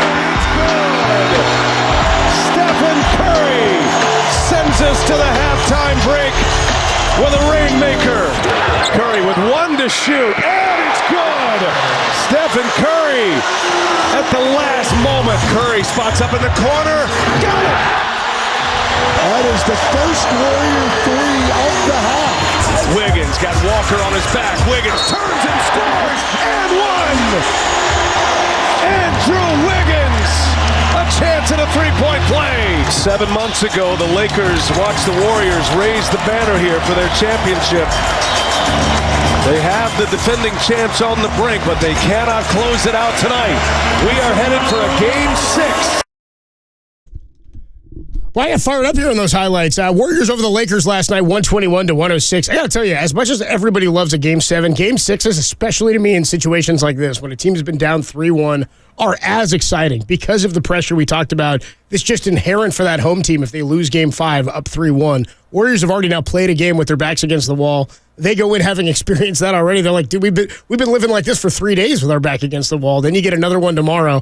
And what's sort of cool full circle here is I know Sleepy Floyd was on with Papa and Lund earlier today talking about the game he had, the Sleepy Floyd Superman game against the Lakers, and he was talking about how if the Warriors were to come back, they could have their own Mother's Day miracle. How cool would it be to get a Game 7 against LeBron on Mother's Day with a chance to come back 3-1 against him after he did it to the Warriors? I know in the finals it's a little different, but he did it on Father's Day back in 2017, 16-17 season, is that right? So I don't know, just kind of a cool symmetry there, but that's one last night you talked a lot about, Tom, where you said you did not doubt for a second that LeBron was reminding his teammates of what a Game 6 would mean and how important it was to come out and perform in Game 5. He played well. I thought Davis played well, as you pointed out, in the first half. LeBron was efficient and effective, and Davis goes down with the head injury, and they say his status is trending positive towards Game 6. But a really fun game last night and a good performance, I thought, coming off of what was a pretty damn good performance in Game 5, or Game 4, I should say.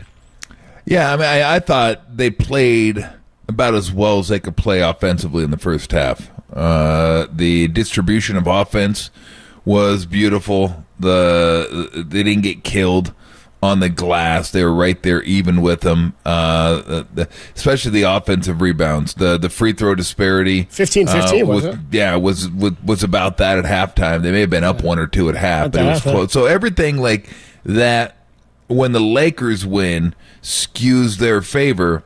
It didn't. Points in the paint. They only got outscored by 2, but I think they were actually up before Darvin Ham pulled all the guys with 2:45 left, which was weird to me that he pulled everybody. I was like, what, an extra 2 minutes going to kill him? Yeah. I mean, like, I would have given him an extra minute just to see if I get a 3-steal 3. I know you're down 14, but, you know, you've already played him up to this point. You might as well give it a minute and just see what happens. You already let the flurry happen. Yeah, you already let the flurry happen. Yeah. Why pull him now? Probably wouldn't have happened, but you know, I would have given it another minute. But whatever. He didn't. So I don't know how much that affected. Points off turnovers were a little high, 20, but the Lakers were 22. So those canceled each other's out. Canceled each other out. I think fast break points were Lakers, but only by 2. Warriors actually won second chance points, 18-10. But points in the paint, like when they get 50 points in the paint, that means they're getting out in the open court, scoring. They're not worried so much about Davis being there and staying on the perimeter. They attacked him and attacked the paint, and he came over to help. They just give it to somebody else, and he'd lay it up. So I just thought the offense was really, really well done. Played really well in the first half. Again, second half wasn't quite as good, but defensively they stiffened in the second half and forced the Lakers into some really tough offensive possessions. But, that's what you'd hope you'd see. Everybody pitching in, not just that. And that's the thing that jumped out to me, just not as much reliant on high pick and roll in the first half because of the pace and because Draymond and Wiggins were doing their thing. You felt like you didn't have to go over and over and over again. I mean, they still ran some, of course. It works really well against them, but not something that you just want to do. Like I was saying last night, it's just not who they are at their core. They're just not, and the whole league's a damn high pick and roll league. Yep. Really, when you watch it now, everybody's a high pick and roll team. So of course the Warriors are going to use that because you have Steph Curry running it.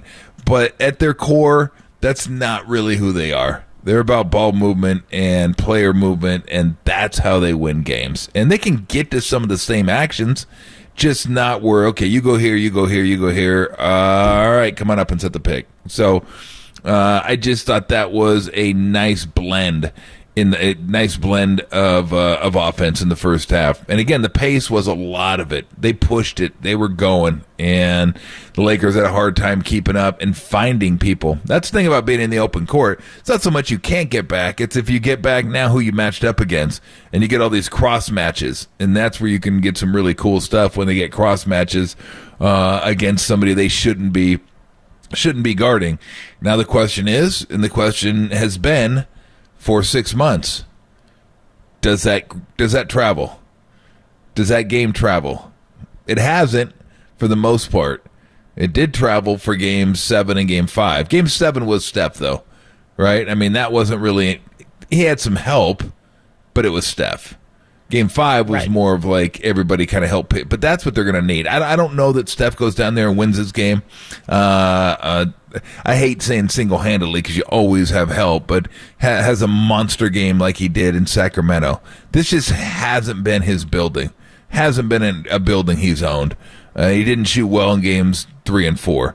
So it's hard for me to say that I expect he's going to go down there and torch him because he just hasn't. It's a tough team. It's a tough defensive team, much better than Sacramento, and it's a building that he just has not. He has not shot the ball well in. That being said, it is Steph, and it seems like anything's possible with that guy. But I think it's going to have to be more like last game, where a couple guys pitch in that maybe you're not expecting to score as much as they do and do as much as they do.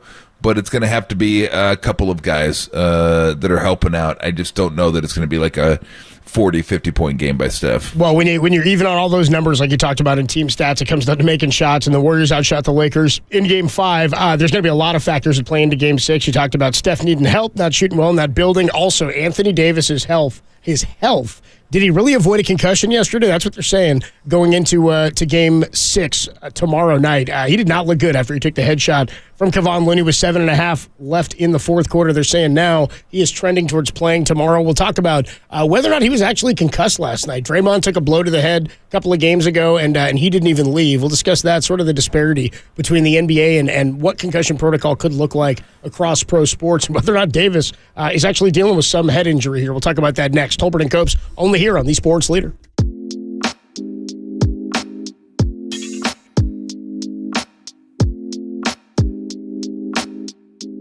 Be caller 10 to 415-896-KNBR for your chance to win a pair of tickets to see your Giants take on the Phillies Tuesday, May 16th. First pitch, 6:45. Presented by Toyota, the MVP of MPG, with class-leading MPG and more hybrids than any other brand. Toyota, let's go places.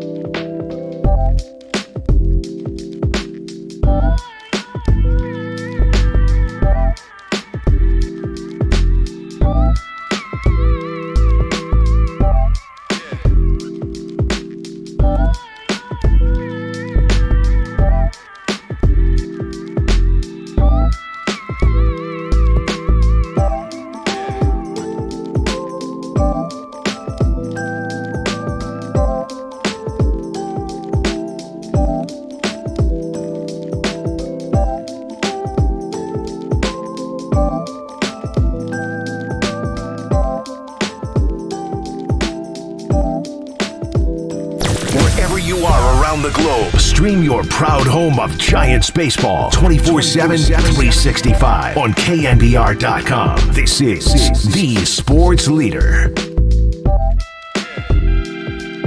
Davis got hit and is out of the play. Warriors going 5-on-4. And it's a block on James. Payton counted and one. And Davis still hurt in the backcourt. Yeah, obviously everyone saw he took a shot to the head, but I just checked in on him. Seems to be doing really good already. So that's just where it's at. That's the status of it right now. Do you know any next steps in terms of him talking to doctors? We just got done with the game, Mike.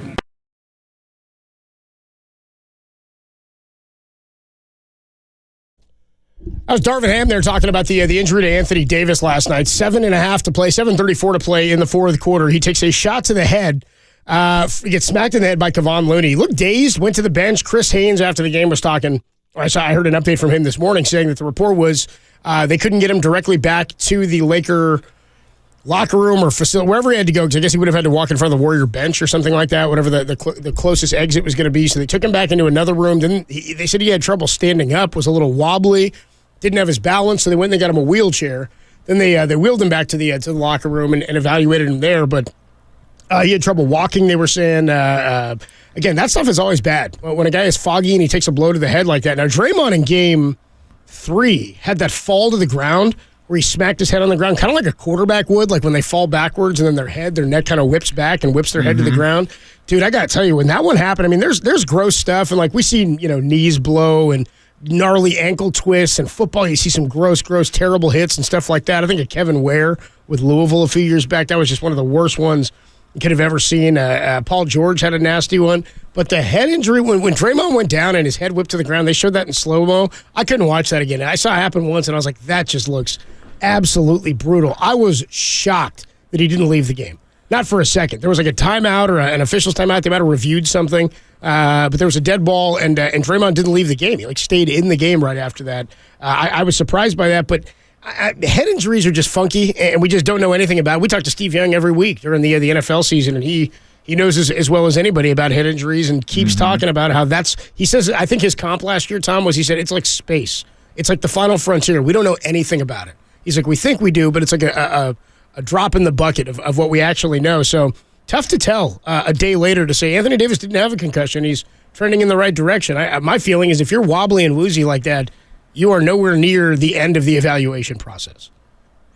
Yeah, I mean, I have no idea. I'm not a neurologist. From what I'm seeing, they're saying there's no scenario where he's going to miss the game. So maybe it wasn't that big a deal. But you are right, with concussions, you never know. I mean, just ask Brandon Bell. That's what I keep thinking about. Yeah. Who thought he was good to go and then ended up missing like 6 more weeks or whatever it was, just because he couldn't. Or Mac Williamson. Couldn't clear the fog. Been sitting in a light room for a year. So it obviously it's one of those things that affects people differently, and you never know. So I don't know. Maybe he wasn't concussed. Who knows? It was kind of weird because it didn't look like the hit was all that severe, but it hit him right in the temple, and you get hit in the temple sometimes, and you've seen some, like a boxer. You get hit in the temple, and it's like, it just seemed like a grazing blow, and then all of a sudden it just dropped down. You're like, I've seen guys get hit harder than that, but it's not always it's not always how hard, it's where. So I don't know. I just hope he's good. I hope he's good to go.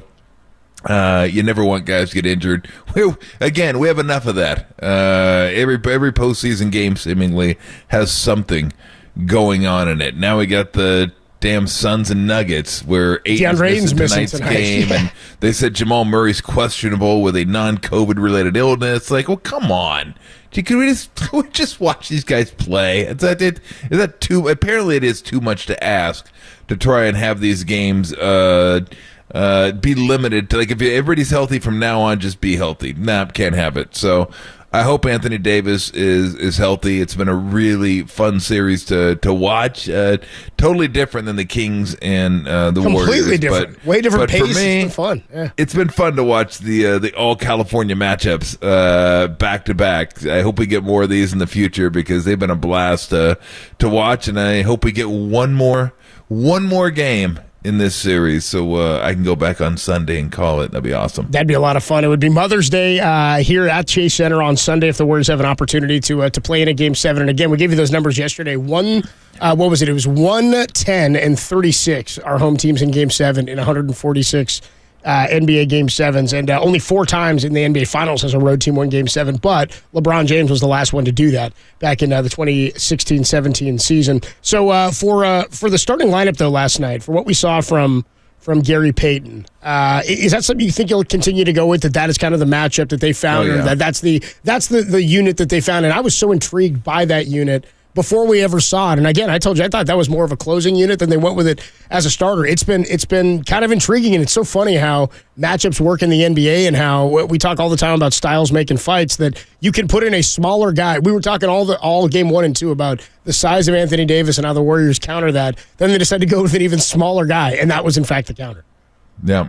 No, he gives them what Steve wants all the role players to give him. Now, he's a dominant defender, so that's what he has. That's like his ace in the hole. But other than that, he doesn't try to do too much offensively. He runs to the corner. Maybe he goes set a pick occasionally. Runs his ass off on the break. Makes himself available in the dunker spot. Hits the offensive glass. Like, he'll try to get in there and get an offensive rebound occasionally. And then just be a pest. It was funny because he told us last night after the game, we were asking about the defense. I asked him, do you kind of want to be a pain in the ass? Just like where you're leaning on guys, you're chasing them down in the open court, even full court, you're like leaning on them and pressing on them. You're just always on them. And it was interesting. He said he got that from the UFC. He said when UFC guys, up against the cage, when you get a guy up against the cage, you lean on him to wear him out. And he goes, I just try to lean on him. I just try to get him. I try to tire him out. Exhaust him. Both mentally and physically. Because you watch, like when you're dribbling up the court, those guys know he's behind them because he's flying up the court, and you don't want to have the ball on the ground too often when you're around him, and especially if you don't know he's coming. He is going to take it from you. So he just mentally and physically, man, he's just a pain. Because you're always worried about him, and he just gets into you, and again leans on you. And I'd hate to play against a guy like that. You just give the ball up and go, I quit. Just here, somebody else take it. I don't want to deal with it. But he's been really, really good. He knows his role, and he goes out there and does it. He doesn't try to do too much. He never tries to overextend himself. He'll try at the end of Game 5. He had an open three-pointer, but Steph was, 10 feet to his left, and he just got it, and boom, right to Steph. Now, Steph didn't have a great shot. He got rid of it maybe a little too quick and missed it, but that's who he is. He knows, why would I shoot it if Steph Curry's right there? Why would I shoot it if Steph Curry's on the court? Mm-hmm. So if I'm wide open in the corner, occasionally I'll take one of those, but I know my value. My value is running as hard as I can in the open court, see if I can get a couple transition buckets, space the court offensively, try to be in the dunker spot, maybe get an offensive rebound, and then when I'm on defense, hound and harass and bottle up. That's why he's in the starting lineup, because he knows his role, and he goes out there and does it. Know your role, shut your mouth. As The Rock would say. It's so funny when you think about smothering a guy against a fence like that. The one fight that comes to mind for me is Randy Couture, Gabriel Gonzaga. Do you remember that fight? It was 12, 15 years ago. Gabriel Gonzaga breaks his nose, and Couture basically just used his shoulder for 3 rounds to smother his face and his nose against the cage, and he just couldn't breathe. He got to the point where he was like, dude, I can't breathe. I can't breathe out of my nose. I can't breathe out of my mouth. I got blood pouring into my... all he did was just break his nose and then smother him. For 4 rounds, and he took down the fight. But it's crazy how that can... People forget or don't realize. They go, they're on the ground grappling, they're not doing anything. It is exhausting. Yeah. You're constantly flexing and trying to keep other guys off of you. But we'll catch up with Mark Spears on the other side, talk about this game last night, and talk about... we got some games tonight. Celtics at Sixers, Game 6. Nuggets at Suns, Game 6. As you said, no DeAndre Ayton. Maybe going to be the Nuggets maybe without... Jamal Murray for tonight's game, a non-COVID illness for this one. But we potentially could end up with 3 Game 7s on Sunday. How insane would that be, dude? 3 Game 7s on Sunday would be a blast. Would it not be? Couldn't be 4 Game 7s on Sunday? It's only 3. Knicks and Heat would play. Knicks Heat would play Monday if there's a Game 7. So Knicks Heat play tomorrow. Okay. Game 6, but they would play Monday. So potentially, we could still have, by the way, 4 Game 7s. 4 Game 7s are in play. Well, wouldn't 2 of them be Monday, 2 of them Sunday? They've scheduled 3 of them for Sunday because they want Really? they want 3 of them on Sunday and in prime time. So you would get Lakers Warriors would be the earlier one, the earliest one. Suns Nuggets would be the afternoon. Sixers and Celtics would be the evening. So Suns Nuggets will get 2 days off between. They would get 2, and then Game 6, 7. Got right, it. and so would the Knicks and Miami Heat because they would play tomorrow night in Game 6 and then Monday in Game 7. Oh, okay, got it. Yeah. That's what I'm pulling for. I'm pulling for 4 Game 7s, but I specifically, if we're going to get 3, we can get 3 on Sunday. Nothing easy. Thank you, Zaza. Nothing's easy, especially getting 4 Game 7s. We'll talk to Mark Spears about this and the injury to Anthony Davis. What's his status for tomorrow night? Tolbert and Copes only here on the Sports Leader. You know your damn role and shut your damn mouth.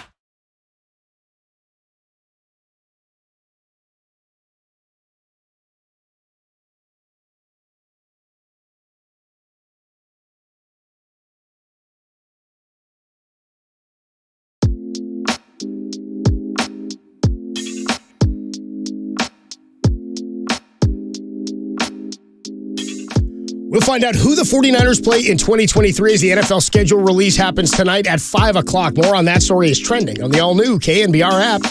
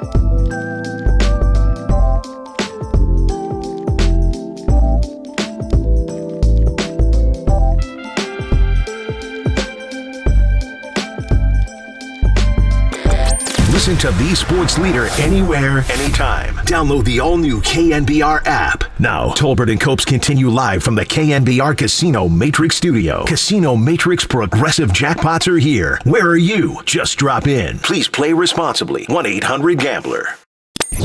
Dub Nation, time for Mark Spears to put down the pen and pick up the mic. Here's the senior NBA writer for Anscape.com with Tolbert and Copes on KNBR 104.5 and 6.8 and KNBR.com, the sports leader. What's going on, Mr. Spears? Oh, man, you guys got like a little funk vibe going on there. What kind of music y'all playing today? Hell if I know. Is this Tim? Is this all Tim right here? Is it all Tim or is it all music rotator button? No? Tim has no idea what he's playing because he just hit the music rotator. That's what he hit. I think it's the Daz Band. The Daz Band. No, it's not. No. Didn't they sing Whip It? Whip it, baby. Whip it, right? Oh, different Whip It. We'll whip it real good. No, that is definitely not the Yeah, Daz you're Band. talking about salt and I'm going salt and pepper. You were going, Yes, I'm going way back. You get.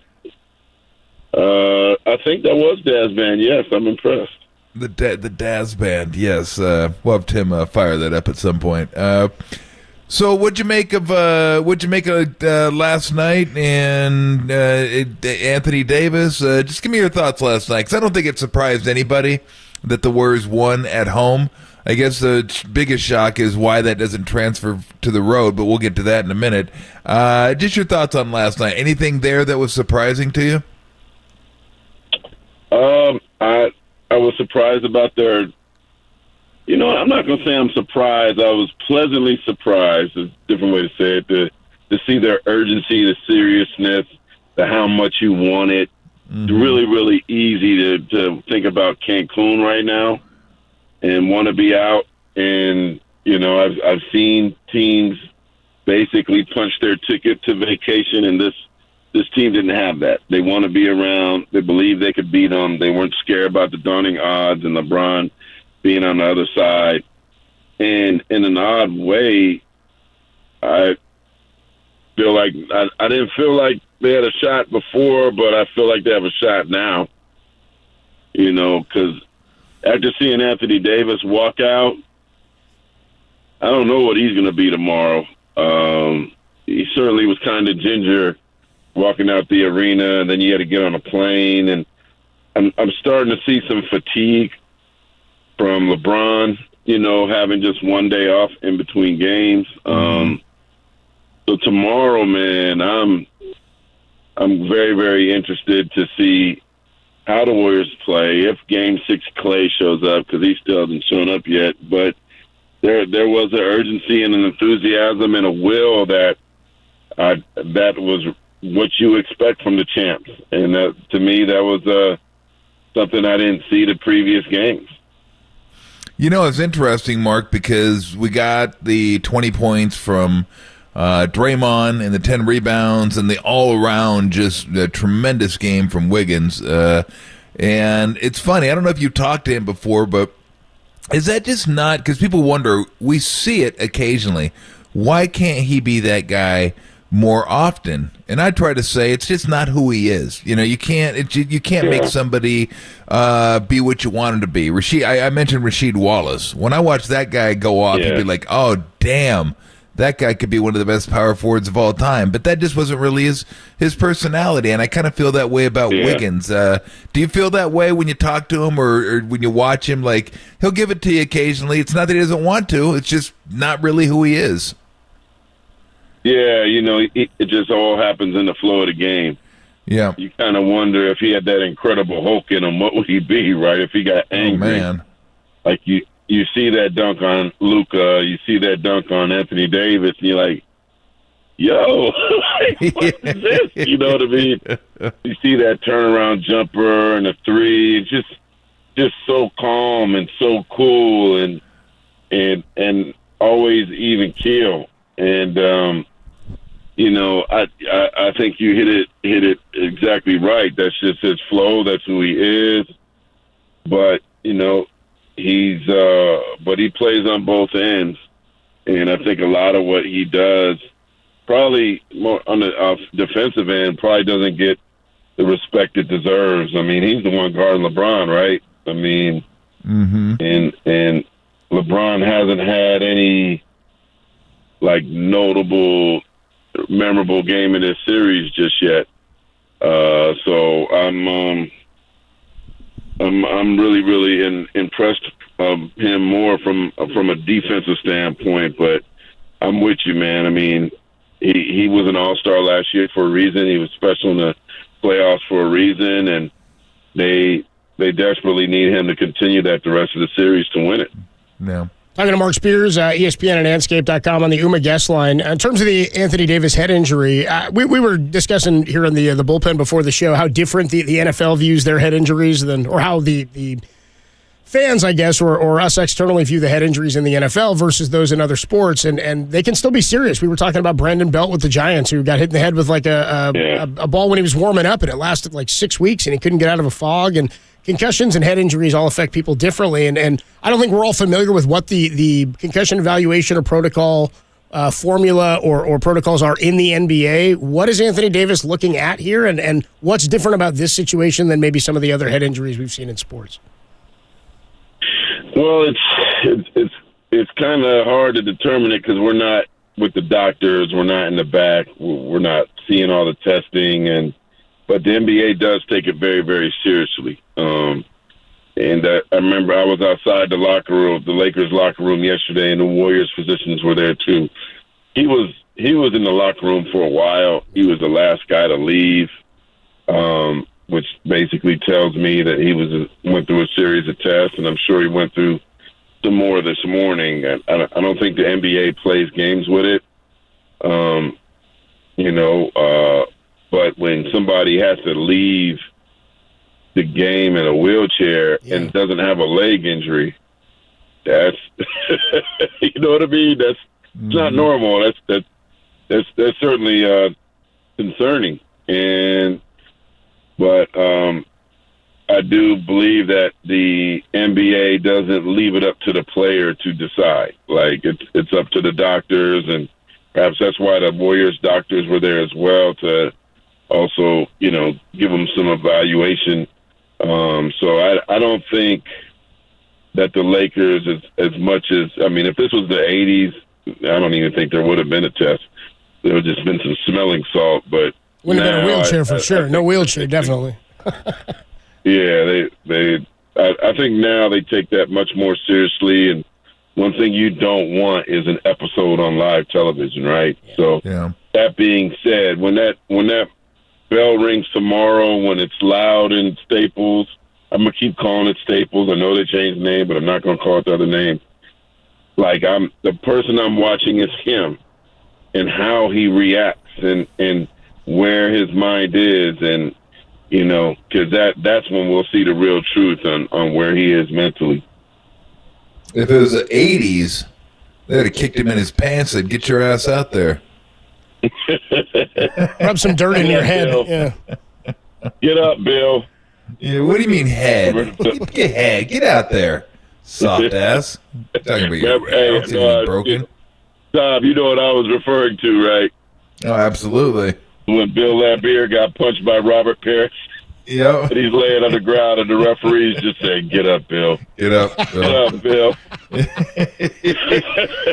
Boy, those were wild times back then. Wild. Yeah. Just like, you had that coming. I saw that elbow. You had 2 that free coming. throws. Get up, Bill. Did flagrants even exist? Like, I know they wouldn't call that, but was that even a call in the league? No, it was just they had T's, and that was it.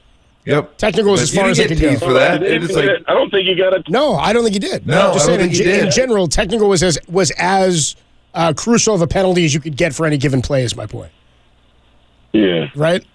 Yeah. Yeah. Well, remember when Rambis got clotheslined? Yeah, Rambis. He just got 2 free throws for his troubles. That's it.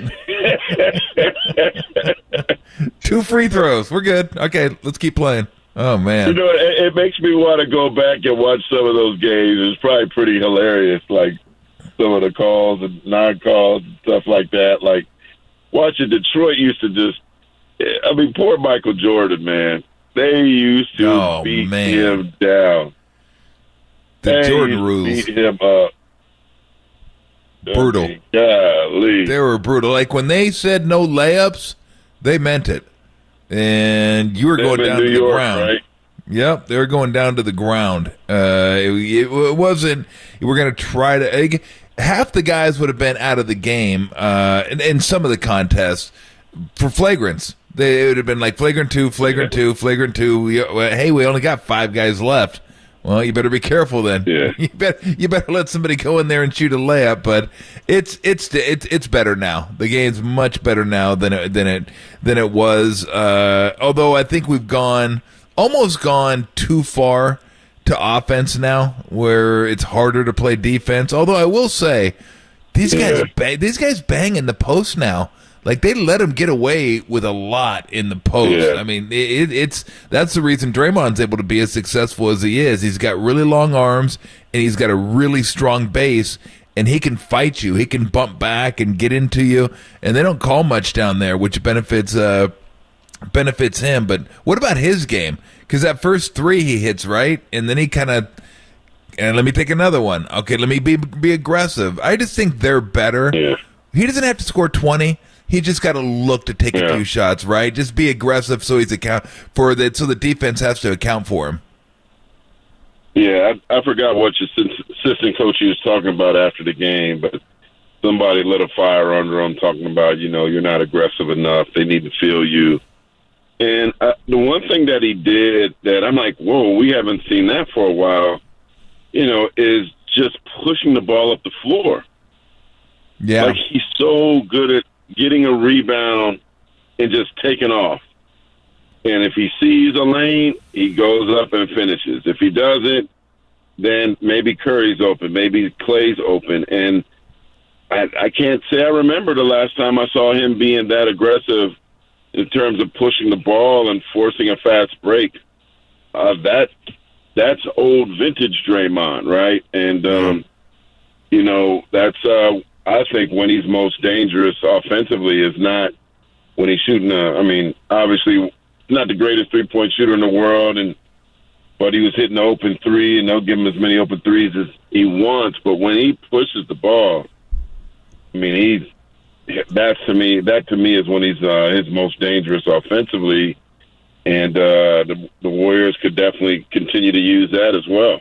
Yeah, he can't go backwards now in terms of offensive aggression. He needs to continue playing like that. Talking to Mark Spears on the UMA guest line. Mark, I was saying to Tom how cool it would be if the Warriors do win tomorrow night. What cool symmetry it would be for a Game 7 on Mother's Day with a chance to come back against LeBron after he came back 3-1 against them and did it on Father's Day to win the title. It won't be the finals, but it would be cool symmetry, I think, for the Warriors, and definitely something that will be on their minds if they get to that Game 7. Well, I just, if you think about it also in terms of viewership, oh yeah, this is finals type of viewership right now. Like, I've never seen in a second round. I think one of the games got 9 million viewers. That's finals numbers. Like, the viewership for this series might be record breaking for the second round. I can only imagine 12:30 Sunday Game 7 between these two. I don't care who's in the finals. That game will be one of the most watched games in NBA history, or, Do moms want that? Do moms want that at 12:30 on Mother's Day? Do moms want this game? Do the moms want the Lakers to just close it up tomorrow so they don't have to deal with the... I think if you're a mom, you're like, yo, dinner's a better option than brunch. So I'll be like, hey, if you want to watch a game, that means, we're going to dinner. Dinner is more expensive than brunch. Dinner is fancier than brunch. She can be patient. She'll get her flowers, candy, and the better dinner. I'd say it's a win-win for moms. Look, they're just going to have to suck it up. Just like, it's the Lakers. Lakers, Warriors. We'll get you. We'll get you taken care of. Don't worry about that. But, man, if you look at the Bay Area, all the moms are Steph Curry fans. That's true. They're going to want to watch the game, too. That's true. Does it go 7? They'll be right there with them. I'm sorry? Is it going 7? I'm feeling like it. I'm feeling like it. After last night, I'm feeling like it. I mean, Clay's got to. You would think Clay shows up at some point, right? You would think. I would have thought it would have been before this. I do think now the pressure ramps on the Lakers different. Like, to me, yesterday was kind of like you still had a margin of error. You were still okay. It's not the end of the world, but, this is different, and it's at home. I think it's going to be I'm excited about it, man.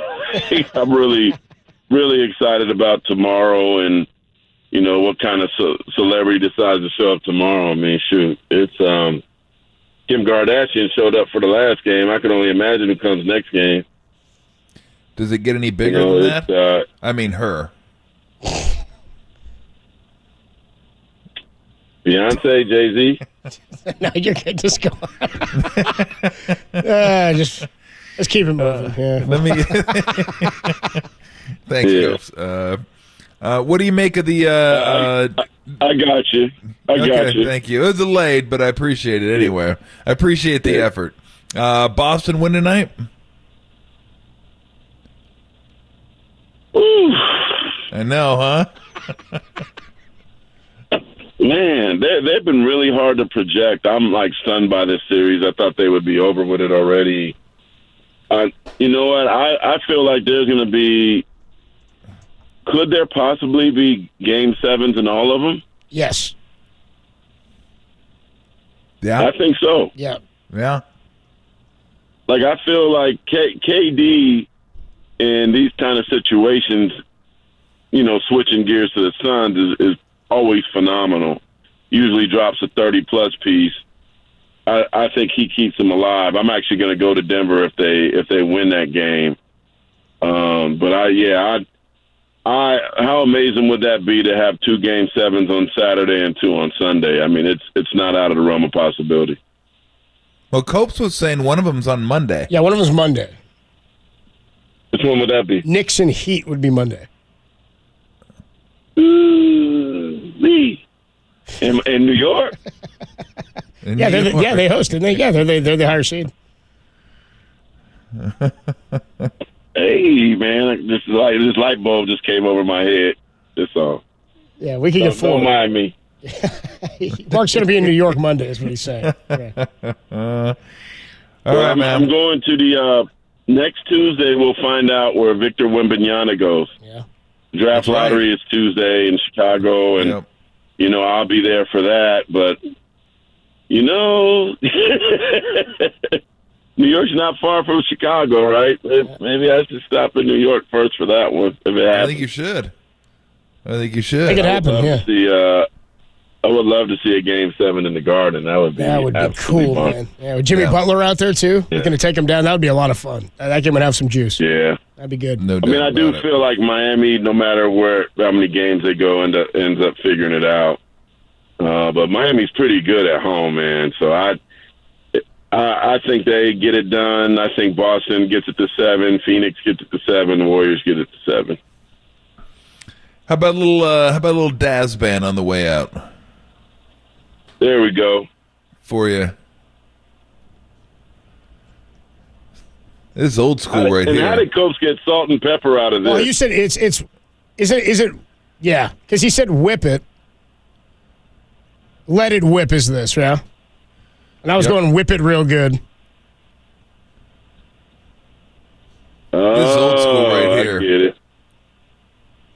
This is what, mid-'80s maybe? Roller skate music, man. This is roller rink music. 82. Yeah, this was my junior year in high school. You tell me you guys got this and Thriller in the same year? Damn. Damn. Yeah. That's a tough year to top. This and Thriller? That's tough, man. That's a strong year. Dang. That's a strong summer. Thriller's that old? I think Thriller's 82, yeah. Wow. There you go. So when did the Bad album come out? I don't know, man. What are you asking me for? Oh, my God. You were an expert on salt and pepper, so I figured you know I did have Thriller down. You want to know what year the Bad album came out? All right, God, now 87. There you go. Now we've got it all. Now we've figured it all out, Mark. We'll say Bad for next time. You can get Bad when you get back from New York, dude. Man. In Chicago. All right. I'll see you in LA. All right, brother. All right, have a safe trip, man. Travels, All man. right. All right, Mark. Good stuff. Mark Spears. Always going on all over the place with Mark Spears. ESPN and Anscape.com. Missed any of that? All available on KNBR.com and the all-new KNBR app. When we come on back, the flopping call-outs. Darvin Ham and LeBron seem irked by Steve Kerr's comments after Game 4 when he said the Lakers have done a good job at selling the calls that they've gotten. Really good wording by Steve Kerr there to make sure he's taking a shot at the Lakers and not the referees. Darvin Ham and LeBron did not like it. We'll tell you about it next. Tolbert and Copes only here on the Sports Leader.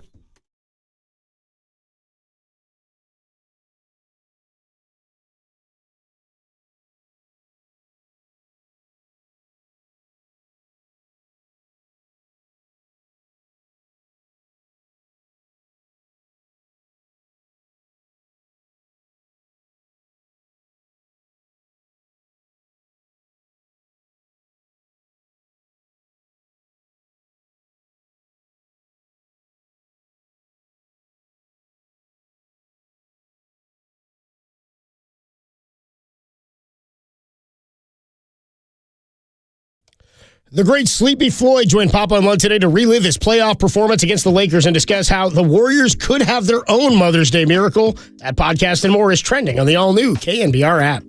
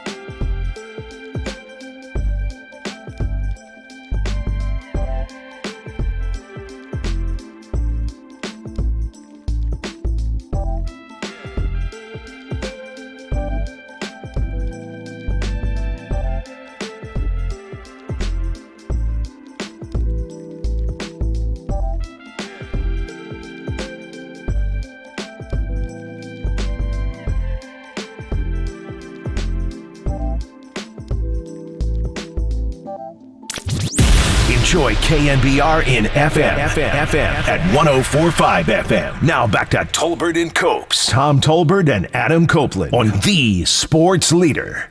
Your reaction to Dennis Schroeder, I guess, not getting the foul at that point, is that something you thought it was a missed call? Yeah, we don't teach flopping. We teach our players to play downhill and attack the paint and be forceful. Gotcha, Coach. We don't work on flopping. That's not even a part of our game. Our game is to attack the paint. We don't mind physical contact. We actually like the contact, and we don't shy away from it. So we're just not a team that goes out there and looking for flopping opportunities. That's just not us. It's actually never been any team that I've played on in my 20 years where we've been a flopping team. But it is what it is. They have the right to say what they want to say.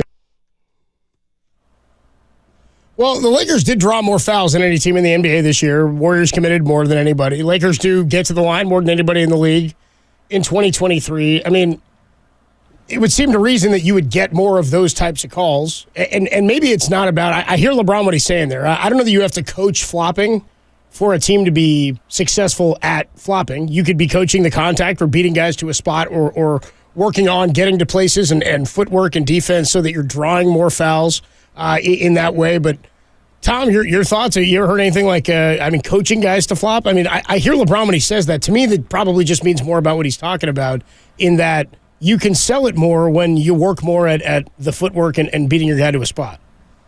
Nobody, to the best of my knowledge, has ever taught flopping. That was not the accusation either, by the way, right? No one ever so he sold it. Goes into a game with the game plan of flopping. Yeah. It just happens. Some players do it, some players don't. Some players embellish, some players don't. The first time I remember even thinking about flopping was Vlade Divac. That's me too. First time I ever heard about it. Yep. Yeah, where there were times where it was like a joke, but I'm sure he was thinking, look, this guy's like 70 pounds bigger than I am, and I got to sell these calls to make sure that I can get these calls. And it gets him out of the game. We want him out of the game. And then sometimes he went overboard with it, obviously, where Shaq would barely hit him, and he would just go flying. And the refs couldn't figure out whether he actually hit him or didn't hit him. So there has been flopping going on for quite some time in the league. They were supposed to be fining guys. I remember the first year they did it, they fined a few guys for flopping, and then that just went away. It was gone. I don't know what happened to it. I'm sure it's still on the books, but I haven't seen anyone get fined for flopping in a long time. So what do you do about it? It's tough because you're trying to get the call, and you make it look like a call, and the referee doesn't have replay. He doesn't have that benefit. He's got to make the call right there. So Schroeder was saying, I'm going to try to embellish some of these calls on the illegal screens because if I don't, they're not going to call it. So I get that. Draymond did it last night. There were two that I could think of specifically where Draymond flopped. He embellished. He got the call on both of them. So, is it great? No. It's not good for the sport. It's not a fun watch. But players are trying to win. And if that helps them get an extra possession, then they're going to do it. The only way to get rid of it is if officials stop calling it and stop looking at it and saying, oh, that was make sure you know it's a foul before you call something. Easier said than done, because a lot of things look like a foul, and then you go back and watch them in the referee's room at the end of the game. You're like, got me on that one. that wasn't a. It's fast and it's hard to review. That wasn't a foul. Yeah. It's really, really, really hard. So I don't know, but I don't know that anybody has ever coached. That's not what Steve said, but that's how they took it. But nobody that I know.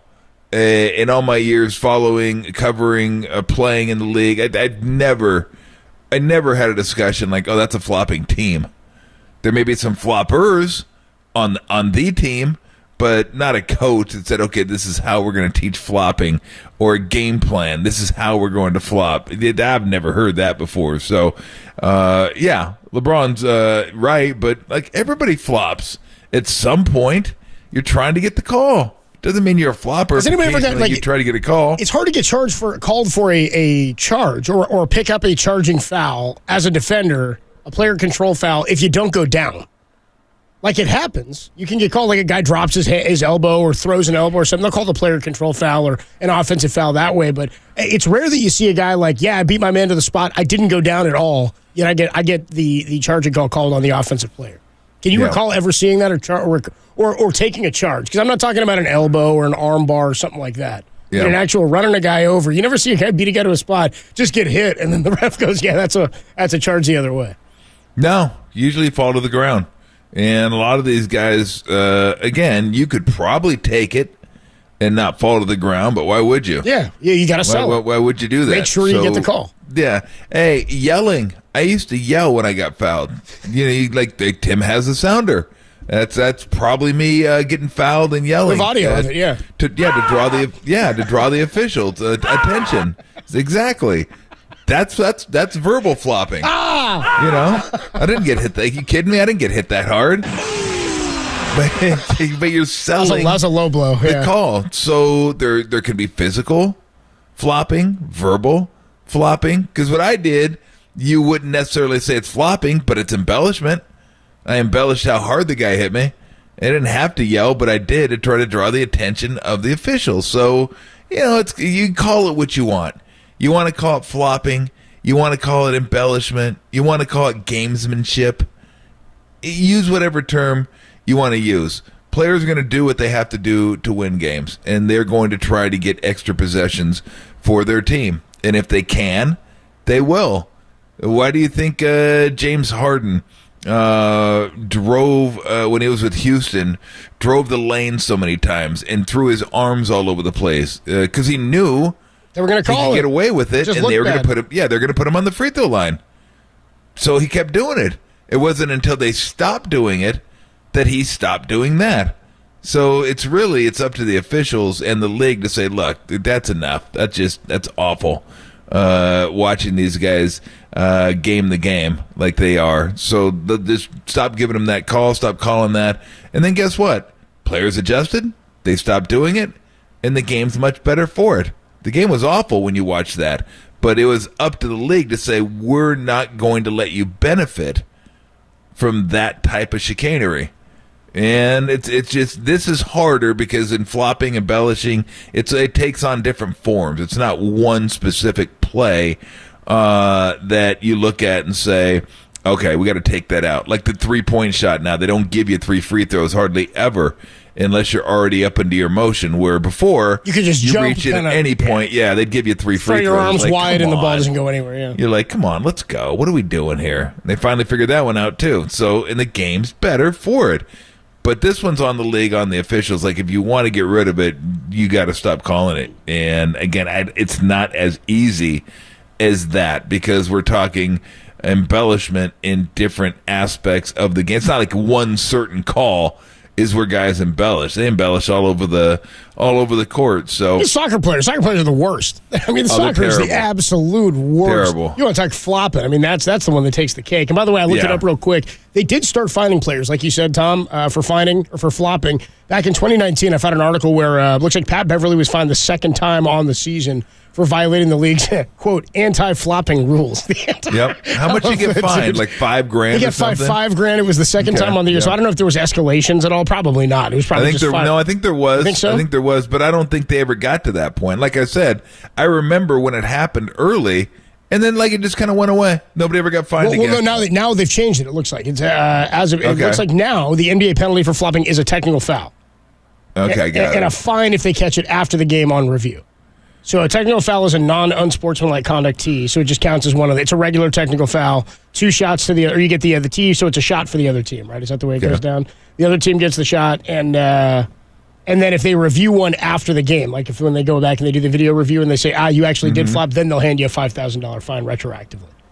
I haven't heard one of that. But I haven't heard of one of those. Could you imagine, dude? Could you imagine, dude? It's like Tuesday, you win a game in New Orleans or something, and on Friday afternoon you get a notice from the NBA like you actually owe us $5,000. You flopped and we didn't call it. They should have gotten a free. You're like, dude, I'd rather we won by 35. I'd rather them shoot the free throw. Get the ball in the free throw. That Craig Stadler put down a towel and his knee on the towel. That's building a stance. That's a stroke. Shut up. That's a stroke. Shut up. Dude, what are you doing? Go Can you away. imagine sending videotapes to the league now? Hey, you see this guy flopped? Number one, who cares? Exactly. Number one, who blanking cares? It's the same guy that called up. The same guy, not the same guy, the same type of guy that called up and said, you know what, I'm listening to your golf coverage and I hear canyon wren. There are no canyon wren in that part of the country. You're piping in sound. I know you are. I hear canyon wren. Get a life, nerd. Come on. I'm so excited. Beat it, Bird, nerd. Yeah. Bird nerd. Bird nerd. What are you, James Bond? Oh, is it an Ian Fleming novel? What the hell is this, dude? Yeah, exactly. Are you starting to believe after last night's win? It was like our texter, the 312 the other day, who said, look, you don't need to win 3 in a row. You got to win 1, and then you win that second one, they start to think. You played 2 good games. You already got one of them out of the way, and really, that's back-to-back pretty good games for the Warriors. We talked about the Game 4 performance, and they could have easily won that game. It got away from them at the end, but that's 2 good performances. Are you starting to believe a lot of teams go down 3-1, win Game 5, only to go on the road to lose Game 6 without forcing that Game 7 at home? Have the Warriors done anything? Did anything happen last night to lead you to believe that they've taken control of this series? 808 KNBR. We are taking your calls and your texts. 415-808 KNBR. 808-5627 is the number to call. We'll talk about this on the other side. Are the Warriors now in a pretty damn good spot heading into Game 6? We'll discuss, and your calls. 808 KNBR, Tolbert and Copes on the Sports Leader.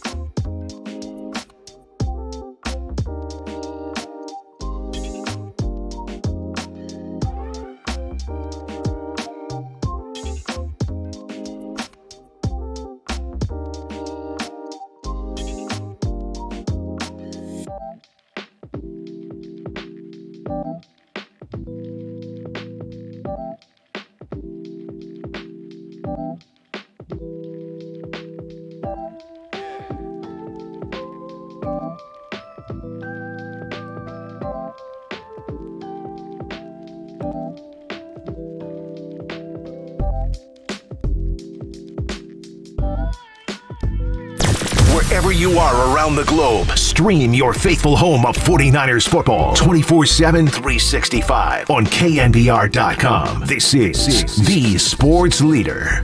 And honestly, I think the pressure's on them to protect their home court. We had pressure tonight to, again, keep ourselves alive with our back against the wall, and now it shifts. So, I think we can play better. Like, obviously, I haven't shot the ball well from three.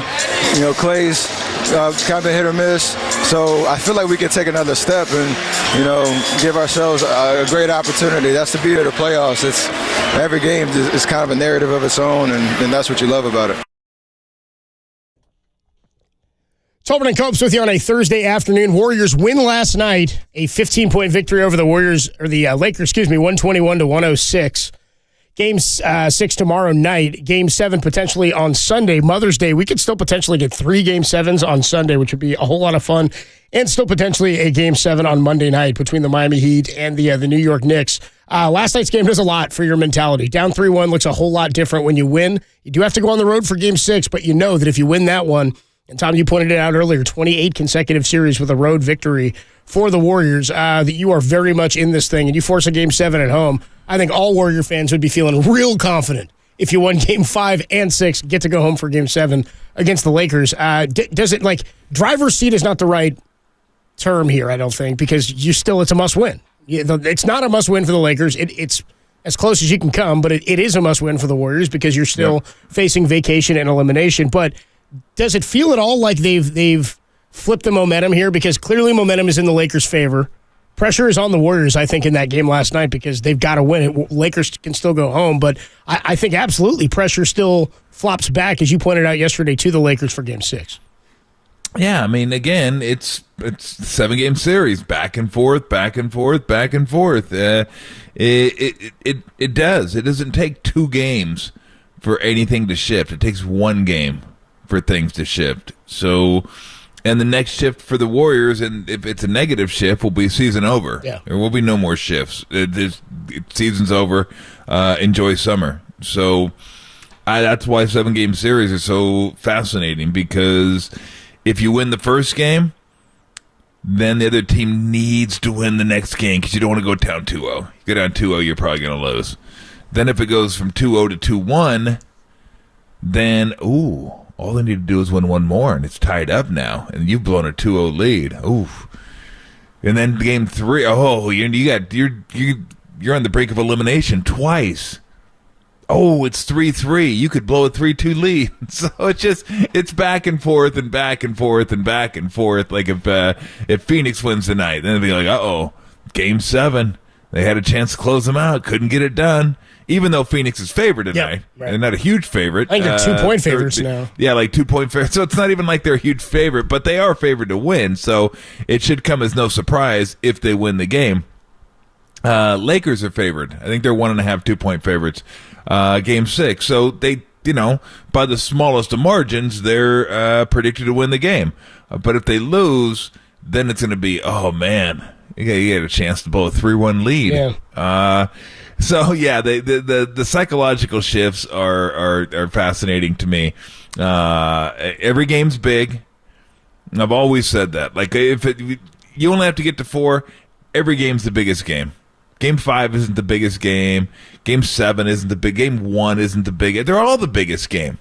You're only trying to get to 4. They're all the biggest game. And, of course, just by definition, the closer you get to elimination, they become bigger because you're about to go home. So, just by definition, Game 5 is bigger than Game 1 if you could be eliminated.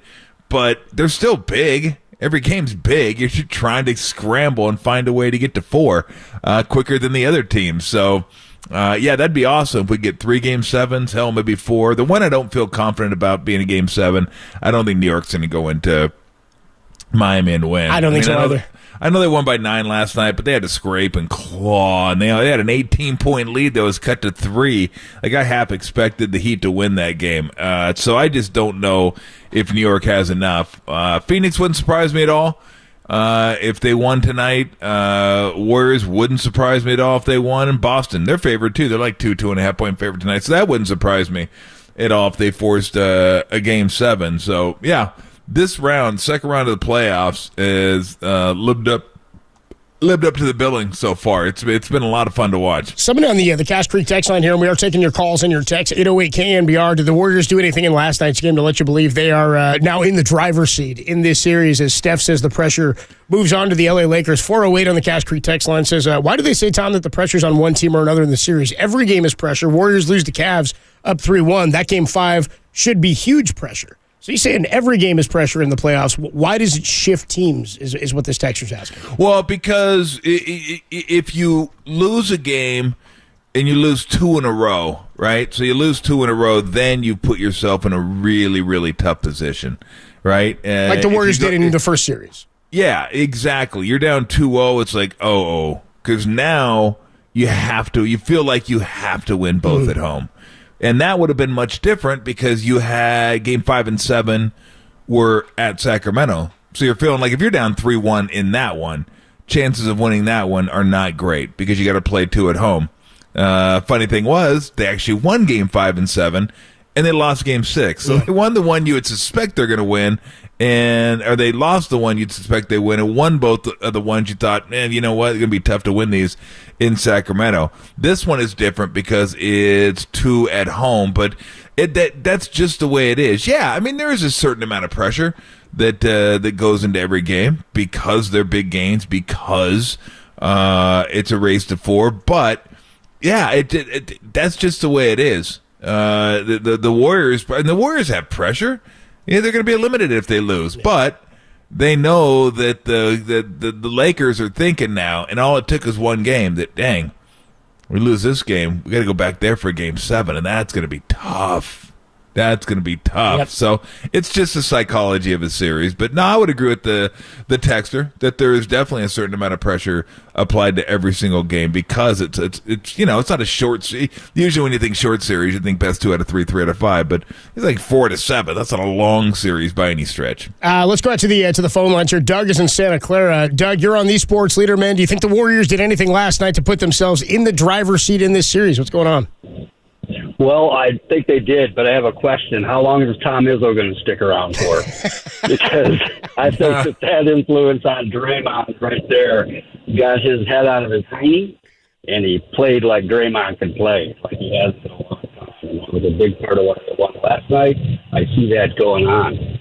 Number 2 would be number 2, GP2. Gary Payton playing against the big men. He's a dog. Doug, appreciate the call, man. Well, we don't need Tom Izzo to stick around. We need Tom Izzo to get on a plane and go to L.A., right? I mean, we need him to stick around the team, I guess is what you're asking. It is funny, though. Like, I mean, look, Draymond rises to these occasions, whether Tom Izzo's in the house or not. I know he does it when Tom's around, it seems like, more often than not. But also, we know about the influence that Tom Izzo has on Draymond. We talked to him a couple of weeks ago after the suspension for stomping on Domantas Sabonis' chest, which now seems even funnier than the day after it happened when he was handed the suspension. But he is still a part of Draymond's life in terms of they're guys who talk things back and forth. I mean, Draymond, for all the crazy stuff that happens on the floor and his ability to take and harness some of that bad emotion or whatever it is into positive elements for the team, he is also somebody that doesn't appear to ever close out people from the outside who can impact him positively. And I think he knows which wells to keep going back to. And that's why Tom Izzo is still a guy who I think has an impact almost day to day on Draymond's life, it seems like. Probably. Yeah. Of course, he could have been there for Max Christie of the Lakers. Also a Michigan State Spartan. Maybe that's why he was there. How did Max play? I don't know. He played 2 minutes in the very end. It was the best 2 minutes of the year, though, for Max Christie, because Izzo was in the house. Yeah, Izzo has that impact. He might not have played the 2 if he wasn't there. Yeah, I love Izzo. Izzo's awesome. He's great. He comes out every once in a while, even on the road. Yeah. During the championship runs, he was out there going to watch him play. He roots for you, for sure. I mean, Draymond's got to be, with his ties to he's got to be one of his all-time favorite players ever. Yeah. You know? So can Draymond do what he did from an energy standpoint 3 games in a row. I mean, it's tough to keep that up because he was probably close to getting a T last night at certain points of the game because he was barking a lot. And talking to refs intensely on the sidelines. Zach Zarba, that's enough. That's enough. Okay, I'm going to give you one more warning. That's it. I don't know how many warnings he gave him, but it was quite a few because he was just talking to everybody. He complained when he got a call. He was complaining to the officials. I'm like, what's this fool complaining about over here? He got a call, and he's still complaining to the officials. But that's kind of how he gets himself going. I mean, he just hypes himself. He's like his own hype man. Yep. He just hypes himself up, and he's talking to his guys, their guys, officials, the ball. I mean, just whatever, just to get himself going. And that's what he does. And when he does that, and he channels it in a positive way, I mean, we've all seen over the years the benefits that it brings. And the one benefit, maybe more so than any, is when he gets it and pushes the ball. Like when he gets the ball off the glass and flies into the floor. Yeah, it just gets them into their offense quicker. And everybody's moving. I love it. I love when he gets the ball and goes. Sometimes he'll lay it up if they don't pick him up. Sometimes he'll dish it off to 3-point shooters. Sometimes to fine cutters. Sometimes it's just a dribble handoff. It's just nothing special. But when it happens that quick and that tempo, it's harder for the defense, and the offense just feels like, okay, we're now into our stuff. You're into your stuff with a certain sense of speed and quickness, and it just, I don't know, it's hard to explain, but it just feels like everything runs more smoothly when you play at that type of tempo, and he's the guy. He's the catalyst to doing that. That's something I always look for early in the game. It takes a lot of energy. Will he have it? They're only getting the same amount of rest as the Lakers are. So it's not like they're young.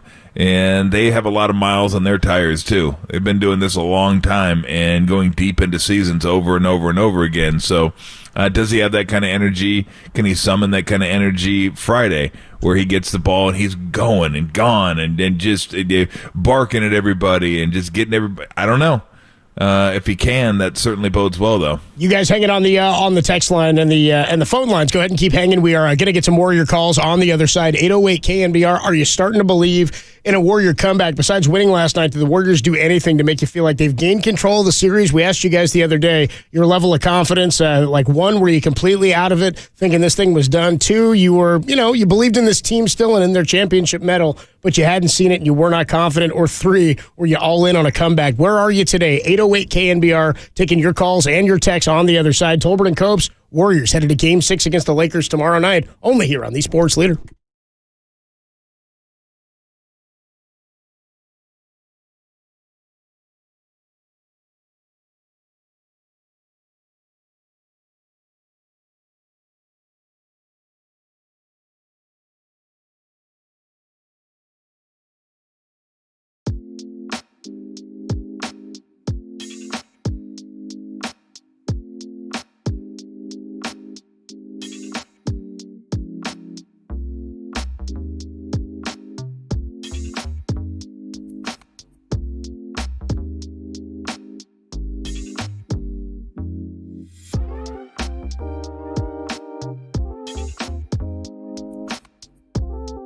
Tim Legler joined Murph and Mac today to discuss what will determine the series between the Warriors and the Lakers as we head to Game 6. Check out that podcast. It's trending on the all-new KNBR app.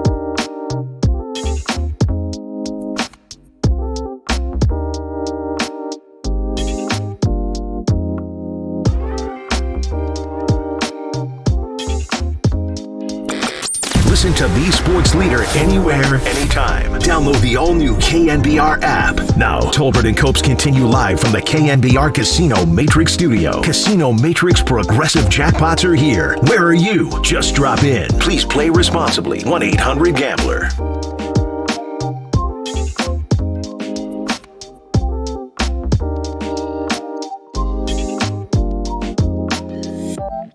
Give me a call right now. Tolbert and Copes hanging out with you Thursday afternoon. 808 KNBR is the phone number to call. Do you think the Warriors, besides winning last night, did anything to put themselves in control of this series? I'm wondering if we think they played well enough to win last night. I think every player, every coach would tell you, yeah, we got to play better. We got to do X, Y, and Z better. Just about every team stacked. The Warriors stacked up pretty well against the Lakers with rebounding, points in the paint, fast break points. They played extremely well, and they outshot them from the three-point line. They outshot them overall. Came down to basically, Tom jokes about it, and everybody does. It's a make-or-miss league, but it came kind of down to that last night. Warriors made more shots. They made bigger shots. And the weirdest number of the day, Tom pointed this one out, is they lost by 15, 121-106 to the Lakers. Dennis Schroeder was a plus 14, a 29-point swing from when he was on the floor to when he was not on the floor. 808 KNBR is the phone number to call. Tom, do you think last night's game is good enough? Did they play well enough that they can just play that game and go into Game 6 and win? Or is there something they've got to do better or differently in Game 6? Before we get to that, can I do something real quick? Please do. I just saw what you did. I just saw you point that out. Yeah. I want to do something for the listeners. So this is an auditory medium. So for now, a little tomorrow. Backstory. Yeah, until tomorrow. But it's a visual medium too.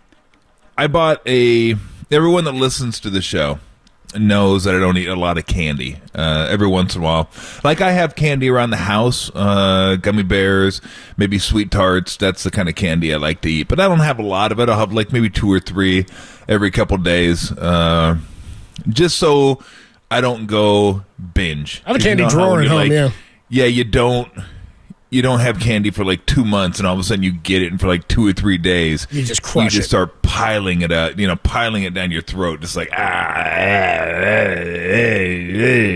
I'm full.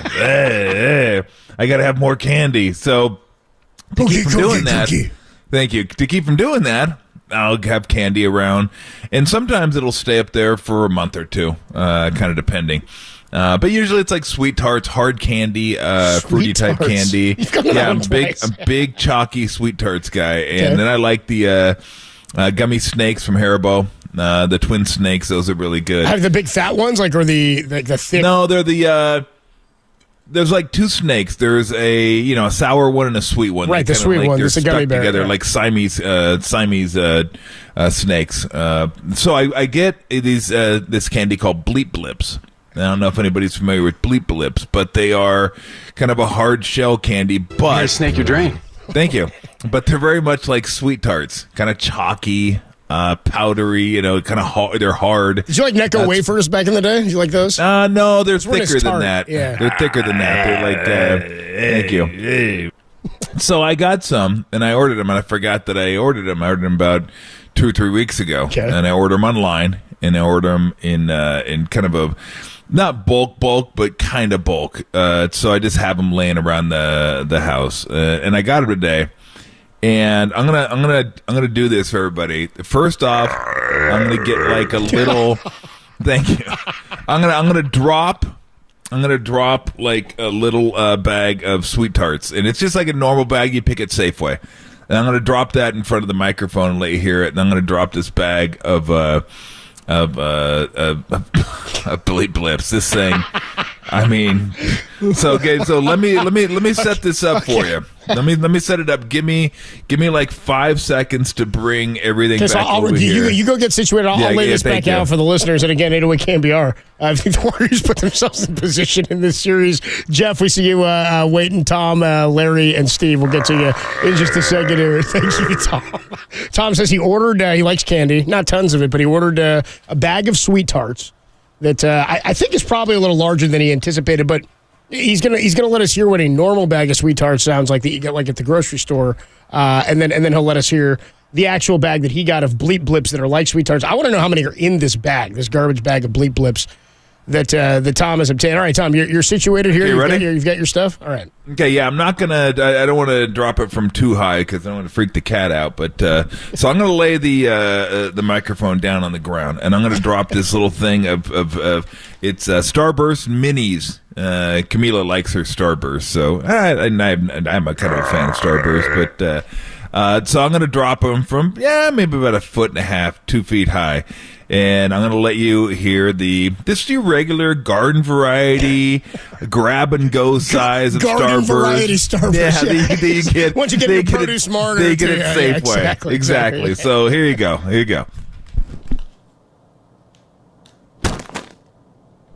That was just, maybe 1.5 feet high at Starburst. Listeners, I don't know where this is going. I don't know. Now I'm going to drop the Bleep Blips. This is the Bleep Blips that I ordered and just got in the FedEx delivered them today. I'm going to drop them from the same height. I hope this doesn't freak the cat out, but this is the same height as I dropped the Garden Variety Mini Starburst. Okay, here we go. Holy dog! Oh crap! The bag broke.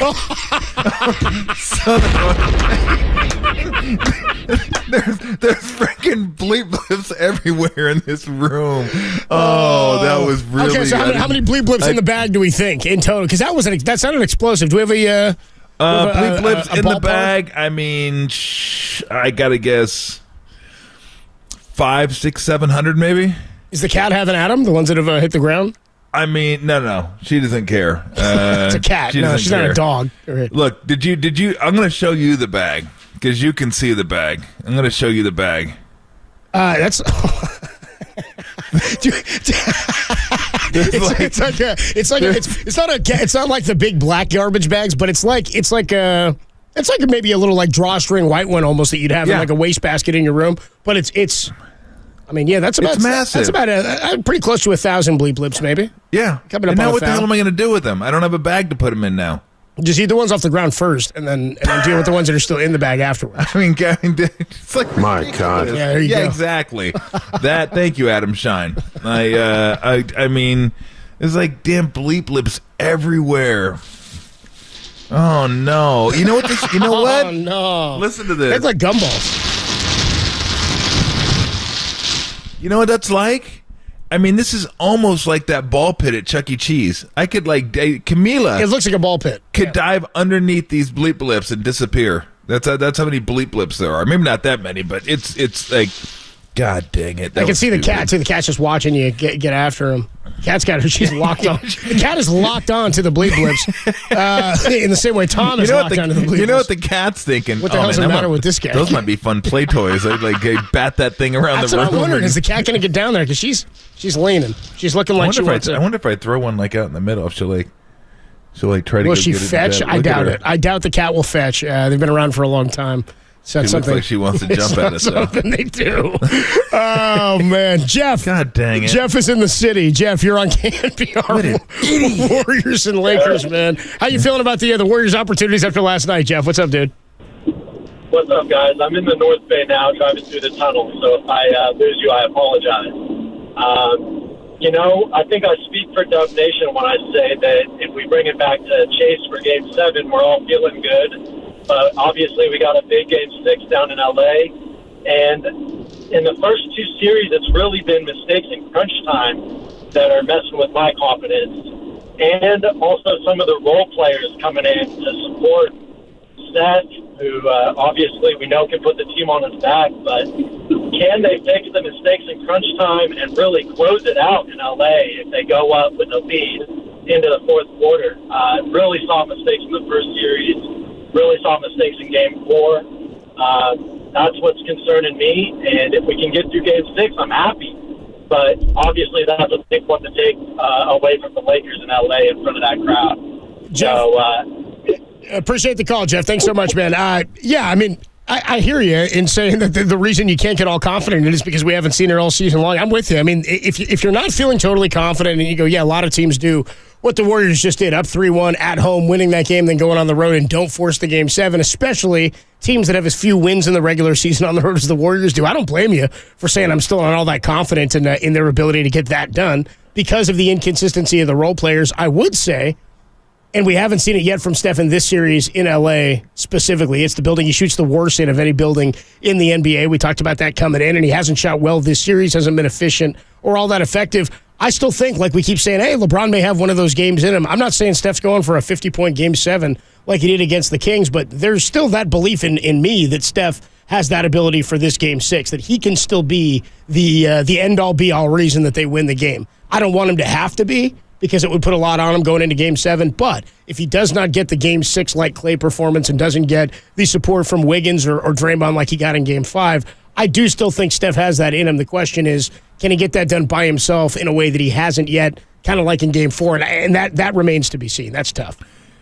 Yeah, I think it'd be really tough just because, again, you mentioned the building, and this is a better defensive team than Sacramento. Right. Like they're much better equipped to be able to handle Steph. So, yeah, look, they're 2-4 on the road so far in the postseason. Is that right? Yeah, 2-2 against Sacramento, and 0-2 against the Lakers. So 2-4. So they were 11-33. So I mean, marginally better. But I don't know that any of that matters anymore. I don't know if the regular season matters anymore. Maybe a little bit. And the Lakers have been really good at home. And the Lakers were the best team in the league since the trade, or best team in the Western Conference. So, yeah, it's not going to be easy. Let's not forget who's on the other side. LeBron's on the other side. And this is one of the all-time greats. So it's going to be tough. I think they can do it, again, because I've seen them do it before. And they were very, very close. But last game was a little bit of a microcosm of the season, right? You get down to the end, you have a chance to win, and the execution wasn't the greatest. Or the shot selection wasn't the greatest. We saw that all year. We saw it at home a few times, too, where you thought, oh, they got this game. And then, well, wait a minute, they didn't have that game. Remember the game they lost to Brooklyn at home, where I think they were up like 7 with a few minutes to go and they ended up losing that game. You're like, oh, they're not going to lose this game. Lost just because they couldn't execute down the stretch. And that's the biggest concern for me, is if it's tight down the stretch, are they going to be able to execute? Because there have been games where they've had trouble executing on the road, at home. So, yeah, it'd be great if they kept it close. And it was close going into the last 5 minutes of the game, because you always feel good, even though Steph doesn't shoot well in that building, you always feel good having Steph on your team. Like, he's going to make a play. He's going. I mean, even Clay in Game 4, like, he hit that big 3 from the corner to give him a 3-point lead. The other 2 shots were a little questionable. The one I'll give him a break on, the one that was like a 25-footer, because there was 4 seconds left on the shot clock. You got to get that one up. The other one was that was a terrible shot. But, like I've said with Wiggins is who Wiggins is. Clay is who Clay is. That's just who Clay is. Steve said it yesterday. Let's go back and let's not romanticize Game 6 in Oklahoma City so much that just because Clay had 41, he took a lot of great shots in that game. Yeah. He said a lot of those shots were terrible shots. Just Clay made them, because that's what Clay can do, and that's what Clay has done. So, you're just going to have to live with some of that. That's who Clay is. He could very well take bad shots in Game 6 and make half of them, because that's what he does. Maybe it'll take that. Maybe it won't. But this one's going to be a tough one, because you got the Warriors kind of fighting for their playoff lives. Well, not kind of, they are. And the Lakers probably feeling like they are. Like, if we lose this one, then we do not want to go back there for a Game 7. We do not want to have to do that. So I wish it was tonight. Like, I mean, I can't wait to watch the games tonight. The games tonight are going to be fun too. But that's what's fun about baseball. It's like you Game 6 is played and you turn right back around. It's like you got to come right back tomorrow. The team that won wants to play. The team that lost is like, oh boy, here we go. Yep. But you're right. I'm itching to get this one. Yeah, I know, man. I can't leading into the weekend, and I'm juiced for tomorrow night. Tonight's great too. I mean, I'm excited to watch the games tonight. They're going to be fun. Yep. But and I said this yesterday, and then I think I said, I know I said it on the air, but I was telling Tim and RC, I go even look at the Toronto Florida Panthers series. It's now 3-1. Yeah, we talked about this on the air. Yeah. Right? Yeah. You don't think Florida's sinking? I know we're up 3-1, but we're up 3-0 and had a chance to close that at home. Yeah. Now we're going back to Toronto. And hockey is kind of a different animal, where you don't feel it's as daunting to win on the road, because I just don't think home ice means as much as home court. You see the playoffs in hockey, a lot of road teams win. In hockey, it's more about the goalie, how well the goalie is playing. But if you happen to lose that one, then it's like, oh man, it's 3-2 now. We better win this one. We do not. That place will be going bonkers. Could you imagine what it'll be like back in Toronto if they could force a Game 7 at home? That place would be nuts. It would be nuts. The Leafs, yes. Yeah, it'd be nuts. Yeah. Absolutely nuts. I mean, long ways to go to get there. Yeah. Yeah, long way to go to get there. Right, they won last night. But only 2 games. Yep. I mean, it feels like a lot longer than it is. You win Game 5, that's the whole thing. You win Game 5, everything changes, just like the Warriors yesterday. That's the psychology of a 7-game series. It's like you feel like 3-0 is like dominant position. And yeah, I mean, it is. But you won 3 in a row. They could win 3. So I love when series kind of get down and you start thinking, when the other team starts thinking a little bit. And I think that's where the Lakers aren't there yet, but they will be there tomorrow if they're down 8 in the fourth quarter. It'll be like, oh man, we got to find a way to get this one, or we're gonna go get back on a plane and go back to the Bay and face that crowd again in a Game 7. So yeah. I got to slow down a little bit. I'm already talking to myself, getting excited for tomorrow. It's all those bleeps, dude. It's all the bleeps you've been... enjoy a bag of prune candy. By the way, I was looking online here. I was looking at Amazon. Did you order by the pound? You must have the bleeps. I think I did. I'm looking at Amazon here, and you can order a 5-pound bag. Based on the sound and the looks of that, you probably got a 10 to 15-pound bag of bleeps there? I don't know. It's bigger than I anticipated. It's a hell of a lot of bleeps. I got to be honest with you. Cash Creek text line checks in, says, before the series, if you told me the Dubs will make it to Game 6 with minimum production from Clay and Poole. I would tell you no way. So I'm feeling pretty good about where they are now. And then he says, I like the Dubs' chances more than I like Tom's gigantic bag of candy surviving a 2-foot drop. By the way, starting tomorrow, you'll be able to we're live streaming all shows here on KNBR. You'll be able to see the actual bag of bleeps that Tom dropped. And enjoy a bag of prune candy. You can check them out, yeah. You can check out the bag of prune candy tomorrow on KNBR.com. I might have to find a different candy receptacle. You might just. I think you need something hard shelled. I do, but I don't even have anything that big. A container, yeah. Well, I don't have a container that big. Like, I don't know what to. I might have to put them in like a whole bunch of different gallon bags. That's what I mean. You might have to get like a trash can that's just for candy that you walk by and just like take the lid off of and reach in and grab some bleeps. Yeah, I don't know what happened. I didn't anticipate it being that many bleeps. Or you buy yourself a Chuck E. Cheese and fill yourself up a ball pit with all those bleeps like you were talking about. I could take a bath in these things. There are enough to fill a bathtub. That's how many bleeps Tom has hanging with him right now. On the other side, a little break from the Warriors as the inside the NBA guys had a lot of fun with AD in the wheelchair last night. I don't know if we should have been laughing at the injury, but they did, so we'll play it for you. The inside the NBA guys laughing their ass off last night, and a slew of celebrities at the Warriors and Laker game. Lakers and the Warriors into Game 6 tomorrow, but we got some fun sound for you. Shaq and Chuck cannot stop laughing about AD in the wheelchair. That's coming up next. Then John Ireland and Larry Bear join us right here on The Sports Leader.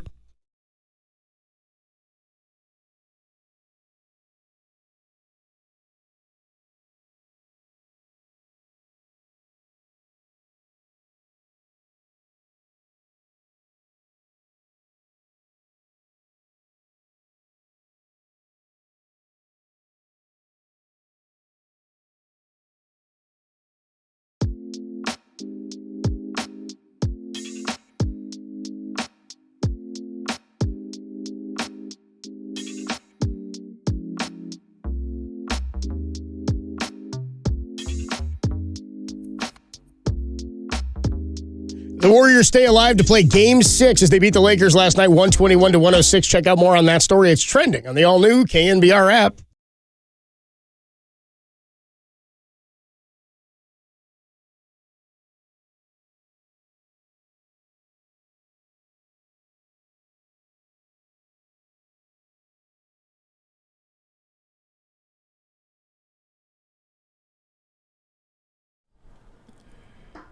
Hey everybody, Mr. T here for Xfinity. Everything changing so fast nowadays. You got to keep up, right? Especially your Wi-Fi. Wi-Fi has to keep up because you have multiple devices doing multiple things.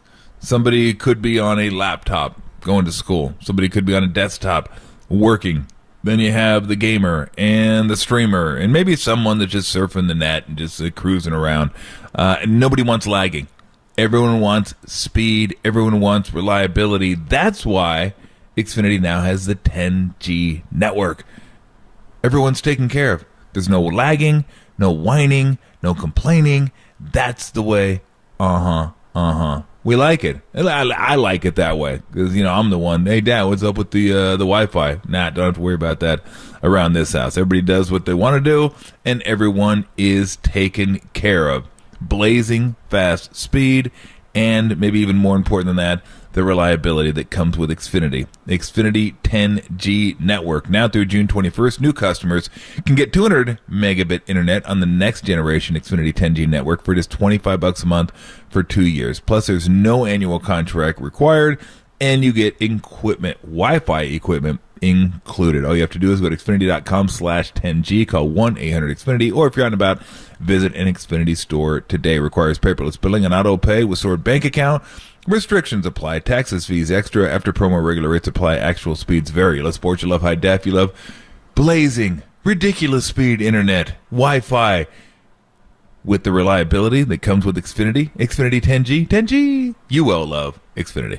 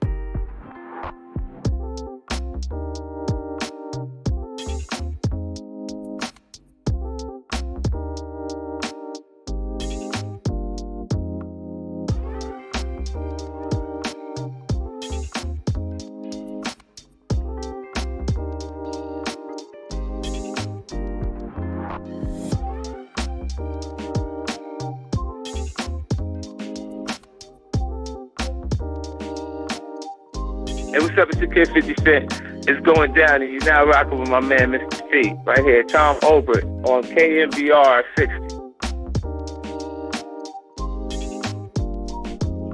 It's like nothing about that was correct. That's my favorite rejoin ever. 0 things about that were correct. Hey, what's up? It's your kid 50 Cent.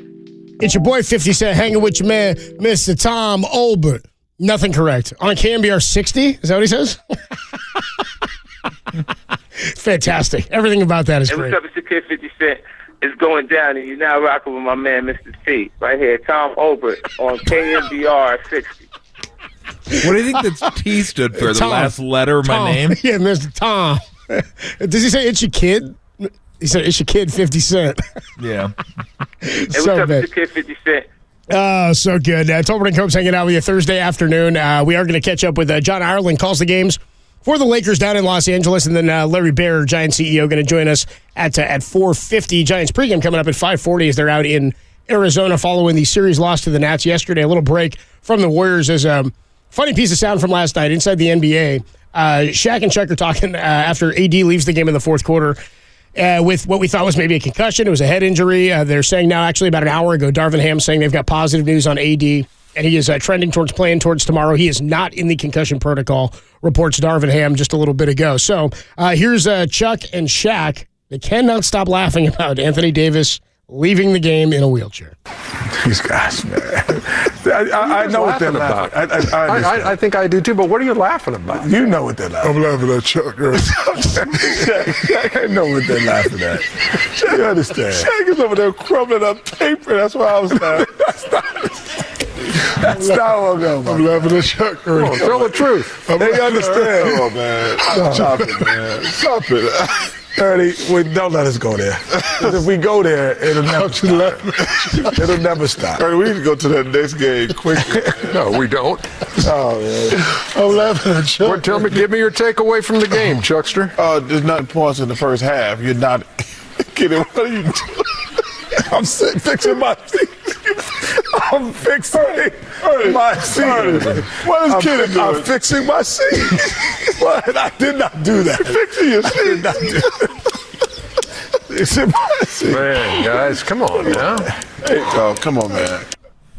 I mean, basically, it sounds like they just think it's weak that he left in the wheelchair, and they won't talk about it, but they just keep laughing about it. Like, they couldn't gather it, and Ernie's trying to put the wheels back on, being like, tell us what you're laughing about, then. Let's break it down. Don't let us go there. Don't let us go there, Ernie. He's like, don't let us go there, Ernie. Don't let us go there. Like, do they just think these guys are soft? Or like, well, I mean, it's kind of like what you were saying, Tom. You're like, Rambis is getting clotheslined. They're like, here's your 2 free throws, bro. Get up and stay in the game. Lambeer's on the ground. He's like, get up, Bill. Go ahead and get up, Bill. Just get up off the ground, dude. Come on, shoot your free throws and let's go. Let's keep this thing moving. I mean, look, is it funny just because they're laughing? That makes you laugh? Yes. Is it funny that they're laughing at Anthony Davis? Not really. Like, that's just not cool. No. To me. Yes. Does it seem odd? Did it seem a little over the top? I mean, he doesn't have a concussion now. Never entered the protocol. Now it seems of course it seems like fair game now. But I just, the guy was stumbling, and I saw him on the bench. He wasn't in good shape. Like, he just looked like he was out of it and wasn't super stable. So, just as a precaution. So the guy, I mean, it's a big dude. He could have a couple guys around him, and if he falls, that still might not break his fall. So, I know why they're laughing, because it did seem a little ridiculous. Like, really? I don't think anybody would say when they first found out it was a wheelchair, they're like, really? Wheelchair for that? I mean, really? But if he couldn't walk, they were saying... Laughing was over the top. I mean, it just... don't let us go there. I think it keeps building too. There's the thing where you're trying not to laugh, and somebody else. Yes. I think it kept. I don't know. I don't think they thought it was that funny. I think it just kept building, and the trying not to laugh made it funnier and funnier. Then everybody's kind of acting like the parent. Nothing's funny. Yeah. No, nothing's funny. Don't let us go there. That's like Kenny was trying to be the adult about it. I was pretty funny. I just thought it was funny them laughing. Those guys are hysterical together. 707 on the Cash Creek text line checks in and just says, says, "You're hanging with my man Fabian Olbert." Mr. F. Mr. F. Mr. Fabian Olbert. Mr. Fabian. Now, back to Fabian and Cokes. Of course. You got that done already? You guys already broke that down? Come on. You got that our done. voice of God guy. You actually bothered him with that. Like, yo, we got something for Now, you. back to Fabian and Cokes. That's so stupid. Dumbest That's thing. so dumb. Gary Payton II actually was asked yesterday to confirm whether or not he threw up. When he left the game the other day, looking like he might have chipmunked it before he left the court, was asking for somebody to come out. He runs back, and after the game, they asked him about it, and sure enough, he confirms. No, yeah, I'm good. I just had to throw up a little bit real quick. Come right back. It was remind me of school, kind of. You know, you got to rally, so get it out, rally again. I was fine after, so it was good. No, game 4 was just a bad lunch. But back to school, you know, we got like beer Olympics and stuff, so you can't fall out early in there, so you got to rally. You got to get it out and come back and rally. So, yeah, it just reminded me of Oregon State a little bit. Go Beavs. Go Beavs. Gets in the Go Beavs. Nice beaver. Thank you. I like that he said it reminded him of school. I was like, which school, bro? Then he gets into college, it's like, oh, beer Olympics. Okay. Go No, I Beavs. got you. Yeah, it reminded me in school. So I do you used to- know what he had? That's what I'm wondering. I'm going like. Oh, I know what he had because I asked him last night. I was getting a tuna sandwich. Salmon. I was going to say it had to be fish. I was going like, fish, oh, absolutely. Damn, dude, you went salmon before the On a game? game? Oh. And you know what he said? He goes, I'll never have salmon Never again. before a game. Never again. He'd never have salmon again. When he said salmon, I go, oh. Never again, I don't know. Lloyd. Like, Yep. bile never tastes good, Oh. but salmon bile, oof. That's rough. I'd go original That's bile over rough. salmon flavored. I Yeah. absolutely would go OG bile. That was my Yeah, immediate that's thought. it. If it was a lunch thing, it had to be. We've talked about this. Things Go you wouldn't Beavs. want to eat. I mean, yeah. Did you ever lose your lunch before a game or during a game, No. Tom? Uh-uh. You had to have played upset stomach or had stuff like that, right? Or eaten something bad, or never through the course of your career. You get through pretty clean, you think? Yeah, I don't remember. I don't remember anything like, oh man, this is not going to be good. Shouldn't have had clams last night. You know what I mean? Yeah, Like, I don't know. You know, I don't remember. Thought of that just makes me want to blow my lunch. Well, I mean, look, my pregame meal, it was ridiculous. Bleeps and beer. Sometimes it was a half a box of Cocoa Puffs. Really? Yeah. Like dry, you were like with cereal though. Yeah. Not just dry. Yeah. Okay. I mean, I'd have pasta sometimes, but it was nothing. Like, we never had meals like they had meals. So, yeah, I'd get a big ass bowl, chuck some Cocoa Puffs in there, empty half of a half gallon of milk in there, and eat it, and I was off and running. I probably empty a half gallon of milk in there. Probably should have paid a little bit more attention to what I was putting in my body. That was a different time, you know. Well, the team always used to make fun of me too, and Gary St. Jean was there. He knows. He'd show up early for practice, and I'd be there getting ready for practice, and I'd be sitting there with a pint of milk and some Pop-Tarts, getting ready for practice. He goes, breakfast of champions. And I'd have like 2 or 3 Pop-Tarts, milk, and boom, I'm ready to go. So, yeah, I didn't have the best plan when it came to pregame meal. If I felt ambitious, I would boil some water and put some pasta in there. Ooh. And, I felt like I got pretty fancy. Cereals was the move, though. Feeling pretty good. Yeah, cereal was a lot of my pregame meals. Yes. Various sugary, crappy cereals, Cap'n Crunch, Fruit Loops, Sounds good.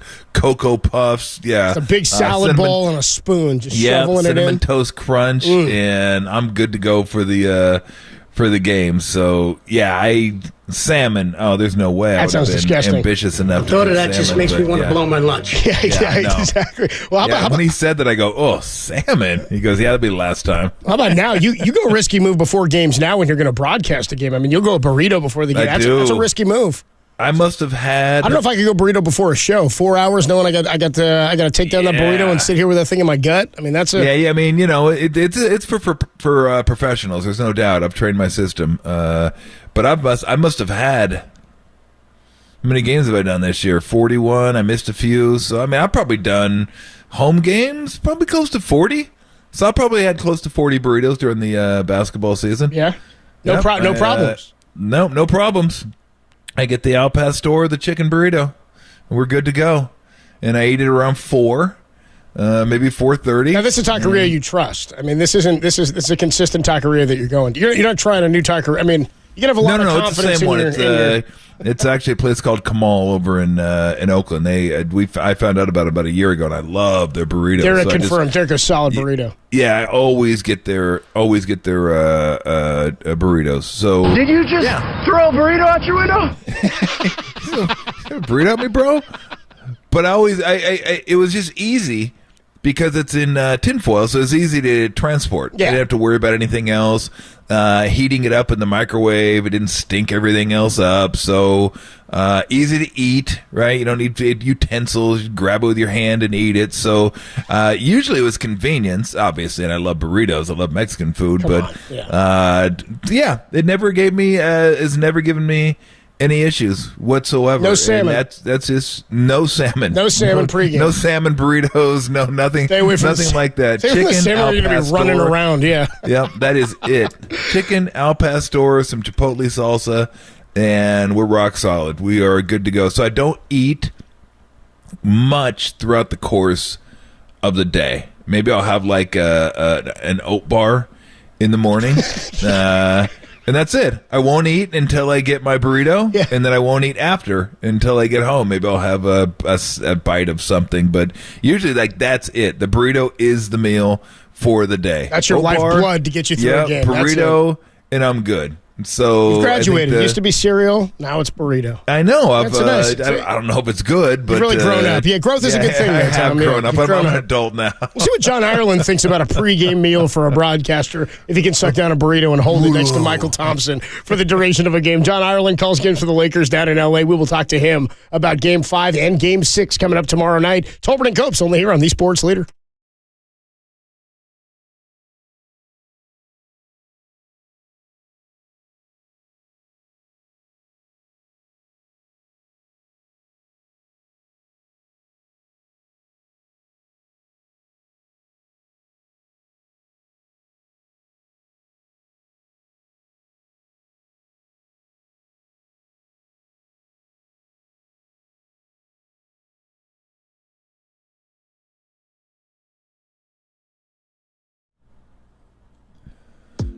Hey everybody, Mr. T here for Alex Kugelman and the Kugelman Law Team. You can find them at sftaxteam.com. I didn't know about this. The IRS receiving $80 billion to increase enforcement and audits of individuals and small business owners. A lot of money. Basically, they're coming to get you. If you owe them money and you're not properly filing your taxes, they're going to get you.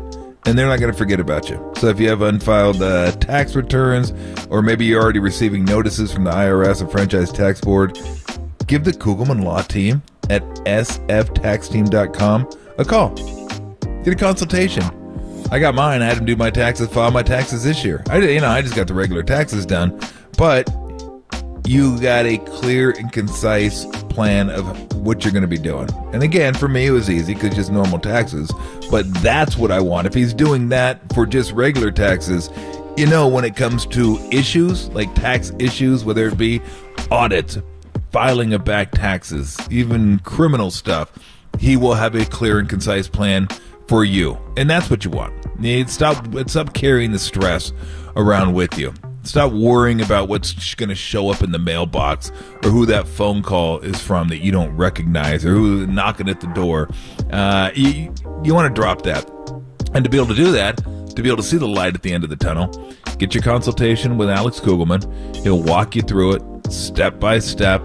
You know exactly what's going to happen, transparent pricing, all that. So you will see the light at the end of the tunnel. And that's really what you want. You got to get your life back. You don't want to worry about taxes. That is no fun. So he's going to, again, help you understand what's facing you, give you a clear, concise plan moving forward, and you'll feel much better about it after talking to Alex Kugelman. So visit the sftaxteam.com to schedule a consultation today. And what else am I looking at here? I've said that over and over. You're going to get a fair and honest assessment. Yes, that's what you'll get. You'll get that every single time. And okay, crypto, too. I don't mention crypto much because I don't really understand it. It's one of those things like money laundering. I don't know if he can help you with that. He probably can. Yeah, he can help you with that. Like, I don't know. Maybe I'm going off script here a little too much. Basically, anything that has to do with taxes, Alexander Kugelman can help you. sftaxteam.com. Or you can Google Kugelman, Kugelman Law, your tax and crypto attorneys. Alexander Kugelman, managing attorney, 21 Tamil Vista Boulevard, Suite 202, Corte Madera, California, 94925. This paid endorsement does not constitute a guarantee or prediction of results.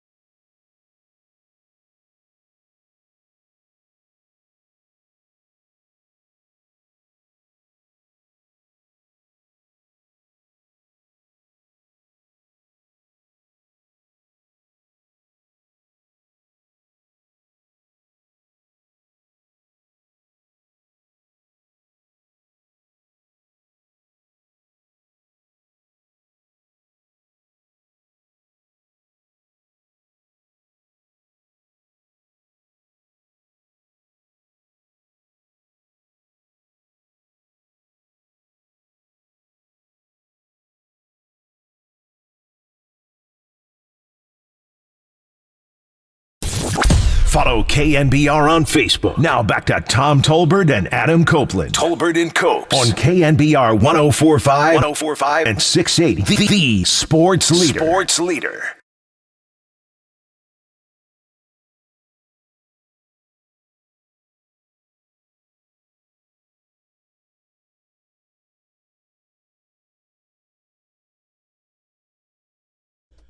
Tolbert and Copes with you Thursday afternoon. Pleasure now to be joined by John Ireland. You hear him on ESPN LA, calling games for the LA Lakers alongside Michael Thompson. He joins us courtesy of the UMA guest line. John, Adam Copeland, Tom Tolbert. How are you, man?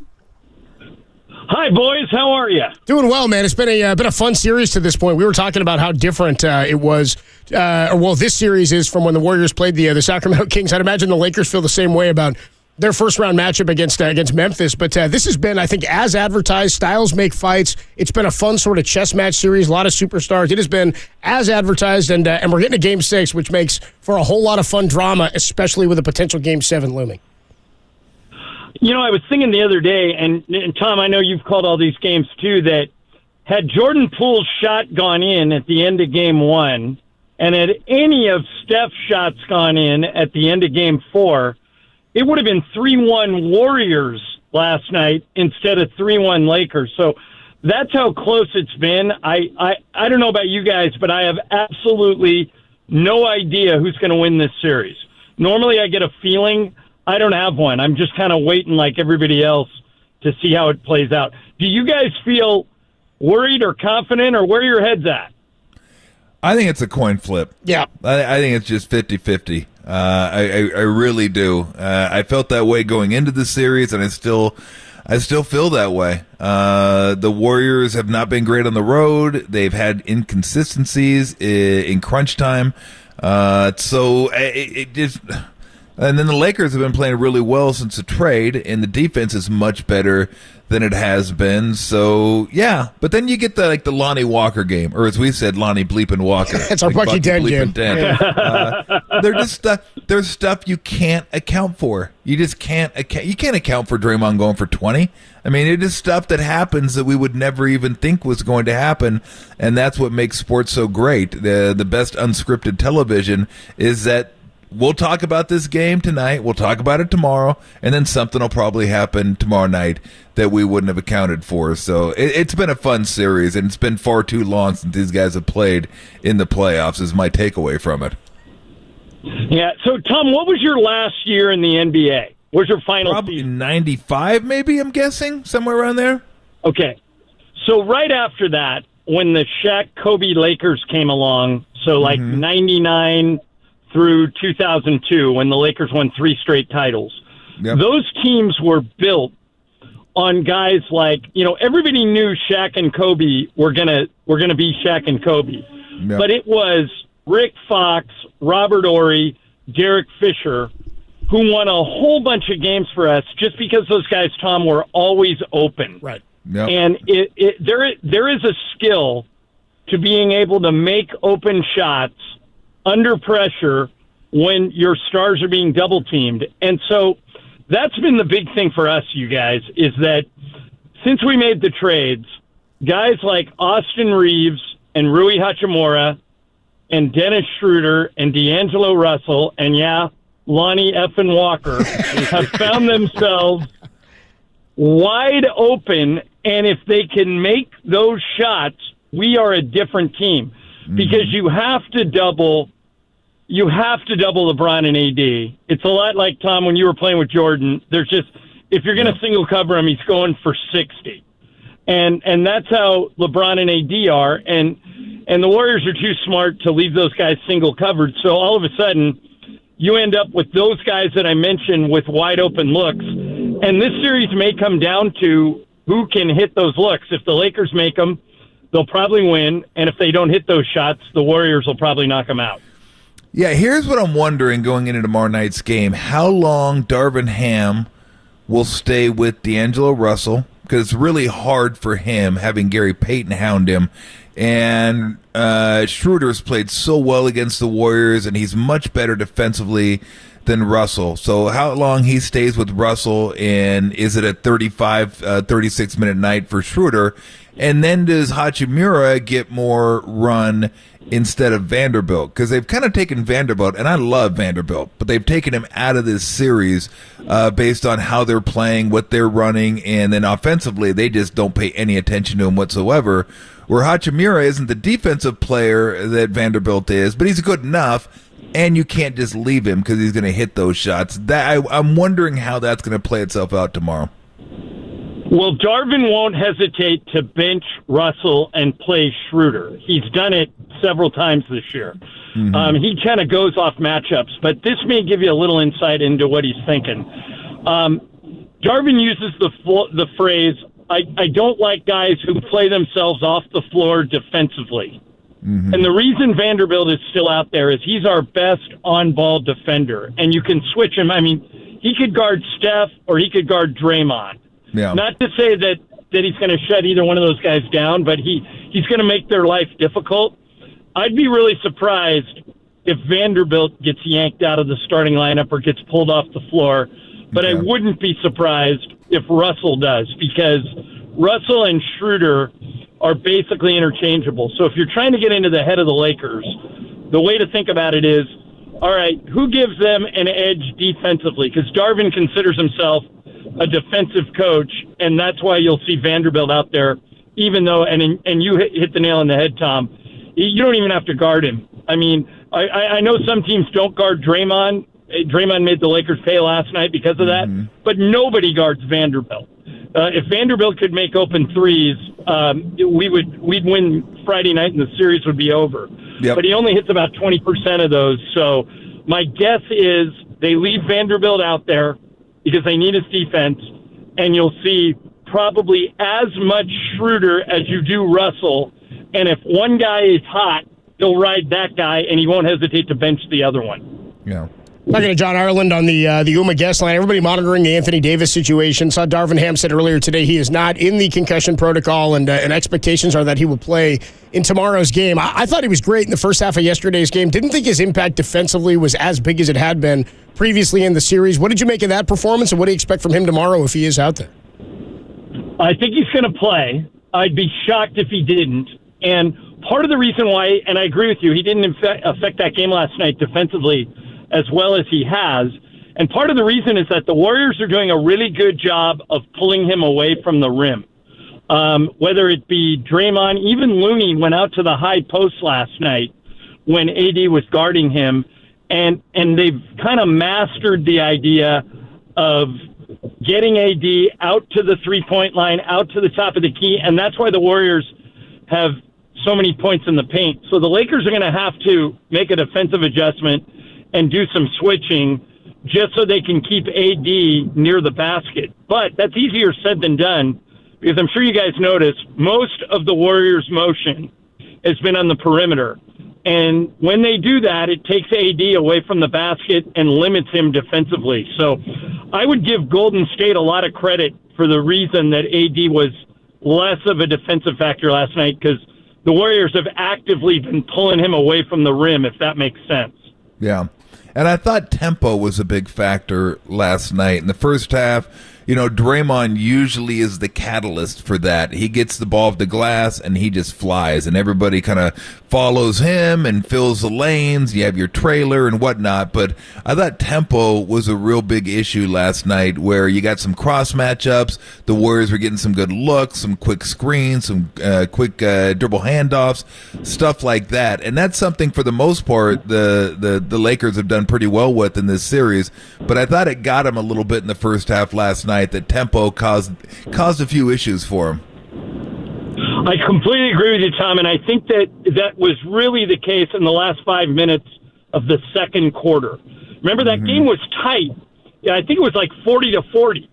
And then exactly what you described happened. The Warriors picked up their pace, and the last two questions we've talked about are connected. When the Warriors play fast, Anthony Davis can't camp out underneath the basket and act like Shrek guarding the castle, which is what he did against Memphis. He would just camp out right underneath the basket, and any Grizzly that went into the paint, he blocked more shots in round one than 5 teams in the playoffs. Not players, teams. He had 29 blocks in the first round, and it was like, man, why do they keep trying to challenge this dude? But the Warriors have figured out, if they go fast, if they get shots in transition, AD can't set up in front of the castle, using my analogy, and it limits what he can do. So I thought the Warriors did a really good job in the last 5 minutes of the second quarter of pushing the pace and getting open looks, including that one that Steph made right at the end of the half, which I thought was kind of a backbreaker. But as you guys have noticed, at the end of every game, both coaches do a bunch of adjustments, so none of these games have looked the same. Yeah. What's your take on how Austin Reeves played yesterday? Oh, good. Go ahead, John. Go ahead. Sorry, I think you cut out for a minute. No, it's okay. The one thing that I was thinking is, when we played Memphis, we had 6 games, we had 5 different leading scorers. Like a different guy was stepping up. We had Rui was the leading scorer in one game. Reeves was the leading scorer in another game. I think in this game, they've got to kind of depend on LeBron and AD, but they need one of those other dudes to step up if we're going to win. Talking to John Ireland on the UMA guest line. I wonder what you thought how Austin Reeves played yesterday. We've been talking about Clay and how they've been in his jersey. I think Reeves has been a nice compliment to this roster, obviously, since he has worked his way into an everyday rotational spot. But I just feel like these are the types of players you're talking about, these role players stepping up. Tom mentioned his play yesterday, not spectacular, but I thought he played pretty well. What have you thought of him throughout the series? He's the most underrated player on our team. People think because he was undrafted and, frankly, because he's a white guy from Oklahoma, that he can't be as good as he is. He's a baller, guys. He loves to compete. He loves to get into people defensively. He's not afraid to take shots. He's good at getting to the free throw line, although he didn't get a lot of free throws last night, but normally he's pretty good at that. And he's probably been, of all the players that we've kind of revamped the team around, he's been the biggest surprise, because he was on our team from the start of the year, but he wasn't playing and he wasn't starting until after we got rid of Westbrook and got rid of Patrick Beverly and ran off Thomas Bryant and some of these other dudes that were getting all the minutes. And Reeves was put into the starting lineup, and he's a really good player. He's underrated and underappreciated by people outside of L.A. Laker fans know how good he is, but I wouldn't be surprised if he has a 20-point game before this series is over. He had one in, I think, Game 4, and he also is at least makes Clay work on defense. And obviously I do the games with Clay's dad, and I am waiting for Game 6 Clay to show up, and I'm scared to death that he may go off on us tomorrow night, which will put Michael in a really interesting spot. But it'll be fun to watch if Austin can keep giving him a hard time defensively. So you're around the team a lot. Can you confirm that Austin Reeves does, in fact, smile occasionally? Oh, yeah. Matter of fact, Tom, he's a really good golfer. I've played golf with him 2 or 3 times. He's like a 2 handicap. And most of his golf shots are right next to the pin. So if you get him on the golf course, he'll smile a lot. And when we win, he smiles a lot. But you're right. He looks like an accountant when he plays. He's not serious cracking a lot of jokes. Like Greg Maddox on the mound, right? Like a businessman. I love him. I love the way he plays. He's much better defensively than people give him credit for. He's more athletic than people give him credit for. He's one of those guys you could tell just needed a coach to believe in him and give him that chance and say, look, I'm not going to pull you out every time you make a mistake. Just go out there and play it. I think he's been like the perfect complement for this team. He's tough defensively. He'll hit an open shot for you. He's not afraid of the moment. Hell, that one game in Memphis, he took over along with Hachimura in the fourth quarter, and LeBron just was very content just standing in the perimeter, just watching these guys do their thing, and he's just not afraid of the moment, and I appreciate that about him. Yeah, he's been really good. By the way, Tom, I find it strange that I'm on your radio show, and you and I have been working for 5 games now, 50 feet from each other, and we haven't seen each other in person. But I feel that's just the nature. That's the nature of these games. But I feel like I know you because I used your urinal in the press room last night. Nice. I have never been more jealous of another broadcaster when I saw that you got a urinal named after you. Is this something that you asked for, or did they just give it to you? Hopefully, you were gentle. No, it was kind of a joke. Rick Welts, the former president, was on our show. And we were just talking about, Steph Curry, get a statue, and numbers retired. And I was just kind of messing around going, yeah, I'll never get a statue, but maybe I can get a urinal. And then Rick just goes, well, he goes, let's make that happen. He goes, I'll make it happen for you. So that's kind of how the whole dumb thing started. And now I have my own urinal. I love Rick Welts. He was the president of the Dodgers before he was the president of the Warriors. And he never offered me a urinal. I sound like Red Buttons, the comedian. I never got a dinner. He never offered me a urinal. The next time I see Rick, I'm all over him about this. I'm incredibly jealous, Tolbert. That is the greatest thing ever. Oh, brother. Hey, have a great call tomorrow night, and maybe we'll see you back here Sunday. Maybe not, but it ought to be a hell of a game. We're already looking forward to it up here. Like I said, it's been far too long since the Lakers and Warriors have met in the playoffs, and hopefully they'll do it again soon. But I don't really want this one to be over. It's been a lot of fun. Yeah, I'm right there with you, and I have a bad feeling I may see you on Sunday, but it would be a great Game 7 for the fans if that's what it comes to, so I wouldn't mind it. So let's put it that way. Yeah, have Michael tell Michael to come on with us on Monday, either way, huh? Oh, ask him. He's the rat. He is a mess. Go ahead. Did we lose him? Bye-bye. I think we lost him. I think John Ireland. Well, bye-bye. I think that was the end of the Patches of Houlihan level. Well, bye-bye. Oh, yeah, you're going I'm going Tombstone. You're going Tombstone on me. I was going dodgeball. Well, bye. Well, bye. I was going the end of Patches when he looks into the rag. Yes. Bye-bye. Bye-bye. So he has nothing else to say then. Bye-bye. I think he waves too. Return. Bye-bye. All right. John Ireland joined us from ESPN LA, is on the call with Michael Thompson for the Lakers in Southern California. Everybody geared up for Game 6 tomorrow night. Fun way to head into the weekend, and still potentially 3 Game 7s could be coming our way on Sunday. The the Celtics are taking on the Sixers right now in Game 6 of that series. Philly up 3-2, and the Celtics have a 9-3 lead early in the first quarter. On the other side, we will talk to Larry Baer, CEO of the Giants. Giants starting a 3-game series out in Arizona before they come on home. It's Tolbert and Copes, only here on the Sports Leader. Well, bye.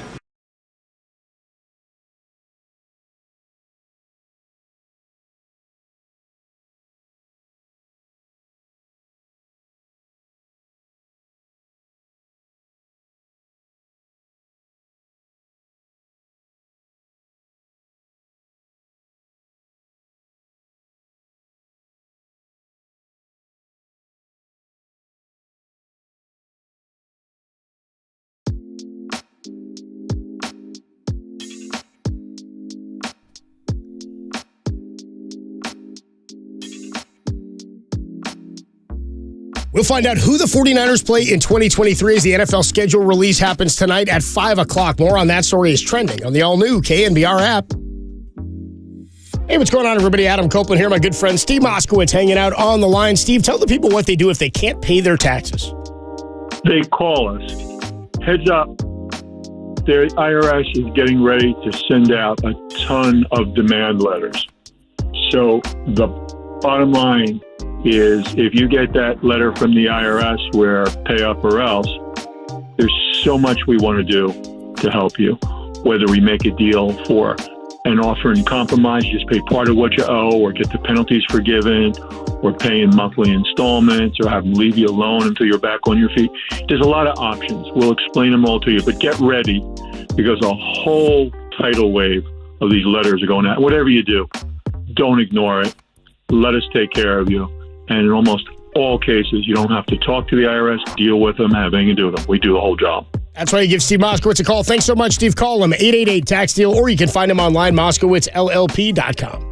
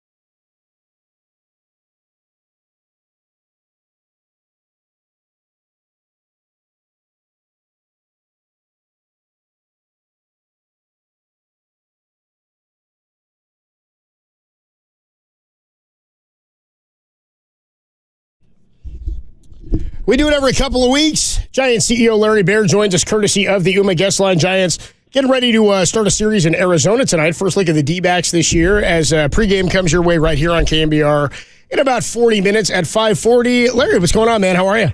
Hey, Adam. How you doing? Doing How's well, everything man. going? Good, dude. Got out to the game yesterday. Unfortunate day at the ballpark, but had a good time. Took my mom out, and it was a fun day for us at the yard. Her second game of the year. She said my brother took her, and he got her a win, so he's got a leg up. But anyway, it was. Hopes you're doing that. It's it was a rough game yesterday. Yeah. I got to say, we had like a bunch of school groups. It's we get graduation time, and I don't know if you know, I've had like 2 or 3 different groups of like a couple hundred kids that were from graduating classes and in grade school in San Francisco in the Bay Area.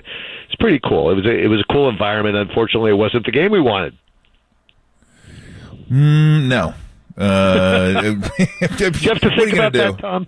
No, it was funny because you guys lost the series, and really all we were talking about was Schmidt and how it was really fun to see someone come up from the farm system, see what he looks like, and then see him have a couple hits, home run, first hit, and what baseball offers that no other sport offers is that moment of the family going crazy and everyone jumping up and down and 50 people are there. Like, you never see that when a guy scores his first bucket or gets his first tackle or scores his first goal.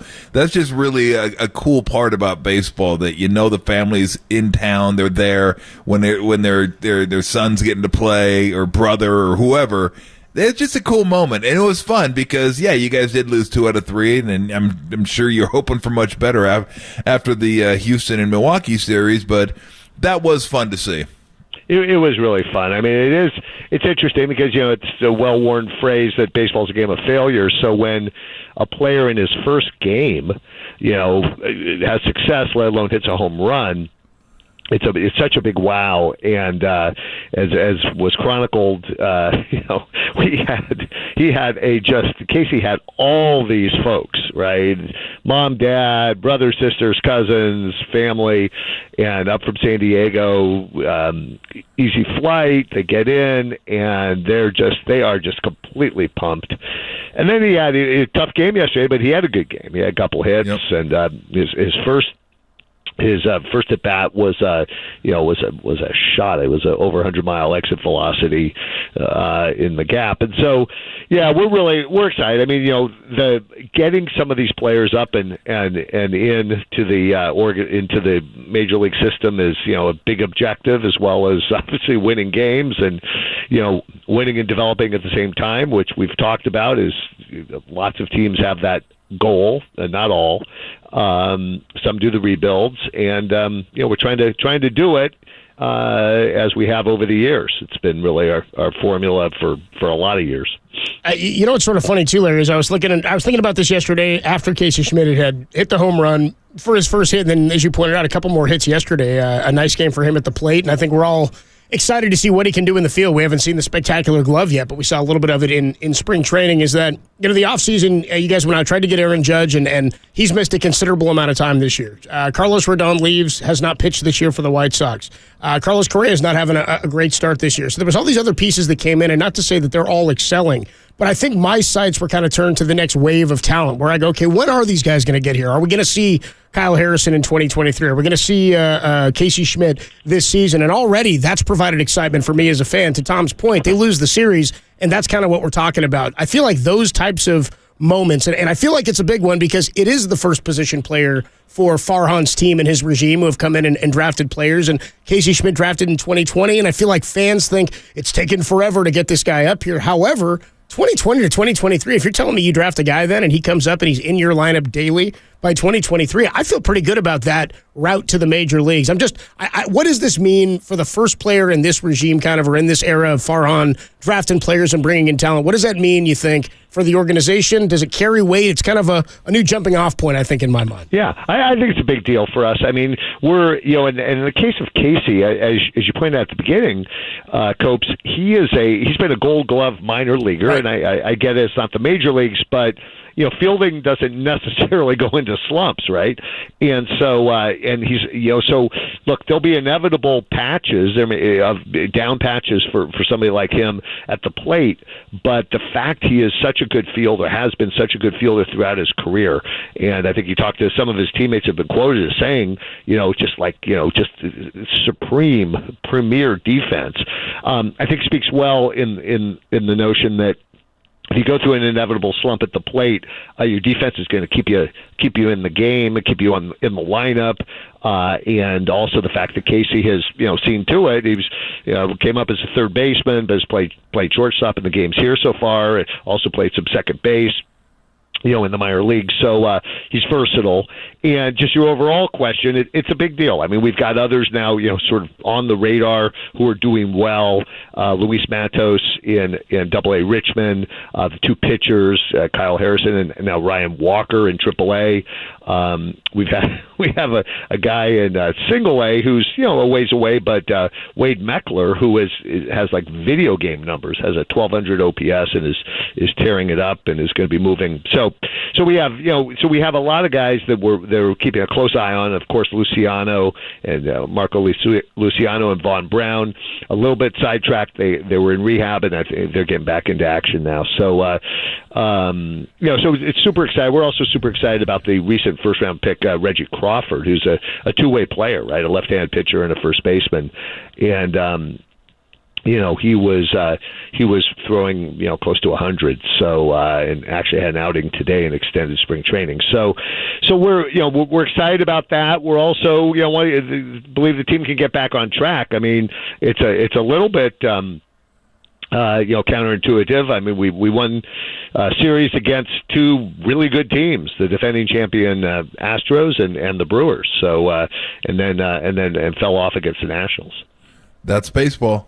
That is baseball. Do you notice a correlation in attendance or fan participation with younger guys? And it's always going to be whether you're winning or not. You win more, people are going to come through the gates and want to watch the team more. But I'm wondering, do you feel like fans feel more of an attachment? Like when you guys had that incredible run in 2010, 12, 14. I mean, there were so many guys that came up from the minors. I won't list them all, but they were all the main players. And you guys haven't had that in a while now. Logan Webb's the one that came up through the system, and he's like the guy.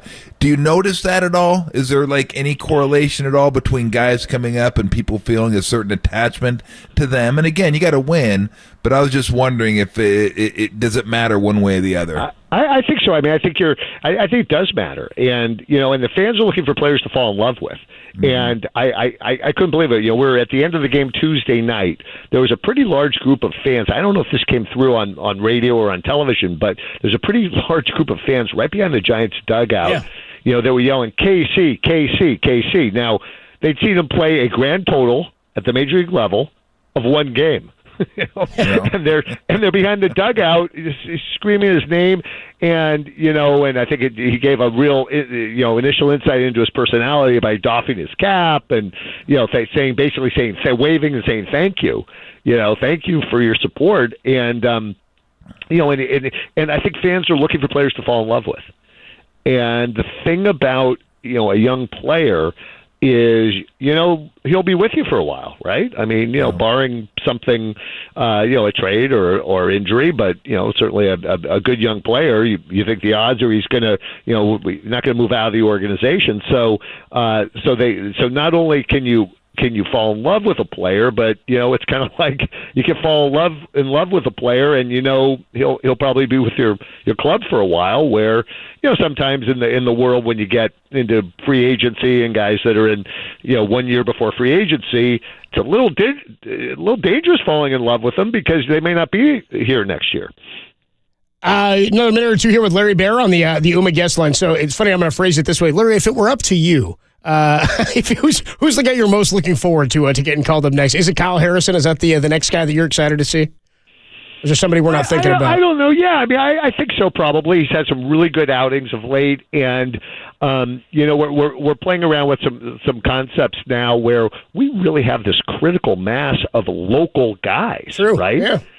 So, Kyle's an East Bay native, De La Salle, and everything. So, I love the fact that some of these guys that be called up, and some number of them on the team now. If you go through the roster, it's a kind of I think it's about a 6-pack of players that are from the Bay Area, and so I think it's always extra exciting to see a player who played here. I mean, you go back to the days of Brandon Crawford when he came up.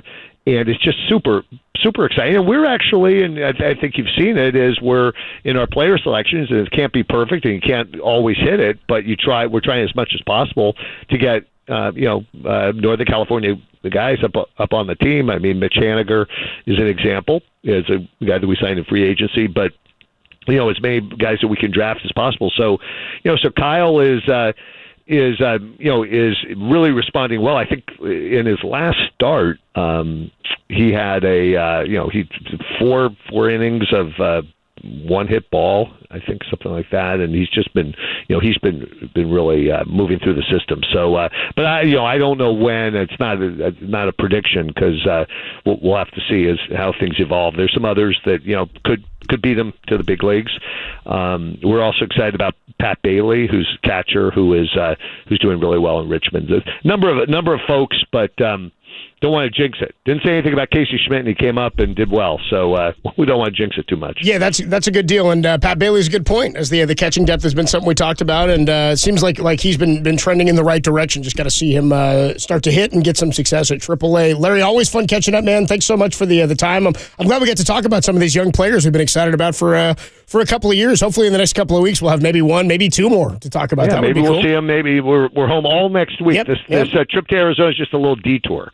Before Phillies on Monday, right? Is that just coming on?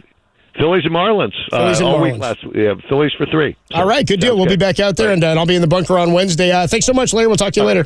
Thanks, guys. All right, good deal. Larry Bear, Giant CEO on the UMA guest line, talking some Casey Schmidt. Yeah, I'd forgotten Pat Bailey could be getting close as well. So some of these guys could be breaking. For all the frustration we've had over the last few years of a very few prospects coming up, we could get a few of them this year. All right, on the other side, we got some breaking news.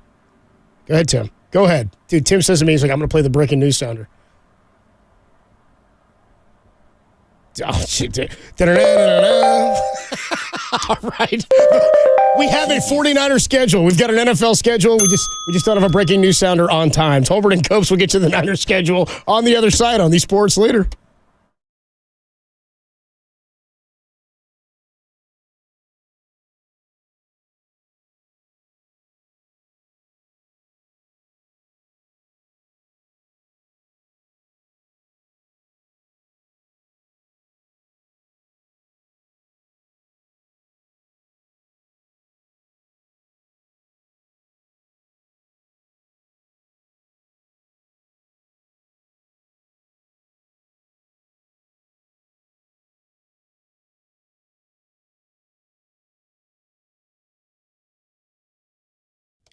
The great Sleepy Floyd joined Papa and Lug today to relive his playoff performance against the Lakers and discuss how the Warriors could have their own Mother's Day miracle. That podcast and more is trending on the all-new KNBR app.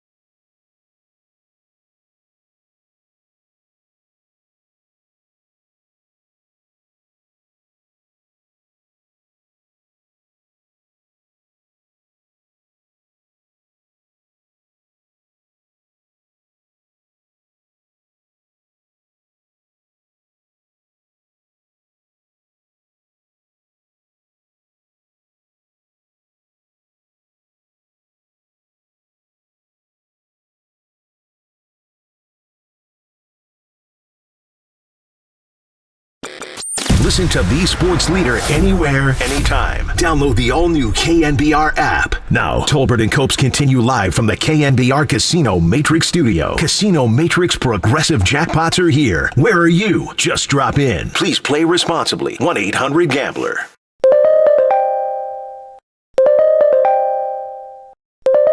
All right, there you go. All right, you got it, Tim. The NFL schedule, well, I don't have to say it. As Tom said at the top of the show, when you say schedule release, nobody's looking for the rundown of 162. I mean, can you imagine we do like an unveiling of the Giants schedule? They'll open in New York, then they'll go to Chicago. And then they'll stay in New York. Then they'll come on home and take on the Royals. They'll stay in New York one more day. You got to go game by game. And then they'll go to